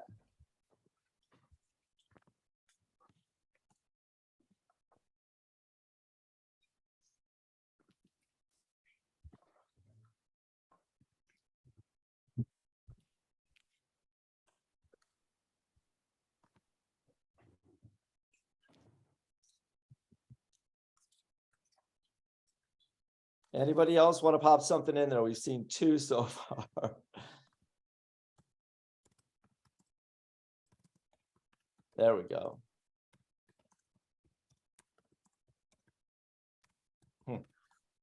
Yeah, so this is super interesting. So was I treated like a human being? Yeah, I mean, I'm laughing, but I'm not laughing. I mean, I'm laughing with us all, I hope, and not in a happy laugh. But really, most of what I'm seeing in there, yes to some of them, but no to a lot of them. A lot of what we're seeing is, yes, the human side of things, for sure. Like there's about 3 things. One of them is the human side, what that experience was like as humans working together in an environment. That's a big one. There's also an overarching theme of lack of organization from a course delivery standpoint. That comes through pretty strong in many of them. And then the other one is the inconsistency, maybe not so much on the standards, because most folks don't know what the standards are. A lot of inconsistency on expectations. And so not really even knowing what they're getting themselves into. And that kind of flows through pretty consistently as well. And to me, I feel like those are all things that we can address. And so from a standard side of thing, what I'd like to encourage us to think about, especially on the discipline committees, is how we can contribute to making the standards more standard. And I'm not talking about hard skills. Like, really rarely do we see something where somebody's complaining because the course lead was not a good enough paddler or didn't know what to do in that environment or didn't have a good enough forward stroke for them. That's not the issues. It's about that human side of things and the ability to deliver learning experiences in a positive way, and having an organized course with expectations that are aligned with both the learner's needs and the environment's needs and the leader's needs. And so from a discipline committee side, I think we hear a lot where people would like to go, oh, it'd be great to have videos, and not that this wouldn't be good. I'm just saying videos of what it looks like to do this, this, and this. That to me is less important right now than just having some clear standards that we can manage too. One of them will come up in a motion later with the course sizes, but those are determined by the discipline committees. You get to choose what those course sizes are. It says it right in our policy manual now. That's a hard standard that we could implement right now, and you could start to have some type of control over that. Does that make sense what I'm talking about on the discipline committee side? Like, clear understand when we have things that say from class 1 to 2 rapids, that leaves a lot of room for interpretation. Does that mean I could do a level 3 river course on one class 1 rapid? You know, those types of things I think create uncertain expectations. And I'm not saying change this stuff. I'm saying you should look at this stuff and think about whether or not you want to get more clear on what those standards are. The other thing, which has been an elephant in the room for this organization for a long time, is having hard prerequisites. Yes, you can apply for a waiver to not have to fulfill those prerequisites, but having skills assessments in place as a prerequisite for instructor courses, that's going to help people understand those expectations better. Those types of things. And I really think we need to, as discipline committees, get focused on doing some of that stuff. Any questions on that concept from a standards perspective?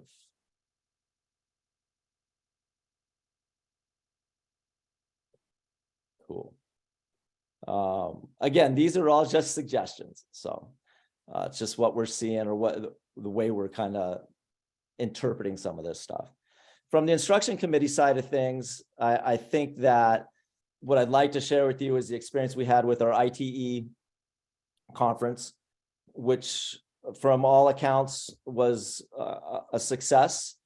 And even if it was just from a straight up connectivity point of actually getting all the ITEs together in a place to share, super powerful. You heard Jeff and Mike talk about what came out of their discussions over morning coffee at 5 in the morning, because we're in West or Mountain Time, so we're all up. You know, I told them I'd have coffee ready at 7, and it's like 5 o'clock, and we're all standing around the island talking about canoe committees and stuff. It's pretty funny for 2 hours.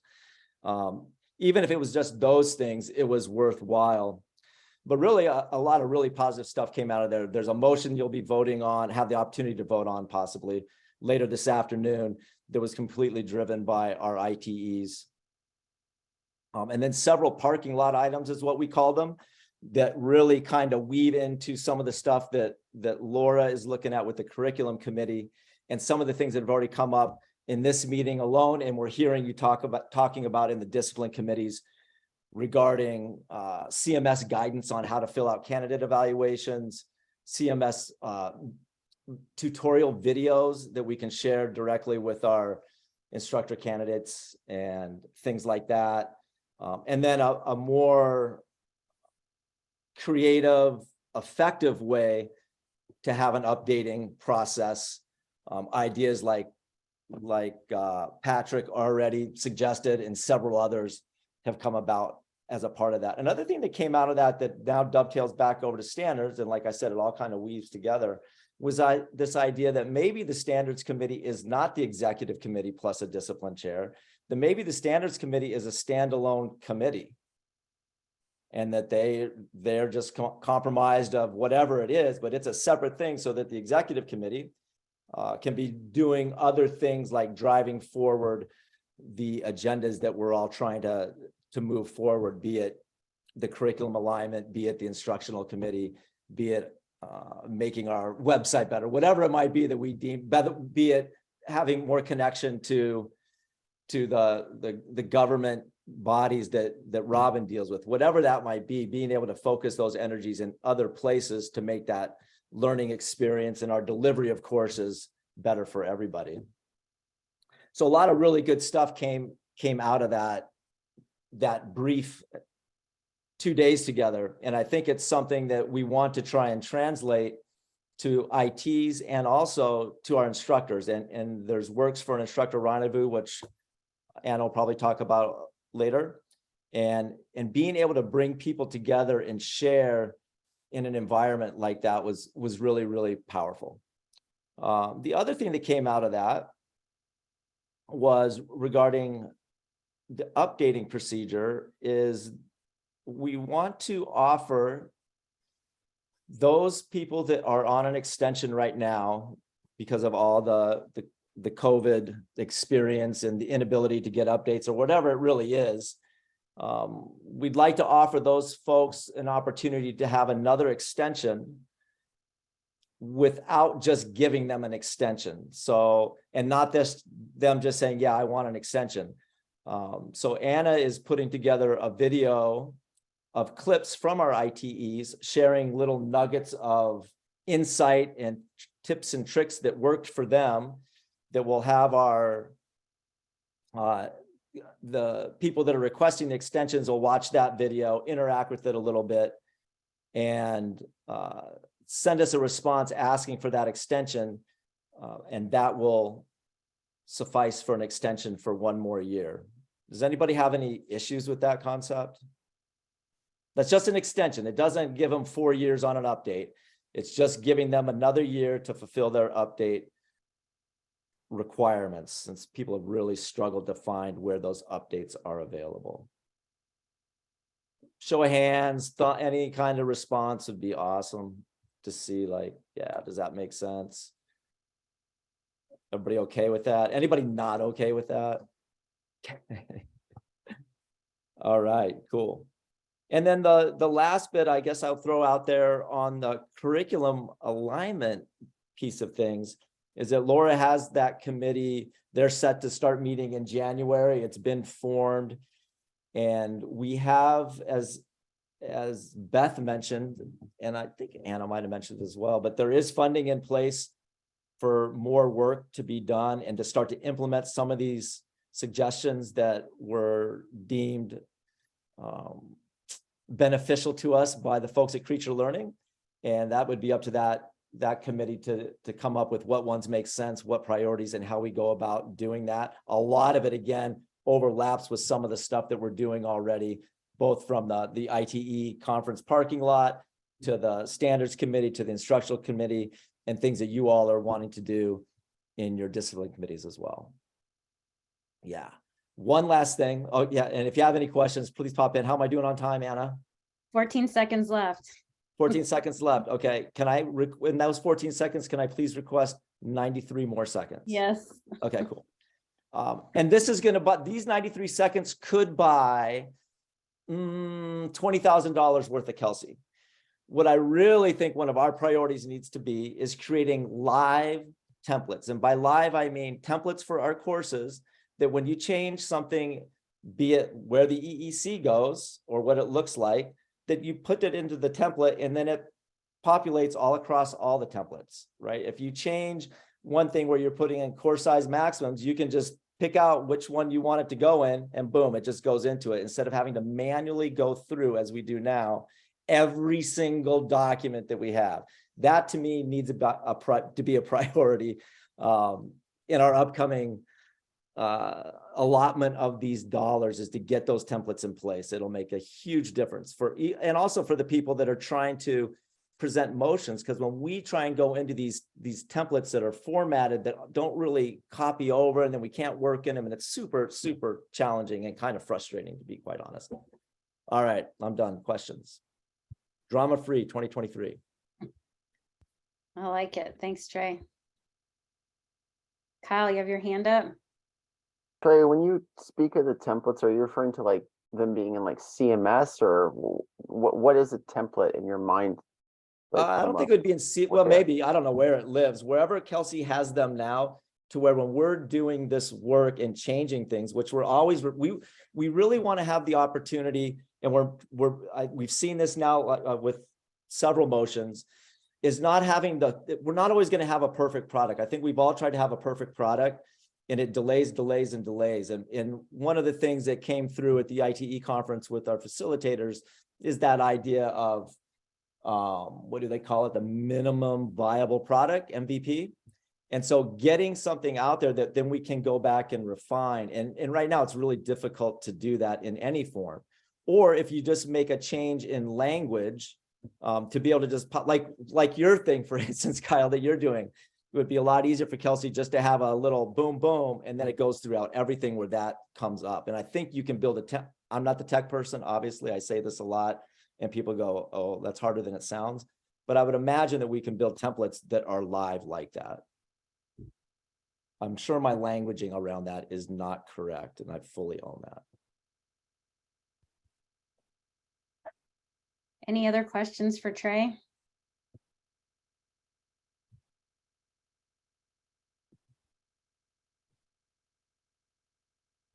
All right, thanks, Trey. You're welcome. Appreciate that. Cool. So we're going to move into old business, and on the first line is SEIC project list, and actually Trey just covered most of it. So what's been on the project list is an instructor rendezvous, and we're still working on that. And our intention is to hold one in the fall of 2023. And we're still in conversation and in planning for that. And we will definitely reach out where we might need help or want input. And then the Creature Learning, as you know, Trey already said. And I'm going to turn it over to Creature Learning.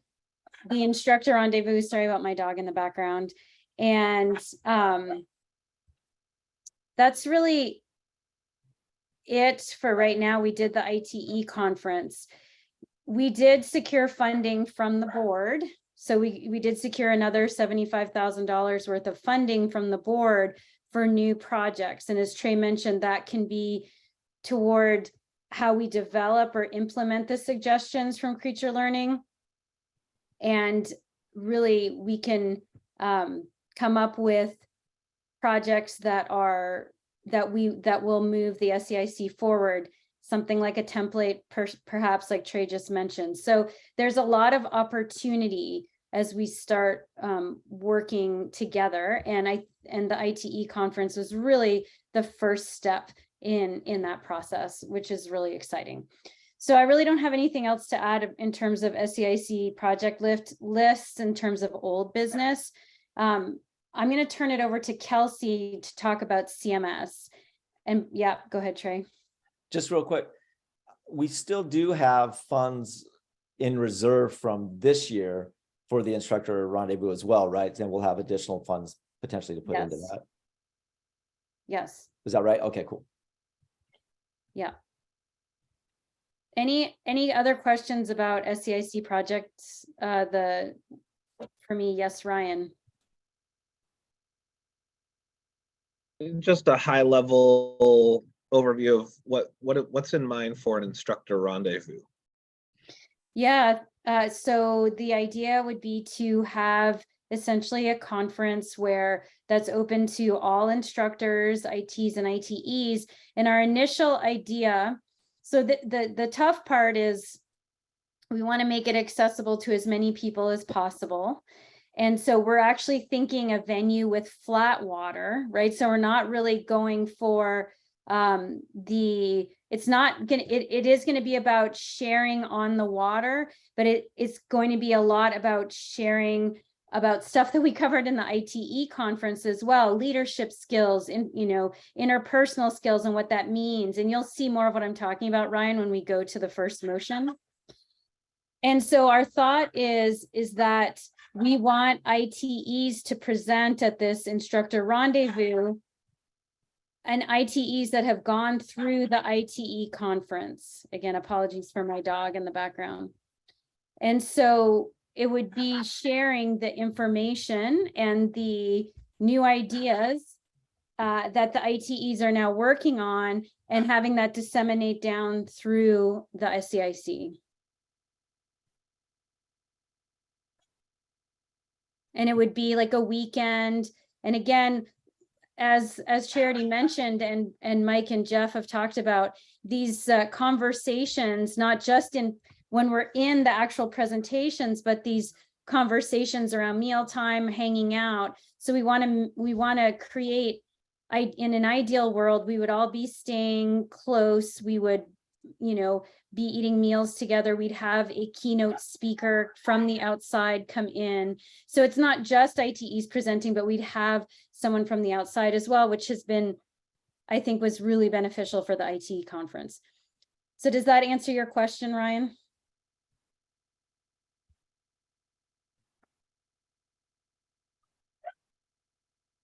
Ryan? Yes, it does. Sorry, I was having some technical difficulty. No worries. Yes, it does.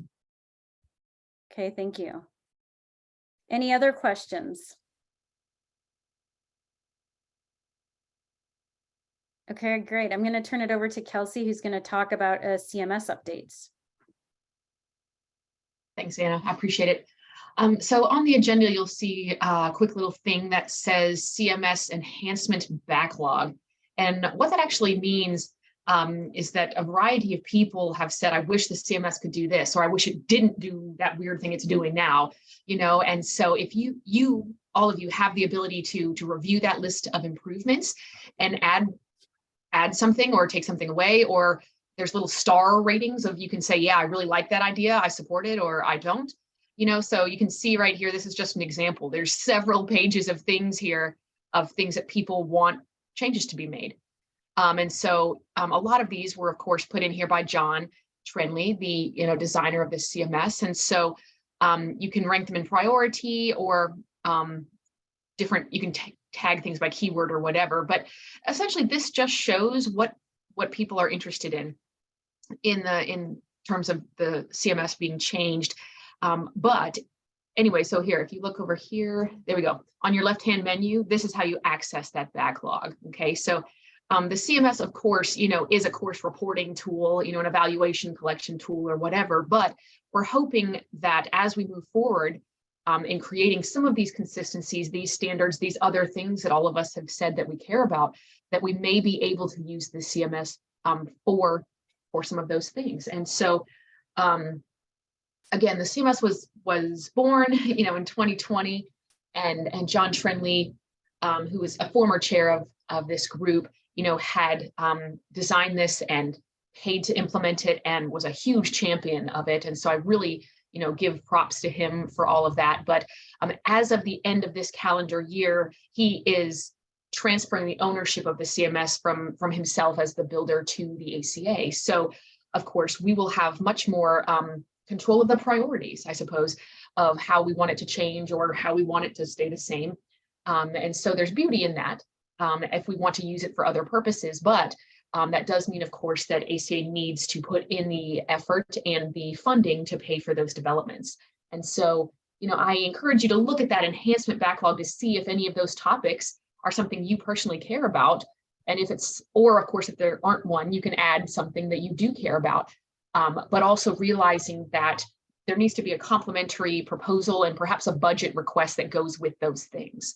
Okay, because we will be taking on the burden of paying for its general upkeep and maintenance and expansion as well.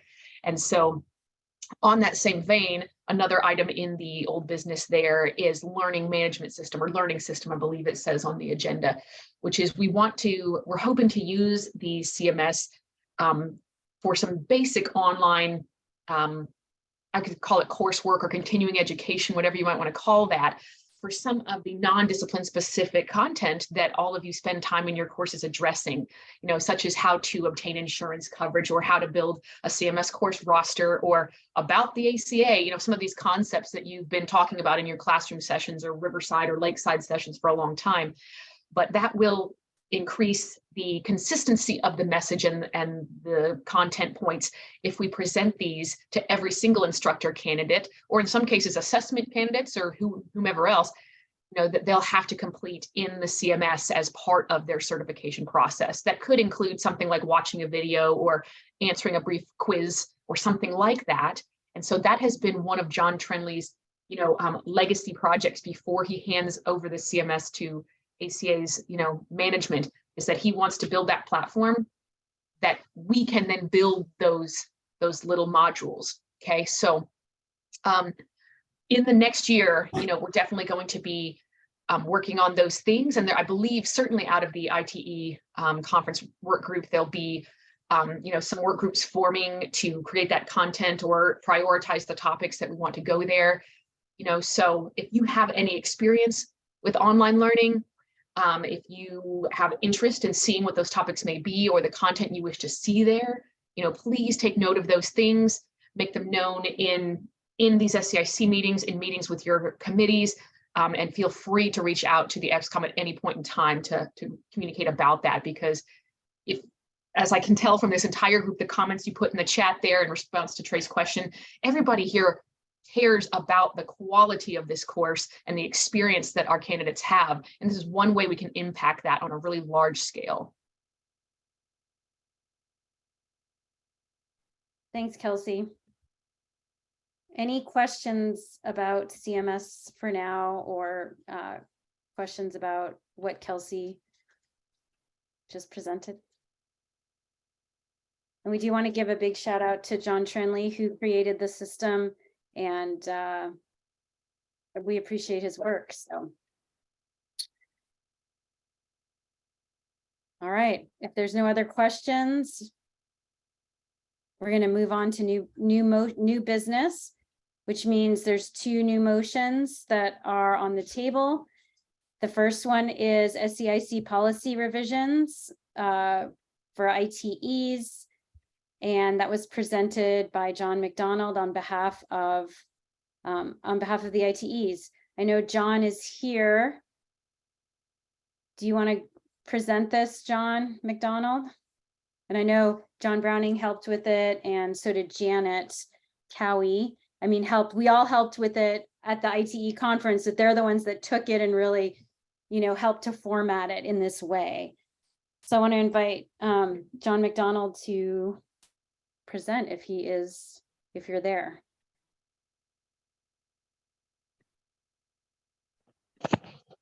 Yeah, I am here. Can you guys hear me? Yep. Okay, cool. Give me just 1 second. No problem. And John, just so you know, you have 5 minutes to present, and and I'll let you know when your time is up. Wonderful, thank you. So, there a lot of energy came out of and work came out of the ITE conference. Hopefully everyone's had a chance to take a look at this motion and the edits within the manual, as well as the spreadsheet that we put together here. So what I kind of want to highlight is the work that came out of the conference. 98% of it, you'll see, is kind of summarized in the spreadsheet. In the motion, we talk about 3 different things. We're talking about the idea of how that criteria fits in at the instructor trainer, and instructor trainer educator level. And once we got into that process, then we started to realize some other housekeeping and issues that came up that we could address while we were in the manual. So that kind of comes out as the second. And the third are just some other ongoing opportunities to review the manual and take those opportunities and identify them for future meetings to update and work through within that motion. So that's kind of how the motion is structured, with the main focus on that criteria that's there, and knowing that then we need to put in and develop evaluation materials and additional steps to help our instructors, instructor trainers, and instructor trainer educators take that information in context to put into practice, knowing that we all would need opportunities and resources to do that. So that's kind of the summary of the motion, just to give an idea of how this got put together. And who has had time to review that is came out of the ITE conference. Janet Cowie, Joe Moore, and myself worked for a few days in getting that into the SEIC policy manual. And then we shared that out to ITEs through Slack, who had great input. John Browning came through and had some great thoughts through that, and review and comments and edits, and others as well that had the opportunity to review and comment and provide feedback. Trey coordinated a Zoom meeting last Wednesday for those ITEs for additional comment and thought and discussion. And then the motion was submitted as such. So that's the summary. Just kind of wanted to share that and open up for next steps and questions.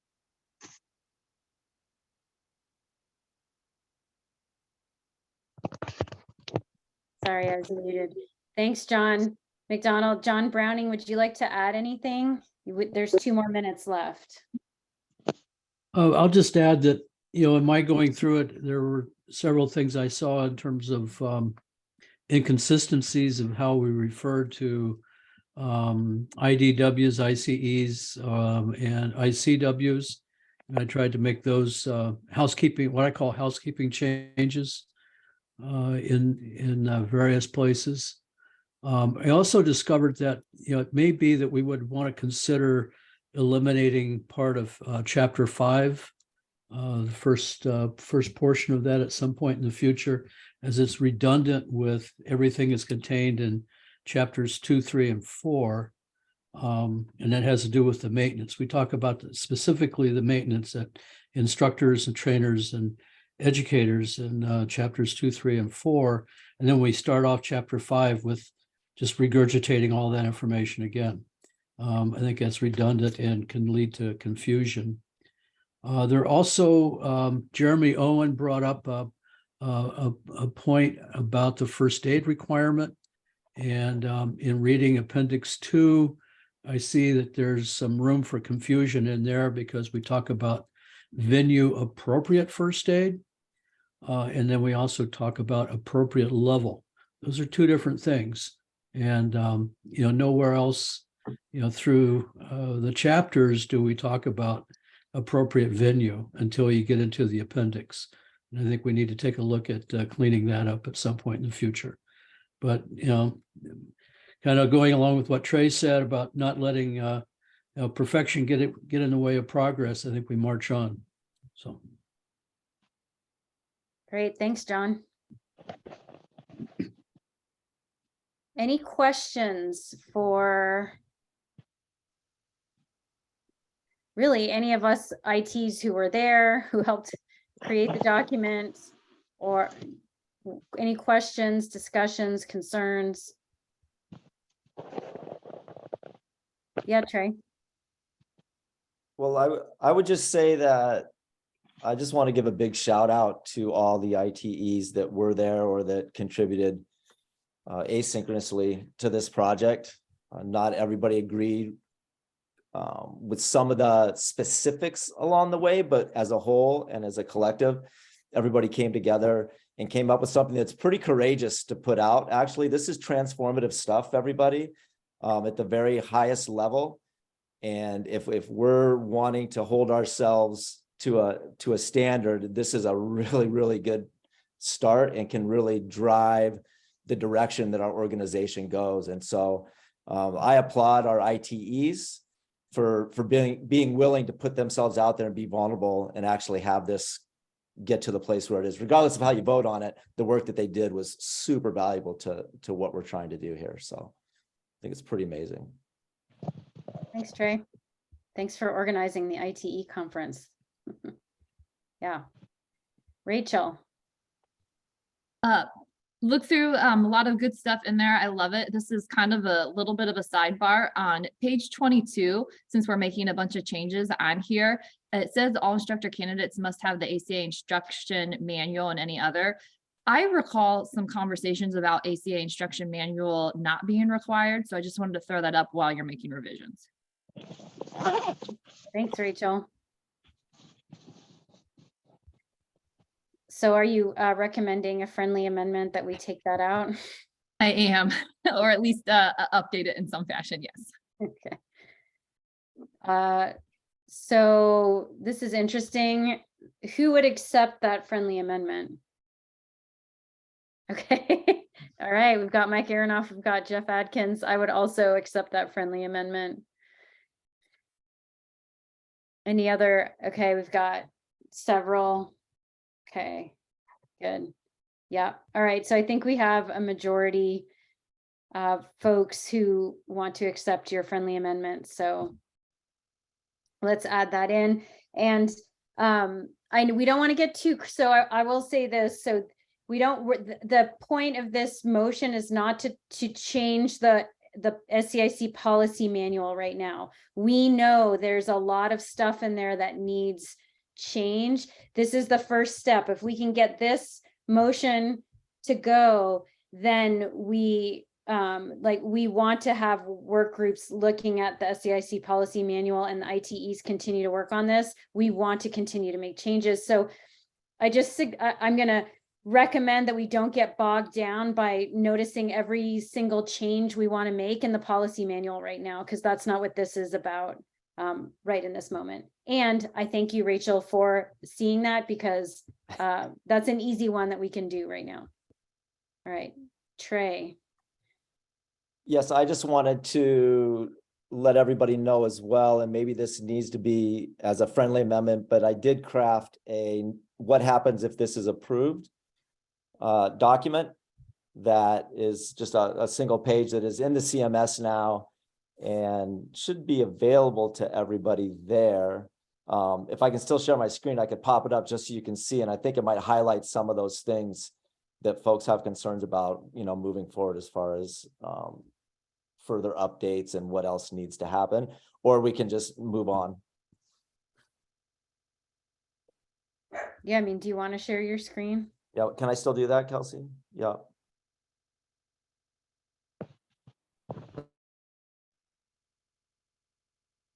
Did that pop up? Yes. Yep, so this is kind of the to-do list upon approval for our ITEs.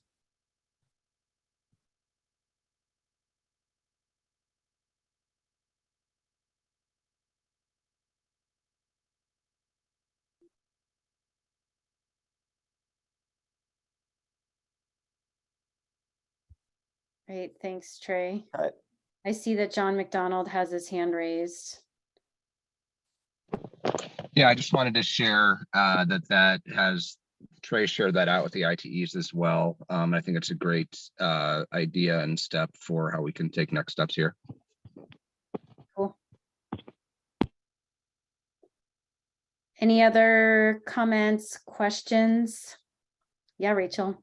Sorry, one more question. So as we're talking through this, we kind of just talked about it'd be good to have, I guess, less subjective and more objective of meeting standards, but then this language kind of goes into the very subjective. And I just want to understand the idea behind some of that. I agree with it. I think it's great. It puts us in a direction to make it easier, but it's hard to, I guess, specifically evaluate. And what does that look like? Yes, and I'll answer, and then I would love to hear from other ITEs who are there. The evaluation criteria is that's what we need to work on next. And if you pull up the document that was created at the ITE conference, John already has his hand up, it's great. At the ITE conference, that there is the rubric is that there are different criteria. So some is pass fail, some is on a 1 to 5 scale, and that is still in development. And I'll let John, because I bet he was the one that was taking notes and creating this document at the ITE conference. So I'll turn it over to him. Yeah, I would just say the same, that if you take a look at the right column in the spreadsheet, it talks about some of that criteria as well as either it's at the bottom or on a next notes tab that's there. So it definitely needs to be fleshed out more, but foundation we talked through, and I think that starts to put a good perspective onto what we were working through. So essentially, Rachel, we're not going to put this out and then it be up to yes, it is subjective to some degree, and we are going to offer again a framework through which and a lens through which to look at it and evaluate. Trey, but you're muted. It's a great question, Rachel, and one that we all struggle with and struggled with. But really what we what we learned also from our facilitators is that these are valuable and learnable skills. And that if you look on the to-do list that I just shared, like one of the top things in that is to create the resources and training tools for our ITEs to be able to mentor our ITs, to be able to do this stuff and identify it. And so that process, by putting this forth, that engages that process, and that's going to be a long learning journey for all of us. It's not like on, January 1st, all of a sudden everybody has to meet the specific criteria, and then you're vaporized or something.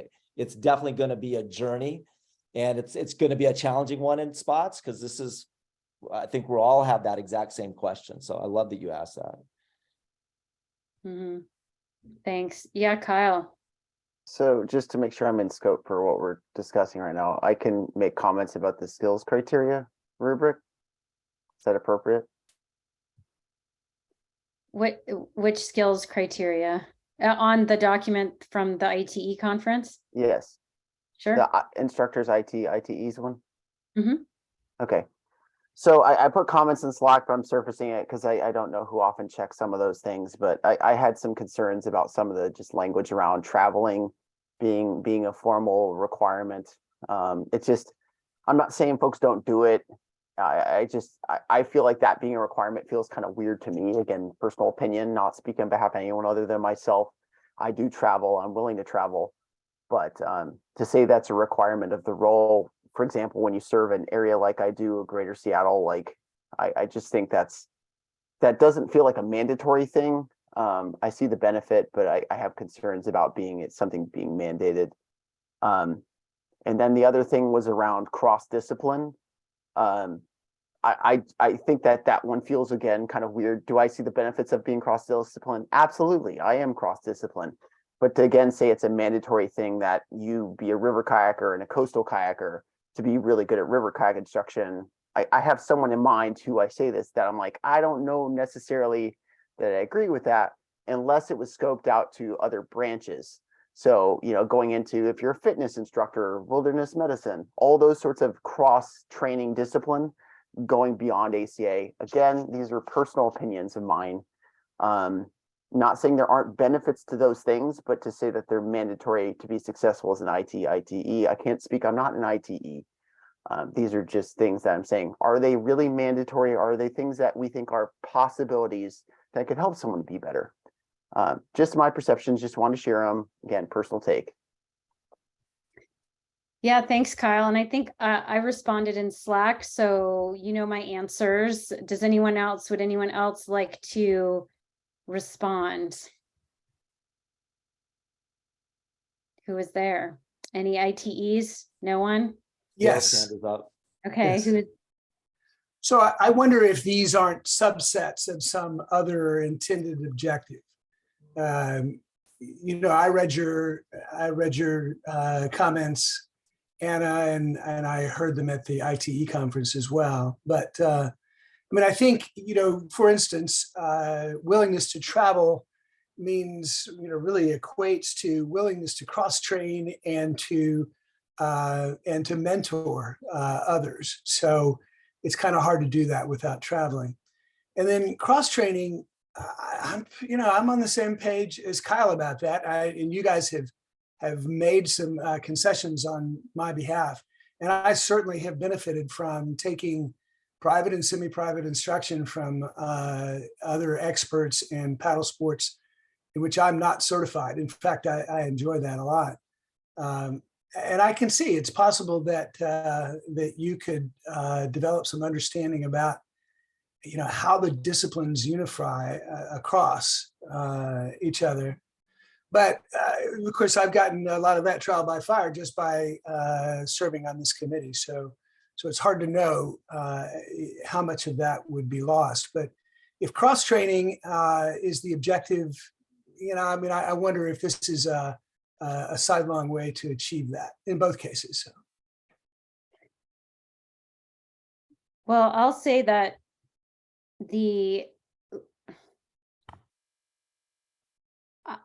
so something like the CPL, the Community Paddle Sports Leader, which is multi-craft, I think is, and the more we go, and when we dive into creature learning, I think, yes, I'm going to say this. I think what we're going to find, y'all, is that multi-craft entry-level certifications are going to be way more popular and in demand than a level 1 instructor certification in a single discipline for most people who are coming right now to level 1 instructor certifications.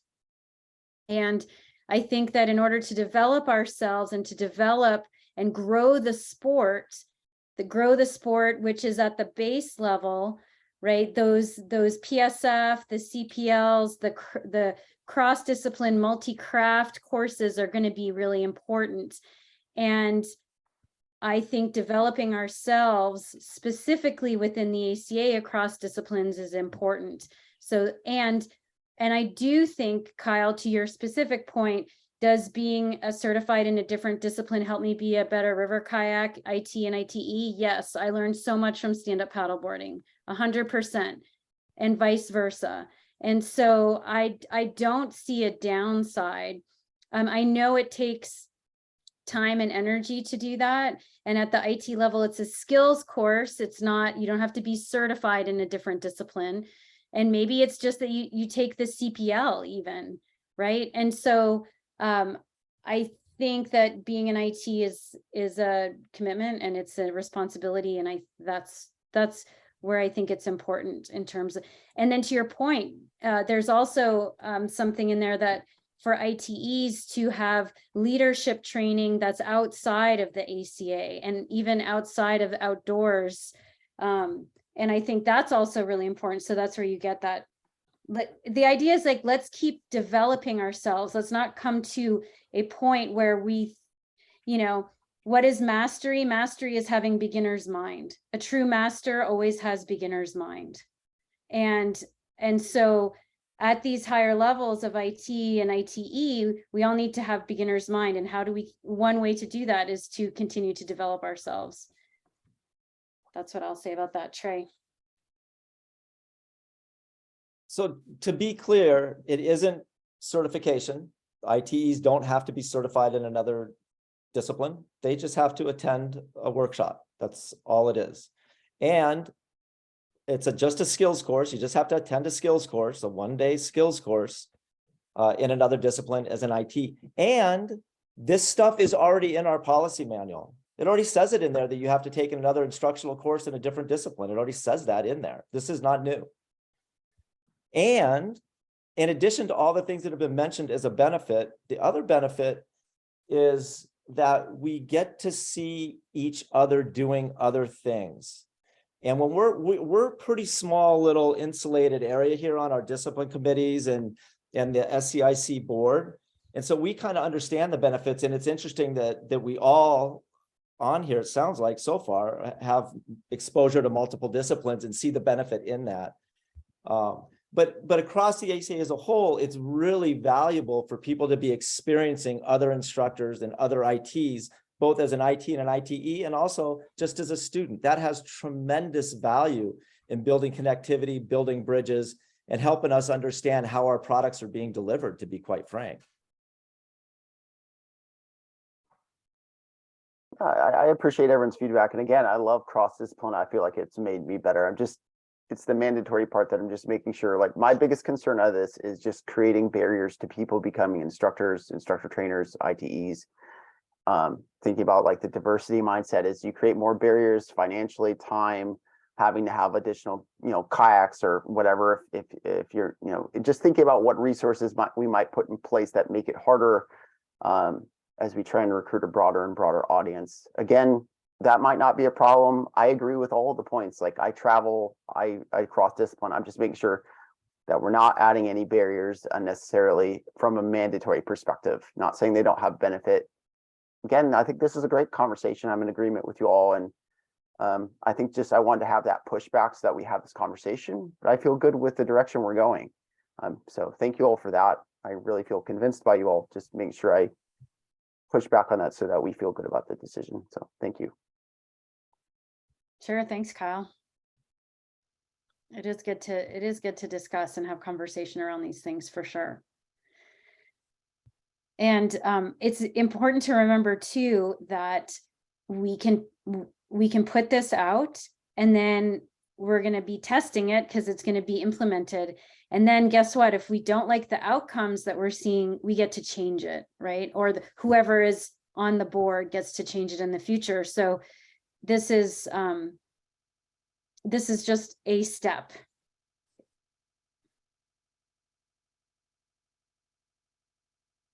Any other questions or comments? All right, let's vote then. And which motion is this, Kelsey, just to be clear? This is 7. 7, okay.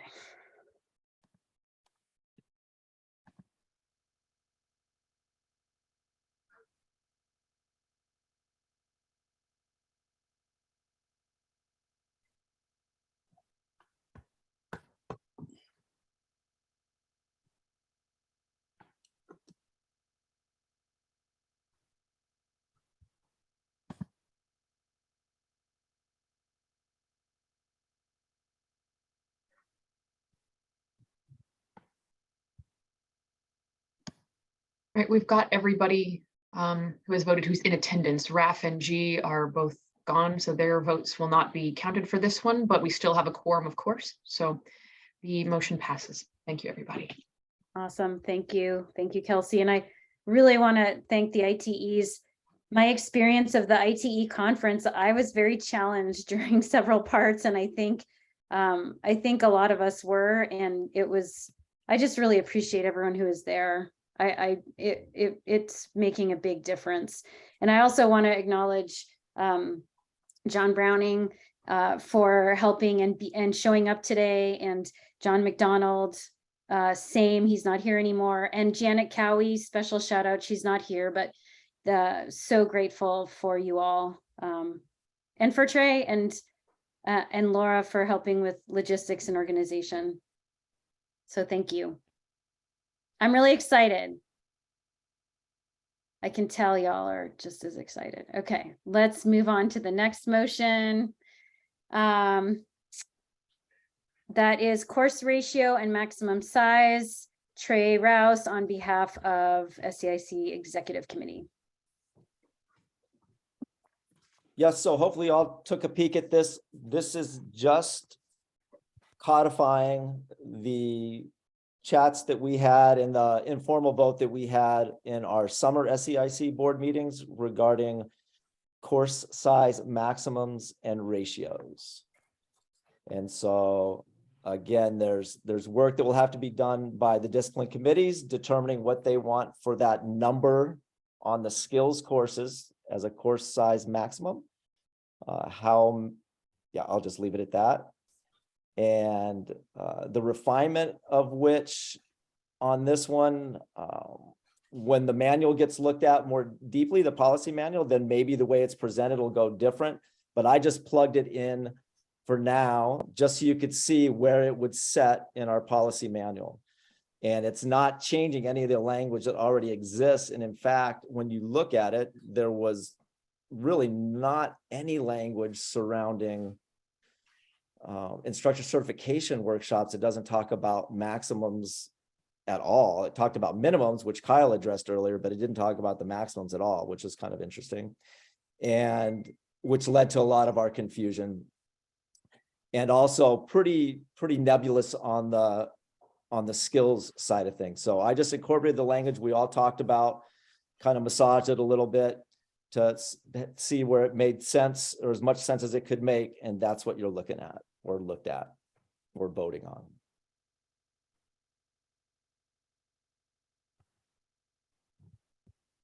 Sorry, I was muted again. Thanks, Trey. Yes. Questions?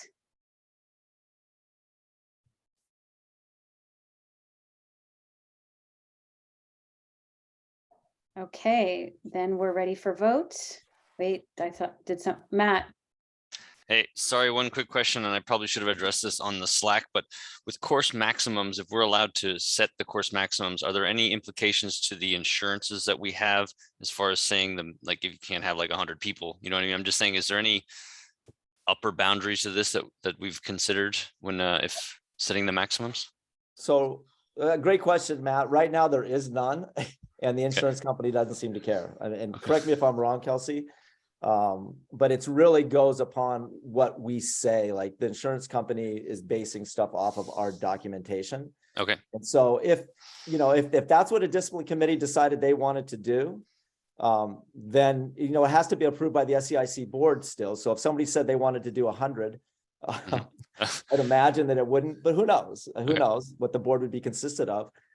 But it still has to meet, even for the maximum, you still have to be within the ratios that apply to that as well. It's just as a multiple, in using the ratio term as a multiplier, which is the way a lot of folks interpreted it, we wanted to make sure that there was a top line to how far you could go with that on the skills courses. On the assessment courses and certifications, that number is already predetermined. Okay, great, thank you. You're welcome.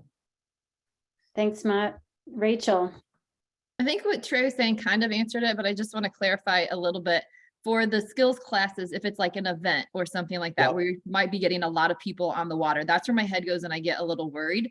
So if we said, for example, 100 people and you had enough instructors to be able to do that, at what point does it become a different class or the same class? Are we just saying, if you say it's let's say someone chose 20 people is the max, right? So Yeah. are we saying that no more than 20 people can be on the water in that whole venue? Is that what each committee is deciding? Not in that, no, the venue, I mean, no, it means that that one person, my understanding would be that that one instructor that's registering that course and using qualified assistants to spin that number out could only go to that, whatever that number is. Okay. And if 'cause there's so more than then- that, you would need another instructor spinning that ratio out. If you were going to do some massive event that was considered that you're registering as a skills course. Remember, these are not events, these are skills courses. So, and that does happen in symposia sometimes. It happens in campus settings as well. And that's why we wanted to give the discipline committees, it says right in our manual already, it's up to the discipline committees to set that number. They just haven't ever set them. And so we need to set those and have that on our documents. Like right now, none of our documents, except for the community paddle sports leader, because I kind of floated it out there to see if they'd even got a reaction, has course size maximum written on it.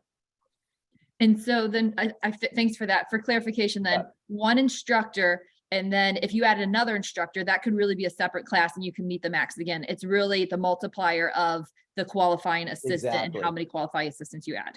And to that point as well, I'm sure some people are thinking it, even if they haven't said it because they're practicing restraint.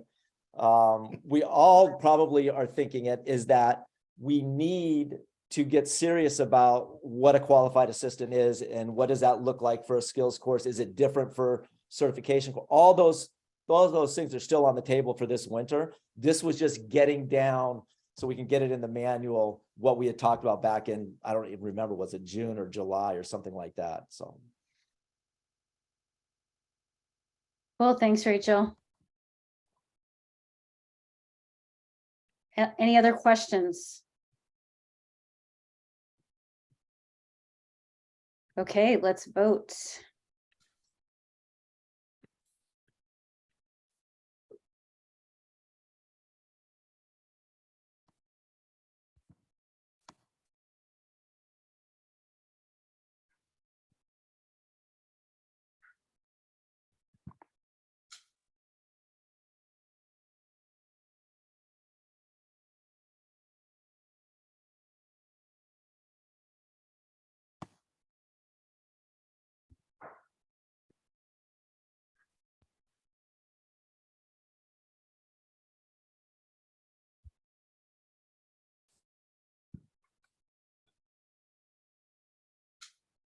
Kelsey, do we have everyone?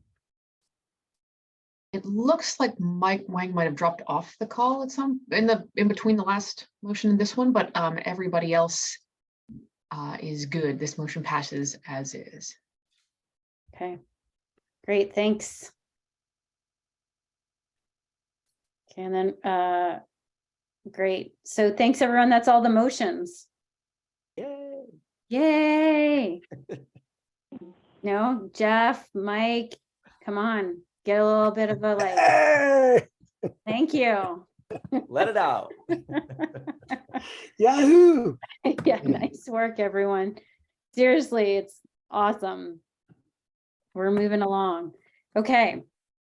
Next up in new business. So as we've already mentioned, there's been, as Charity mentioned, there have been a lot of the standards issues that have come in have been the human side of things. And that has brought to our attention that, you know, the ACA has a code of conduct, but nowhere have we been really pointing to it or having being accountable for looking at that, for taking responsibility for reading it and knowing it, and nor is there anything in place for our ICs to be reading it. And so what we're implementing is that the next time, well, I think it's going to implement today. Is that right, Kelsey? Today or tomorrow morning? Or sometime soon, one of the next times you go into CMS, there's going to be a window that pops up with the ACA code of conduct.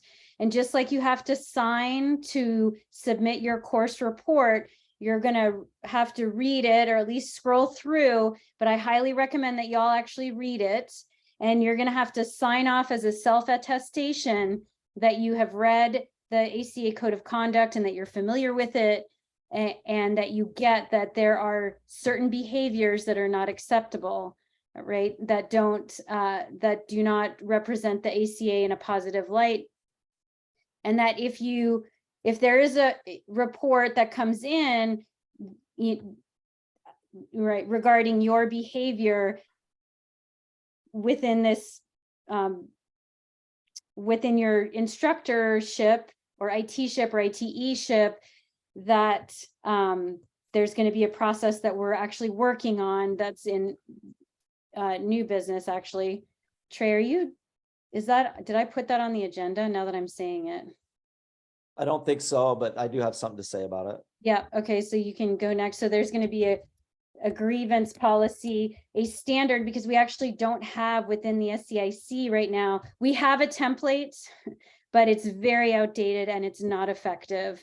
And so just so you know also, so first thing is you'll be on the lookout. You won't be able to ignore it. If you want to access CMS, you're going to have to do the self-attestation of the ACA Code of Conduct.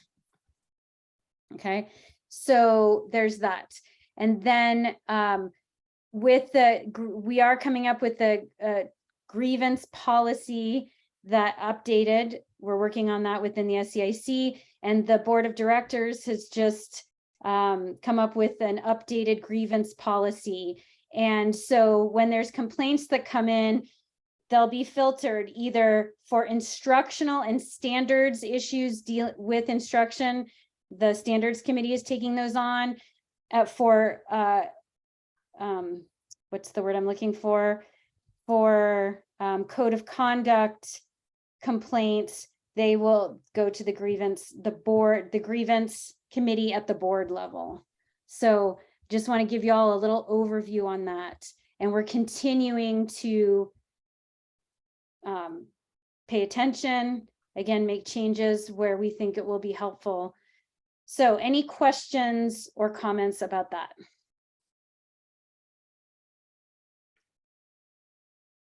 Yeah, sorry, Crystal, I just see Robin. Yes, good point, Robin. And right. Yes, Crystal. Is the code of conduct that's going into CMS the same as the member code of conduct that's on the ACA website right now, or is it a separate written document? It's the same. Okay, thank you. Mm-hmm.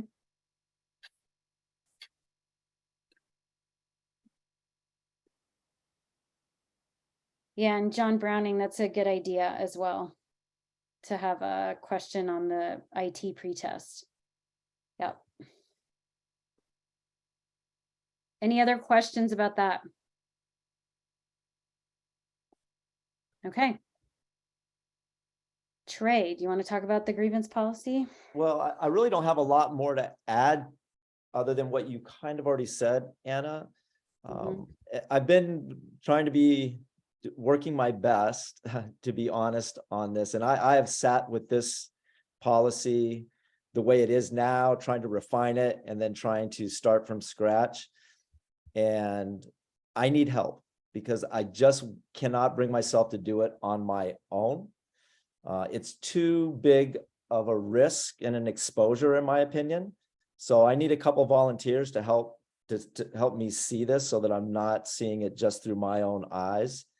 I'd love to have those volunteers now so we can sort this out. Because it's really, it's a huge gap in our whole setup right now. We really have no way to effectively deal with some of the things that are coming at us. And we're just kind of arbitrarily doing it. And so, so yeah, I need help. Are you asking for John Brown? I'm asking this committee for a couple of volunteers, this board for a couple of volunteers to help me craft what our, from an SEIC perspective, what our grievance policy would be in line with the things that we've already been talking about as an executive committee. Mm-hmm. Yep. John, did you have your hand up? I did, and I just needed clarification on what Trey was asking for. So thank you. Did that give it to you? It did. Okay, cool. Yeah, I mean, for all of you that haven't read the grievance policy, basically it says that if there's a problem, then we're supposed to bring the person who's having a problem and the person who the problem is with together and have them talk about it. Like that's just not going to work. Yeah, it doesn't create a safe space at all. And the other bit about the filtering, I would say too, is that, you know, the idea is that the standards committee or the executive committee can also filter these complaints to the best of our ability on whether or not there's merit to even pursue it, right? So sometimes we understand that there's some that may not make sense. It may not be within our purview whatsoever. So we're looking at it that way too. Crystal? In looking at the 4-page grievance policy that's currently on the website, at the bottom of the revisions, it's also saying that we originally had USOC approval also. Is that athlete or USOC organization involvement something that would need to continue as we review and revise this? So, well, you're looking at the grievance, you're looking at the organization grievance policy. We're talking about a specific SEIC grievance policy. There's going to be, Okay. it's going to be different. So that grievance policy you're looking at was just revised by Mhm. members of the board, and that one stands. The revisions from 2020? Well, there should be a new one updated. Robin, I'm going to call on you. I thought we were putting those up. We are. I'd have to see where we stand in that, but I think, let me find out. Okay. Well, in any case, Crystal, those are being revised as well, but we're dealing with the SEIC specific, not the organization. Got it. Thank you. Yeah. And the SEIC specific does not have any athlete involvement. Right. Thanks, Robin. Thank you. Mike. Oh, you're muted, Mike. The standards committee has always been able to initiate a challenge. This sounds like you're writing up a list of things to review for the standards committee to initiate a challenge. No, this is just how we're going to handle when people send in challenges or file a complaint. That's what it is. How do we, what is the process that we go through that's consistent for all sides and all people? And right now there isn't anything for how to deal with a complaint. There's stuff to deal with. This language that's in there right now surrounds challenging certification or getting results that you didn't want and how you would go about that. And that's part of that. Doesn't seem appropriate to the world we live in now. And then how do we deal with just complaints? What's the process? What are the remedies? Yeah, Dale. Yeah, I would just pair it what Trey says about, when all of the disciplines operated with multi-level ICWs and very few skills assessments, the pass rate was much lower. And the number of complaints by disgruntled candidates was much higher. That's not the problem that we're looking at now. The complaints that come in these days are laced with other issues like sexual harassment or even sexual assault or interpersonal issues that have to do with how we conduct ourselves, respectfully to our candidates.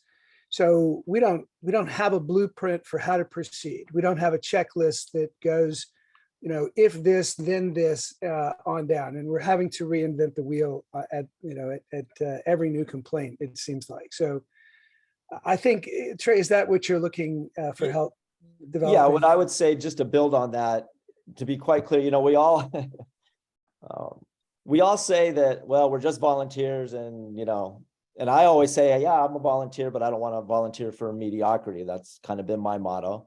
And I don't think that the people on here are, that our volunteers are. I'm not saying that. The one thing I for sure don't want to volunteer for is to get involved in a lawsuit surrounding sexual harassment or some other kind of violation of code of conduct. So, you know, we need to have something that we can operate from that gives us, here's how we go about it. We're just following these procedures and we'll have it approved by the board, and then everybody is taken care of. And just to be clear, if there is a complaint of sexual harassment or sexual assault, you need to report it. And I'm talking to all of you, need to report it to Safe Sport. That right now is the procedure. Okay, so we're not saying that that the standards committee is willing to take that on. Not. But right now it's Safe Sport. And you know, there is discussion of whether or not to have the Safe Sport training be mandatory for all instructors, ITs and ITEs. It's mandatory for all coaches on the competition side, for board members. And so we feel like the Safe Sport training as it stands right now is a lot about adults, with the adults coaching minors. And so we'd like to see a training that is more relevant to the work that most of us do, even though some of us do work with minors. But I just want to be clear about that. And so if you hear of anyone complaining or not complaining, but have a complaint against an ACA member or instructor, ITE, when it comes to sexual misconduct, please send them to Safe Sport. Yeah, and just to follow And contact the authorities if that's what is needed. And just to follow up, we're not trying to write anything that has anything to do with managing those types of things. That goes directly to the ACA board and the grievance committee that's a part of the board. This is just for instructional and things that have to do with SEIC policy. Robin, do you want to add anything in? I just want to make sure we're representing that whole conversation effectively. Yeah, I think you are. When it comes down to sexual harassment and sexual assault, I mean, clearly sexual assault, that needs to be reported to authorities first, and then Safe Sport, and then Beth, and then it'll end up as a standards issue also, but that's the least important thing there. Sexual harassment, I mean, some of us are mandatory reporters, but even if you're not, that's reporting to Safe Sport is a way to protect you from any problems. And yeah, Trey, I agree. I did not sign up to be a volunteer as a plaintiff in a sexual harassment suit. So we need to take steps to protect us. Mm-hmm.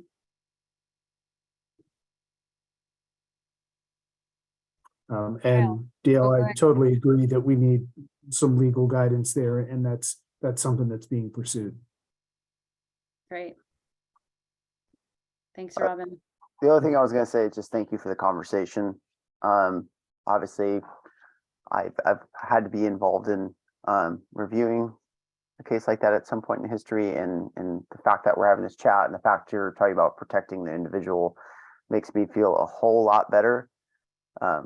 Because this, I didn't realize as a volunteer that kind of thing, you know, could, not saying it is on my plate, but I even think in the realm of it being on my plate. And I just appreciate this conversation so much. So thank you all for the way you're doing this, because it really helps ease me in what could happen to me as a volunteer assessing these kind of cases.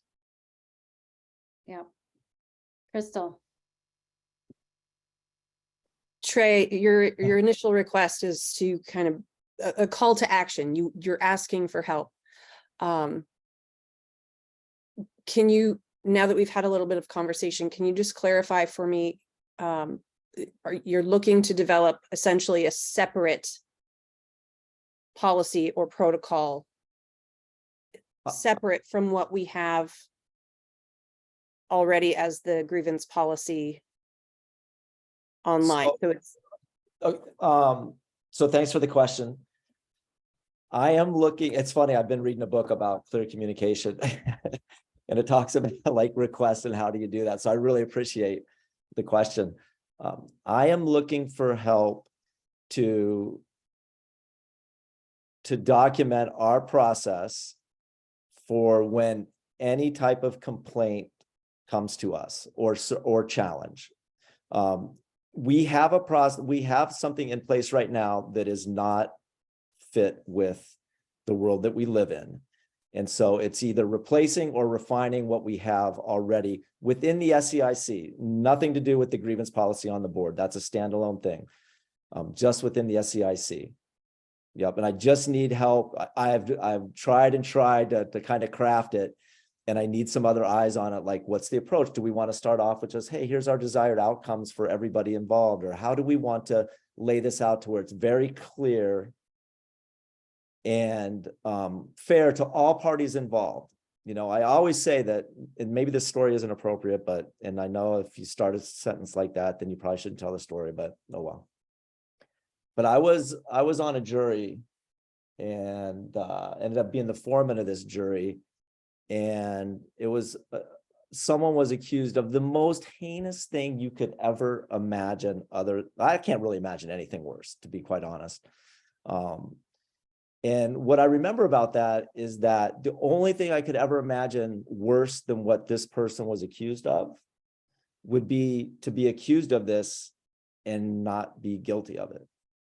And so everybody needs to have a fair and balanced approach. And we just need to follow along our process to try and be as objective as possible and do the right thing in these situations.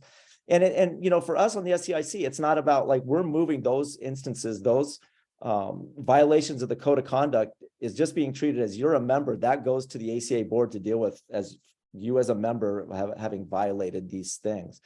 But even when we're going down the path of, you know, misconduct surrounding instructional practices, we need to be fair to everybody on both sides of the equation, because we're talking about revenue streams. We're talking about reputations. There's a lot involved in this, and we need to be very clear the steps that we're taking and be as fair as we can. And that's what I want help with, Crystal. I hope that helps.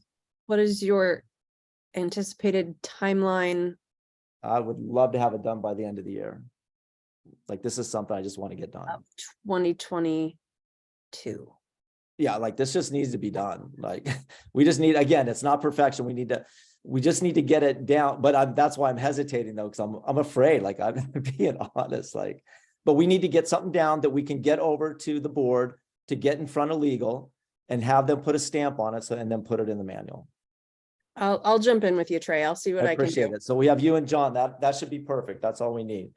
And then we'll get in front of everybody else to take a peek at asynchronously and get feedback on. So I appreciate that. Mike. I think you'd be making a big mistake not to go to Joe Moore.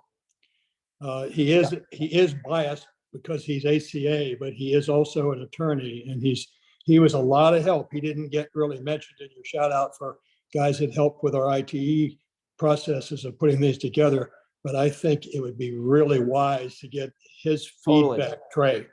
You go directly to him, and let's recognize his area of expertise. Absolutely. Yeah, it's a great suggestion. I'll reach out to him. Thanks, Mike. Yeah, thanks, Mike. That's great. Kyle. Oh, I think you're muted, Kyle. Of course. This whole conversation made me think of what I put in the chat, that we also probably might need to consider about privacy and confidentiality considerations when we're communicating via email. I didn't think about that. I've never thought about that, but maybe we might need to start to think about when we're handling these river kayak issues that they're communicated with privacy and confidentiality considered, so that they don't leak, or, you know, I don't know.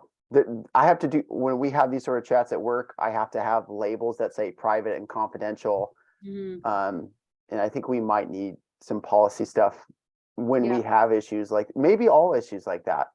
But just throwing it out there, because I've had to do that at work, and it seems like we might want to do that for our own safety as well. I think that's a good idea. It's a good suggestion. And that can be worked into the procedure. Yeah, thanks for that. Anything else?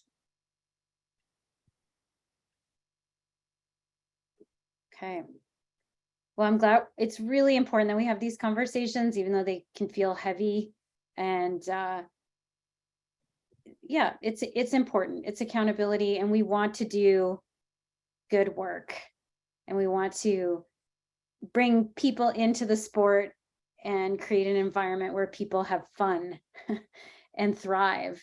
And so part of that is doing kind of this not so awesome discussion and work. So I appreciate y'all hanging in there for it and contributing. So thanks, Crystal and John Browning, for volunteering, and Joe Moore for volunteering via Mike Aronoff. You can tell him. Okay. All right, so the next item is we're going to start doing a monthly SEIC newsletter that goes out to SEIC members. Kelsey, do you want to talk a little bit about that, please? Yeah, of course I would.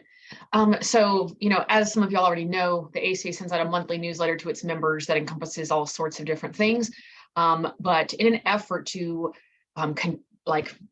branch out the connectivity between all these initiatives and things that y'all are talking about here, these motions and how they affect subgroups of our instructors or, overarching things, the XCOM brought up the idea of bringing a monthly newsletter for SEIC related topics. I think that is fantastic, and it'll allow, for us to communicate with every instructor about changes to the curriculum, about changes to reporting procedures, whatever else there are.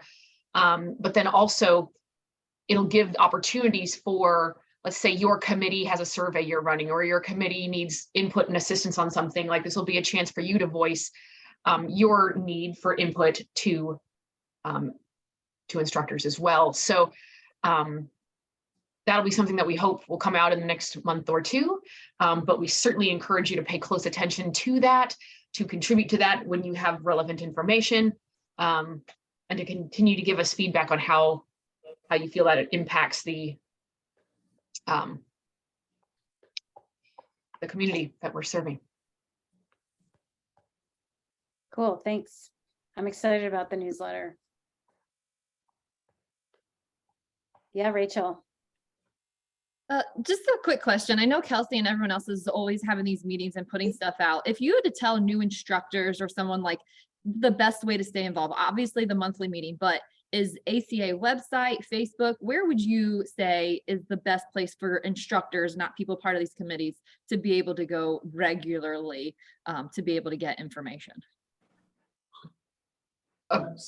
About anything? Or... Yeah, in general, like there's so many things that are changing in the ACA. Like, I'm part of this, and sometimes I still feel like, I've been in the ACA, like, since 2006 or something, but I still feel like I'm always learning so much that it's just such a broad thing. And we have the monthly emails, but sometimes I feel like there's so much. Like, is the ACA a place at the website to be able to go on updates, or is it Facebook, or is it check all of these, yes, all of above? Is it just the monthly email? What is the easiest way to communicate for our instructors to stay up to date, knowing they don't care a ton, but they care a little, kind of thing? You know what I mean? Yeah, I would say the monthly newsletter and just the news section of the website, because we have lots of things that go on there that don't necessarily get into the newsletters because there's not space.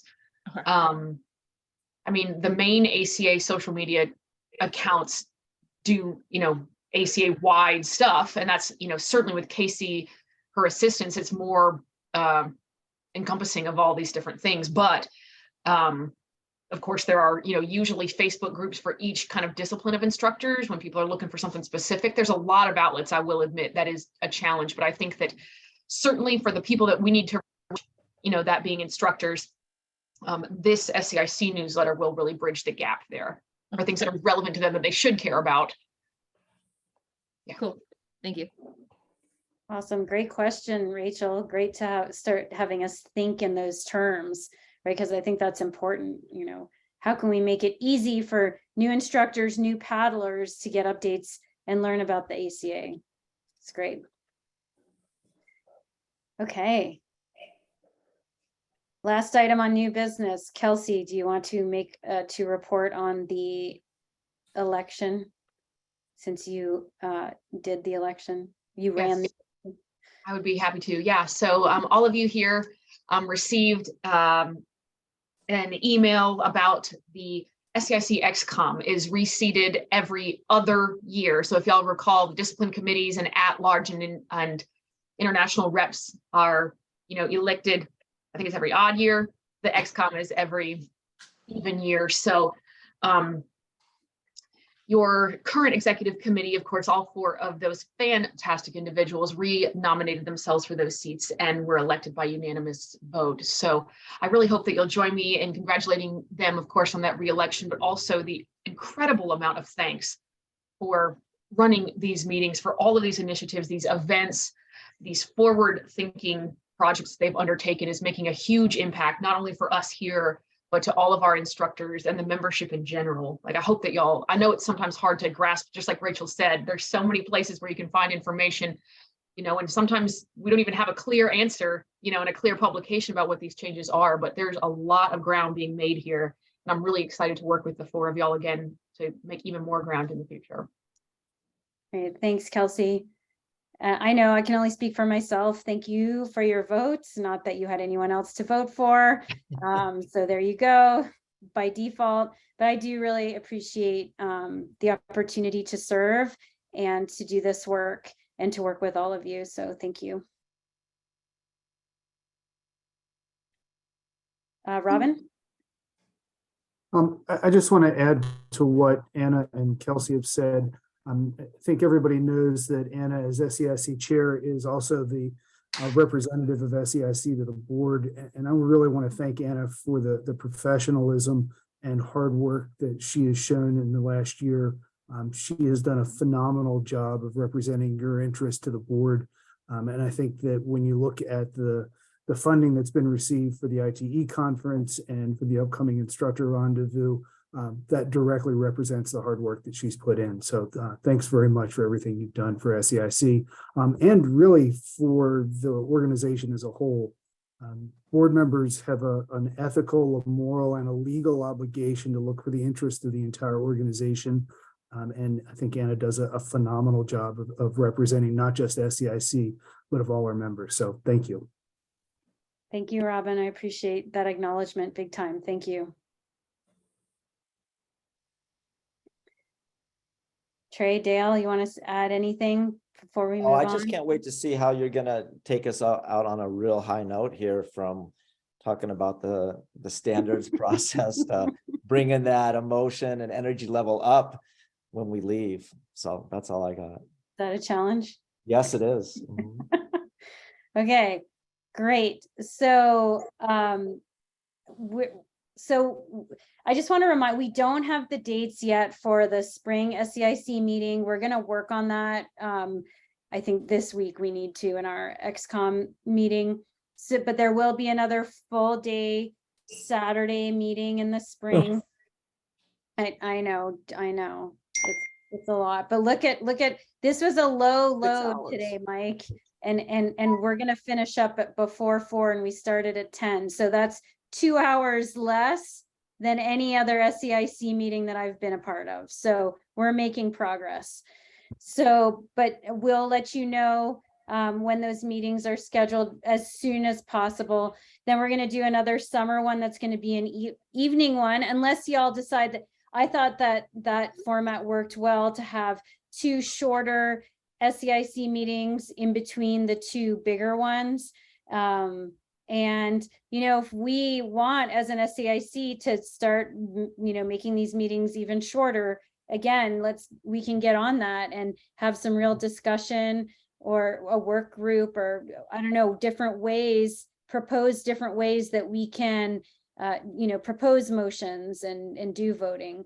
And, we can have those discussions. But for now, we're going to have a longer SEIC meeting in the spring, 2 shorter ones, summer and fall, and then another winter one, probably around the same time frame that we are right now.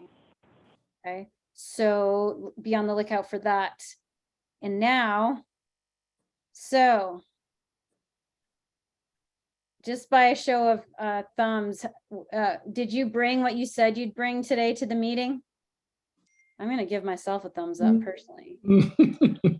Oh, Mike, you did good. No, I'm giving you a 2 thumbs up. I am just like, your commitment to listening is like off the charts. I'm so impressed. I actually want to have a conversation with you to hear what you're learning for yourself, because yeah, I think it's cool. So I saw other thumbs up. Sorry, I got sidetracked by Mike, but let's thumbs up for, did you bring what you said you were going to bring today? All right, I see some thumbs up. Jeff, you didn't. What was your thing, Jeff?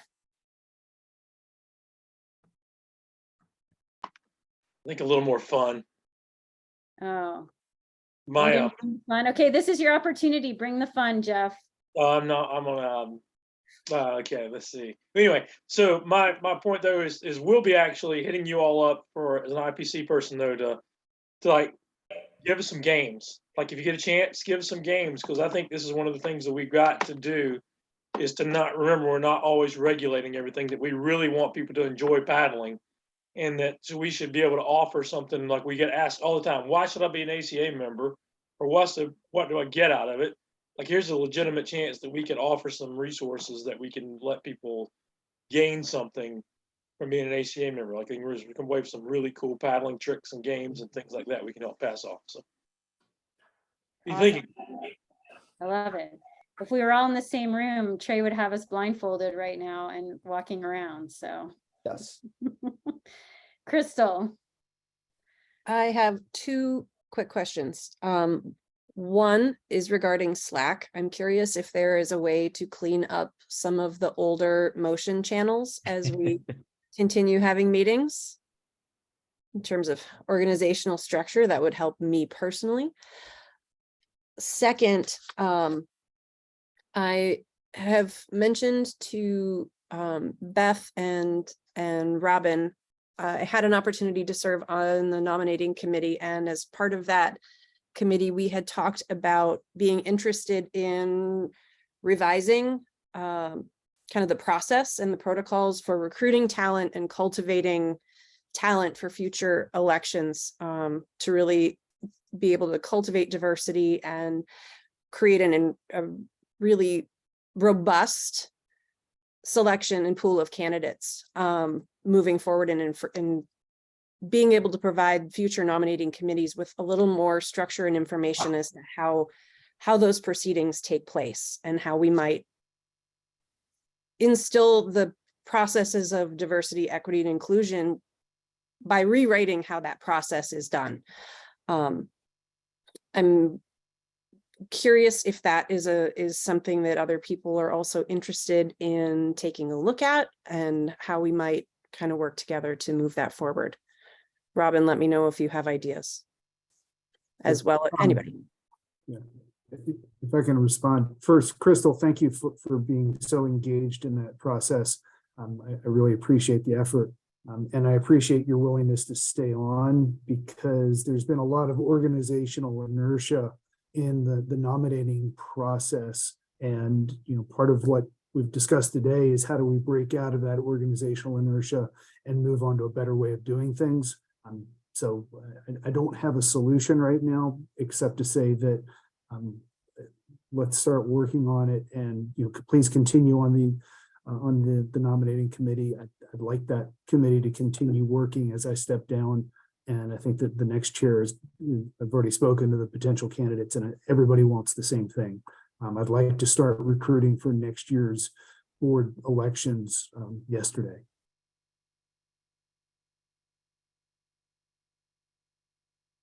Yeah, thanks, Crystal, for taking that on. It's such important work, and I'd be happy to help. I think my bandwidth is somewhat full, but I am happy to support and help that process if I can, when I can, for sure.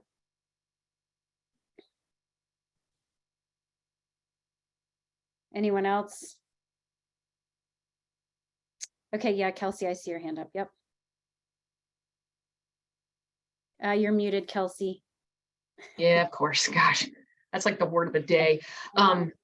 Crystal, I wanted to let you know that in Slack, yeah, I'm in so many different channels and so many different workspaces. I can totally echo what you got right here. And I wanted to show you something really quick. If you take these motions and you drag one on top of the other, it'll categorize them kind of, if you have an Apple phone, how you can like make little squares that contain all your social or contain all of your finance or whatever they are.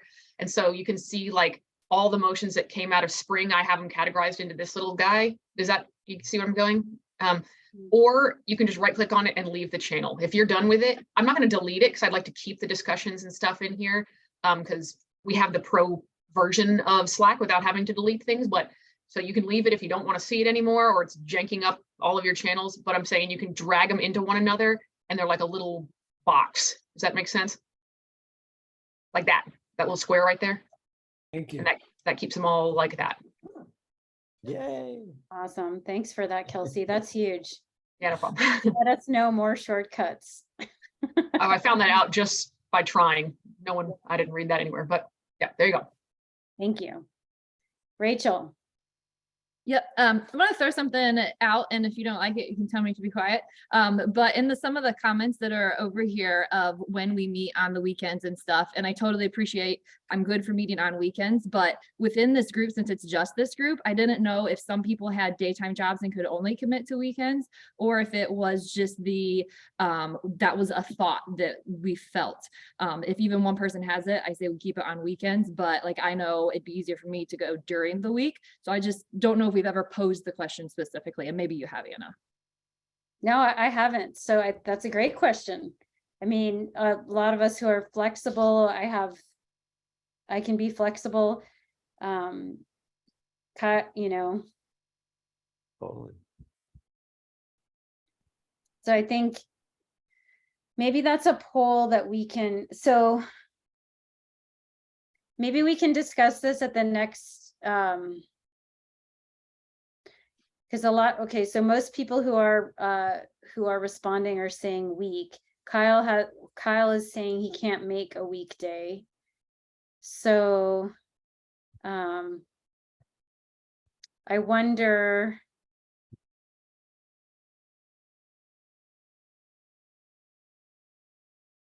I don't know what to do really. So most people are saying weekdays. Yeah, everyone prefers a weekday. So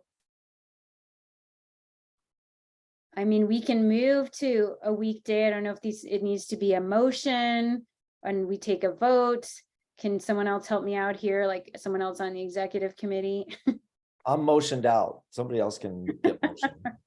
I did my motion work. Well, I'm not saying that you have to do a motion, but I'm saying like, should we do my question to all of you is, do we take action now and just decide that we want to do weekdays moving forward? And I would say I respect that even if one person can't do a weekend, I would hate for someone to have to take a vacation as well. Like, I don't want to put Kyle or anybody else out either, you know? And it is something to consider because we're all putting in a lot of volunteer hours. Jeff. Yeah, I suggest, I mean, weekdays is great for us. I think for the folks that also doing a lot of teaching paddling because we're busy on weekends during the spring and the fall and summer. So that kind of things is kind of tough as well. But in the same token, maybe we could even split it half and half as a compromise to begin with until we figure it all out. What do you mean, like split it half and half, Jeff? One during a weekday. I see. And one during a weekend day. So you're saying like the spring could be on a weekday, for instance, and then the winter one would be on a weekend. Yes. Kind of thing. Okay.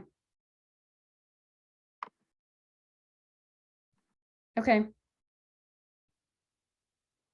I think what we'll do is get together as the XCOM and discuss. I think that's a viable option personally. So it's great. Yeah, again, these are good discussions and good suggestions. So we don't have to do it the way it has been done. We can do some new things. So, and try them out and see what happens. Cool. Okay. Thank you, everyone. That was a great meeting. So I've got it. We're going to do plus delta dance move. Oh, yeah, hey, Trey, you're the one that brought this upon yourself because you issued me the challenge to make it fun. So plus of the meeting, delta of the meeting. So essentially pro, con, dance move from your chair. I know Mike Aronoff wants to start us out. I can tell. And go. Well, I really think we addressed some pretty heavy lifting. And I think there were some good clarifications, good answers, and good progress. And I am not a fan of taking up a Saturday because there's other things I'd like to do with other people. But if they generally very good, thank you very much. Good meeting was put on and good, lots of good questions. Great. And your dance move. What? Your dance move. It's just a chair dance move. Like, oh, that's the fun part. Yeah, thank you. So let's get into it with Mike, his dance move. No, you don't all get to stare at me like I'm crazy. Yeah, thank you. Okay. Who's next?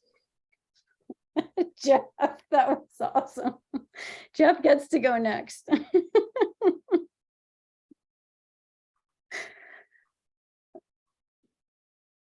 Plus, of course, as we're getting more streamlined and getting things done quicker, which is awesome. Delta, following the weekday bandwagon there, as mentioned, but also, it's some of these things. I'm trying to figure out the right thing to say here, but I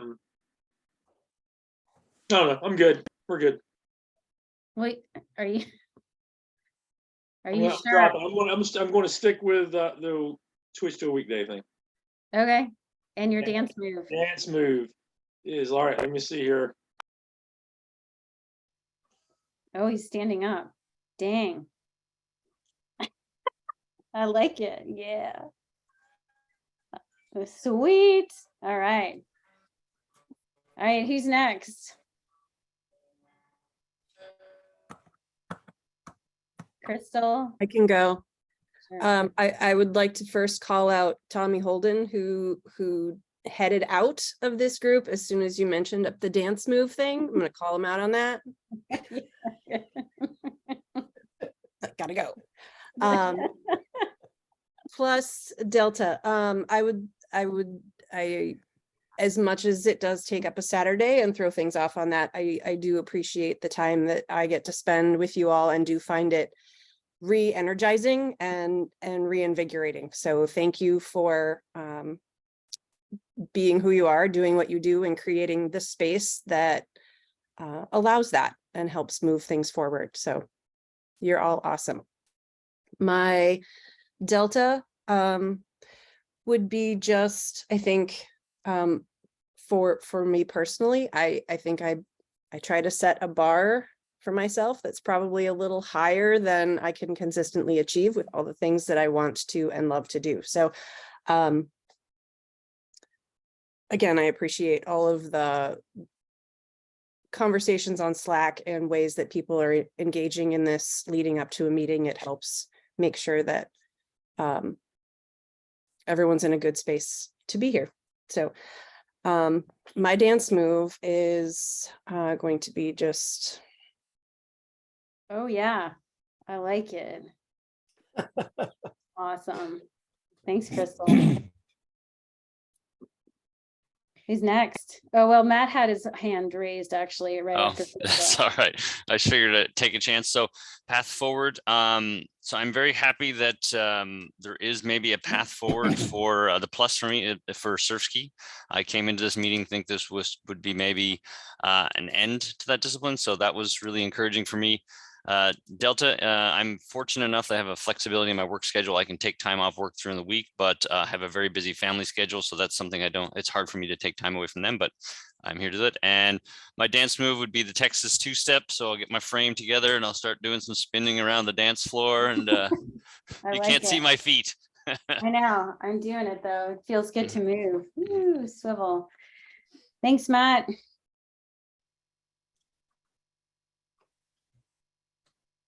Who's next? I'll go. All right. So my plus is that it kind of echoes what we've been hearing, but the engagement and the fact that we're taking action on some pretty, as Mike referenced, some pretty big lifts. That lift has been made, and now we have a chance to really do some pretty amazing stuff. My delta is,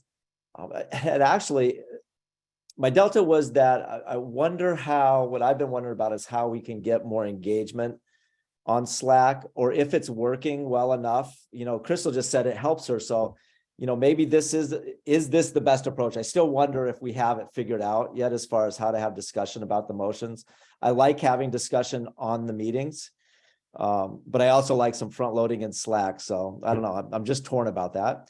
And then my dance move would just be that. There we go, done. So this? Yeah, sure, love it. Everybody's great at it.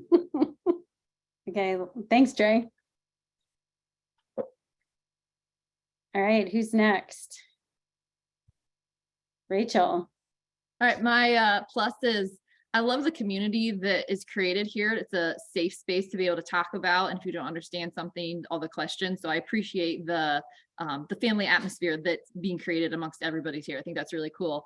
The delta is that we didn't get to approve the kayak polo, but we had great discussions with it, and I think it's going to be a great product afterwards because of what we are able to do in the plus there. My dance move, so we're going to do a little fishing, and someone's going to have to be the hook to catch it. Oh, Kyle, that was good. That count as our dance move? No, Dale. You have to come up with your own dance move. Thanks, Rachel. Sam, you had your hand up right after Rachel, so why don't you go? Yeah. Plus is very well run. I appreciate that. And a lot of great creative discussion and good action items. The delta would be that I can't believe I'm still doing this after 4 years as vice chair, 4 years as chair, 4 years as past chair, and 10 years as a discipline committee chair, and 18 years on the board. And my dance move would be. Oh, he pulled out an instrument. We can't compete with that, Sam. That was awesome. All right, who wants to go next?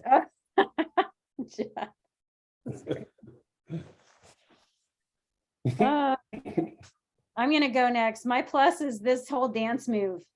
This is it, that I'm getting everyone to dance.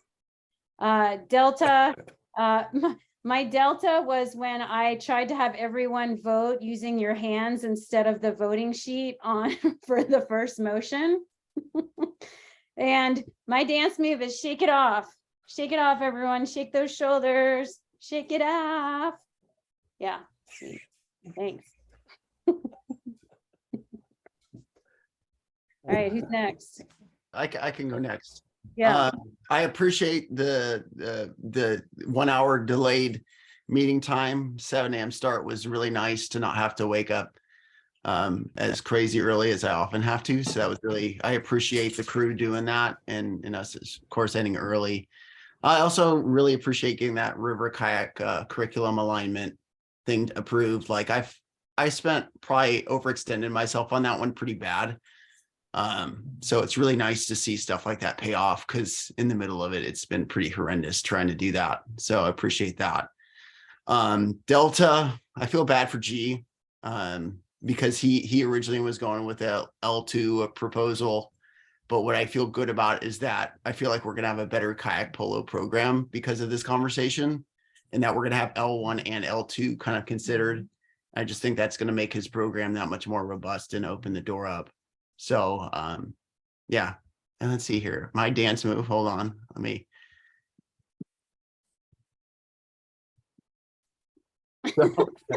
That was awesome. Did you like stand up? Oh, you got music, the props again. So that was actually my teaching topic for teaching tides. I wanted to incorporate dance in a teaching at one point in time to just show different mediums. So that's literally what I had to do in front of Pete Stevens, who's like a 7-year-old Navy, retired Navy person. And that was really funny to see him have to dance. That's great. You know who else is really good at that? I have to put Ashley Brown. She's not here, but she has some awesome dance modules in her ICWs that I got to do once. It was really fun. All right. Thanks, Kyle. Who's next? I'll go. I got to get going here pretty soon, but a positive, just hearing about it, all the other committees kind of helps me when thinking up ideas for how the PAC-RAF committee is going to make improvements or continue to progress. Delta, I had to get up at 6 a.m. for this, so I'll go for the dice. Nice. Right. I like it. All right. See you later, everybody. Thanks, I got to get Patrick. driving. Have a good night. See you, Patrick. You too.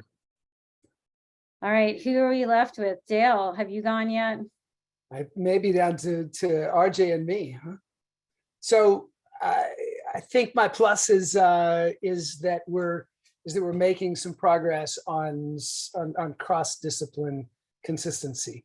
And Trey, kudos for your general diplomacy throughout this process. My Delta, I'm not sure that I agree that Delta is a bad thing. I'm trying to, I just looked that up and I'm thinking, what is that? But if we agree that that's the flat spot, I would say it's this length of time on a Saturday is Sure. Boy, that uses up a lot of life. And my dance move is wipe out on a copper tray.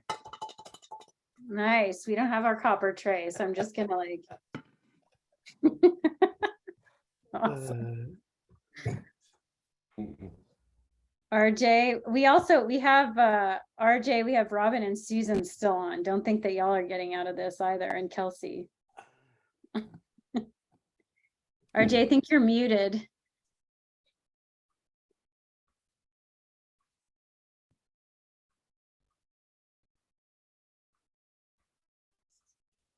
Yes, I said Kelsey. RJ, it looks like you've called in on the phone as well as this video part. The phone part's what's muted. Yeah, yeah.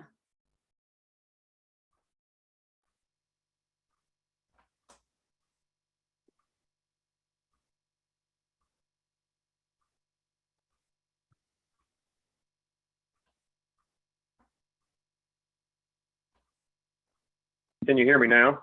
Yeah.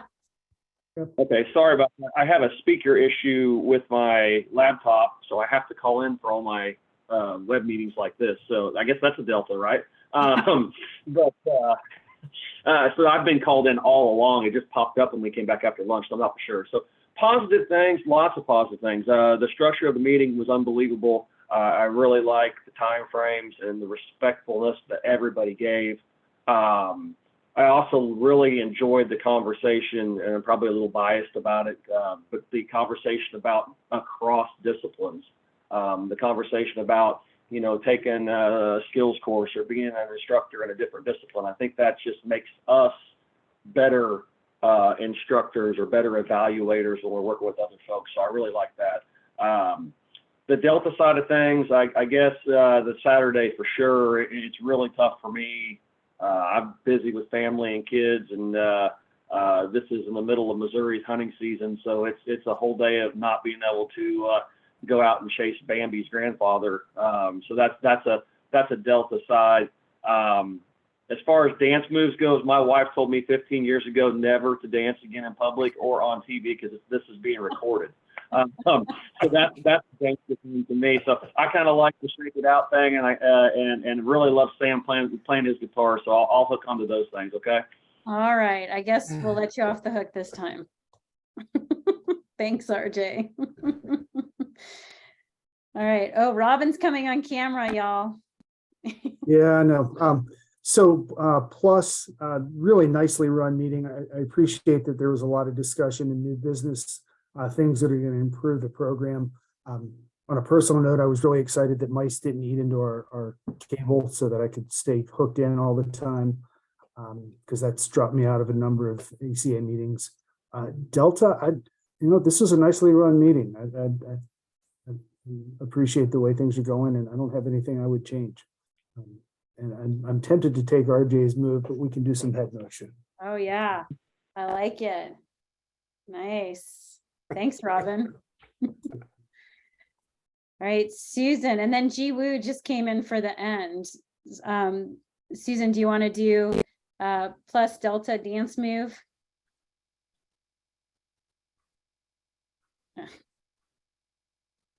Oh, you're muted. You're muted, Susan.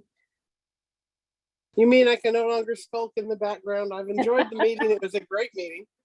I learned a lot, and I have to say I'm not very much of an original dancer, but I do this a lot in my canoe classes. We do the hokey pokey. So put your right foot in, you put your right foot out, put your right foot in, and you turn it all about, do the hokey pokey, and you turn yourself around. That's what it's all about. And if you do that standing up, it gets very entertaining. Yes. In the boats. Love it. Thanks, Susan. Mm-hmm. Ji Woo, do you want to do a plus delta dance move? Oh, no, thanks. I just woke up from sleep. I'm wearing my underwear right now, so I don't. That's the reason why my camera's not turned on. Yeah, thanks. Okay, do you want to do a plus delta from the meeting? I missed the second half of the meeting, but the first one, I thought it was good. Anything you'd change? Not really, nothing. Okay. And our thanks then, and our last is Kelsey. Thank you. I also agree that this meeting was run really well. We stayed on schedule or ahead of it. And taking notes and keeping track of all these things wasn't all that challenging. The discussions were all remarkably relevant. And I appreciate all the hard work that everybody put in. And I think generally speaking, this, like, the motions that y'all have brought forth, the concepts that y'all are discussing, while they're challenging, they're like bringing ACA and myself like in a direction that I'd always hoped to go, but didn't really know how to get, or felt like I couldn't go alone. And so I'm just excited for all of our personal growth, but my personal / professional growth, and how do I continue to facilitate all of these things happening, if that makes any sense, from however it is that I can. So I'm excited for that. But I'm also a little bit intimidated by that, because some of these things are brand new territory. So I don't really have any delta. I enjoyed this very, very much. And well, I guess I wish that all of us could have been at the ITE event and we could have stayed there for a little bit longer, because I really thought, even though for a brief amount of time, that was really beneficial. So if it was possible to have these meetings in person and it not conflict with a gazillion other things, I understand that, but I really do like spending time with y'all. So anyway, in the spirit of, we have a whole bunch of really exciting but somewhat intimidating tasks, and the fact that my mind has jumped to so many different places of opportunity and of confusion, but looking forward to more discussions and teamwork, my dance move is just kind of like spinning around until I'm. Yeah, I like it. Spin it. If you have a swivel chair, yeah. Yeah, that was awesome. Like the woo! Thanks. Thanks, y'all. What a great meeting. Appreciate you so much. Really, truly appreciate you all a lot. So look forward to continuing conversation, working together, and yeah, making impactful change for paddle sports. On that note, are you making a motion to adjourn? Yes, I will make a motion to adjourn. Oh, wait. Did Dale seconds? You're muted, Dale, so I couldn't understand. So Dale seconds. So everyone, hang up. Bye. Have a good evening. Bye, everyone. Bye.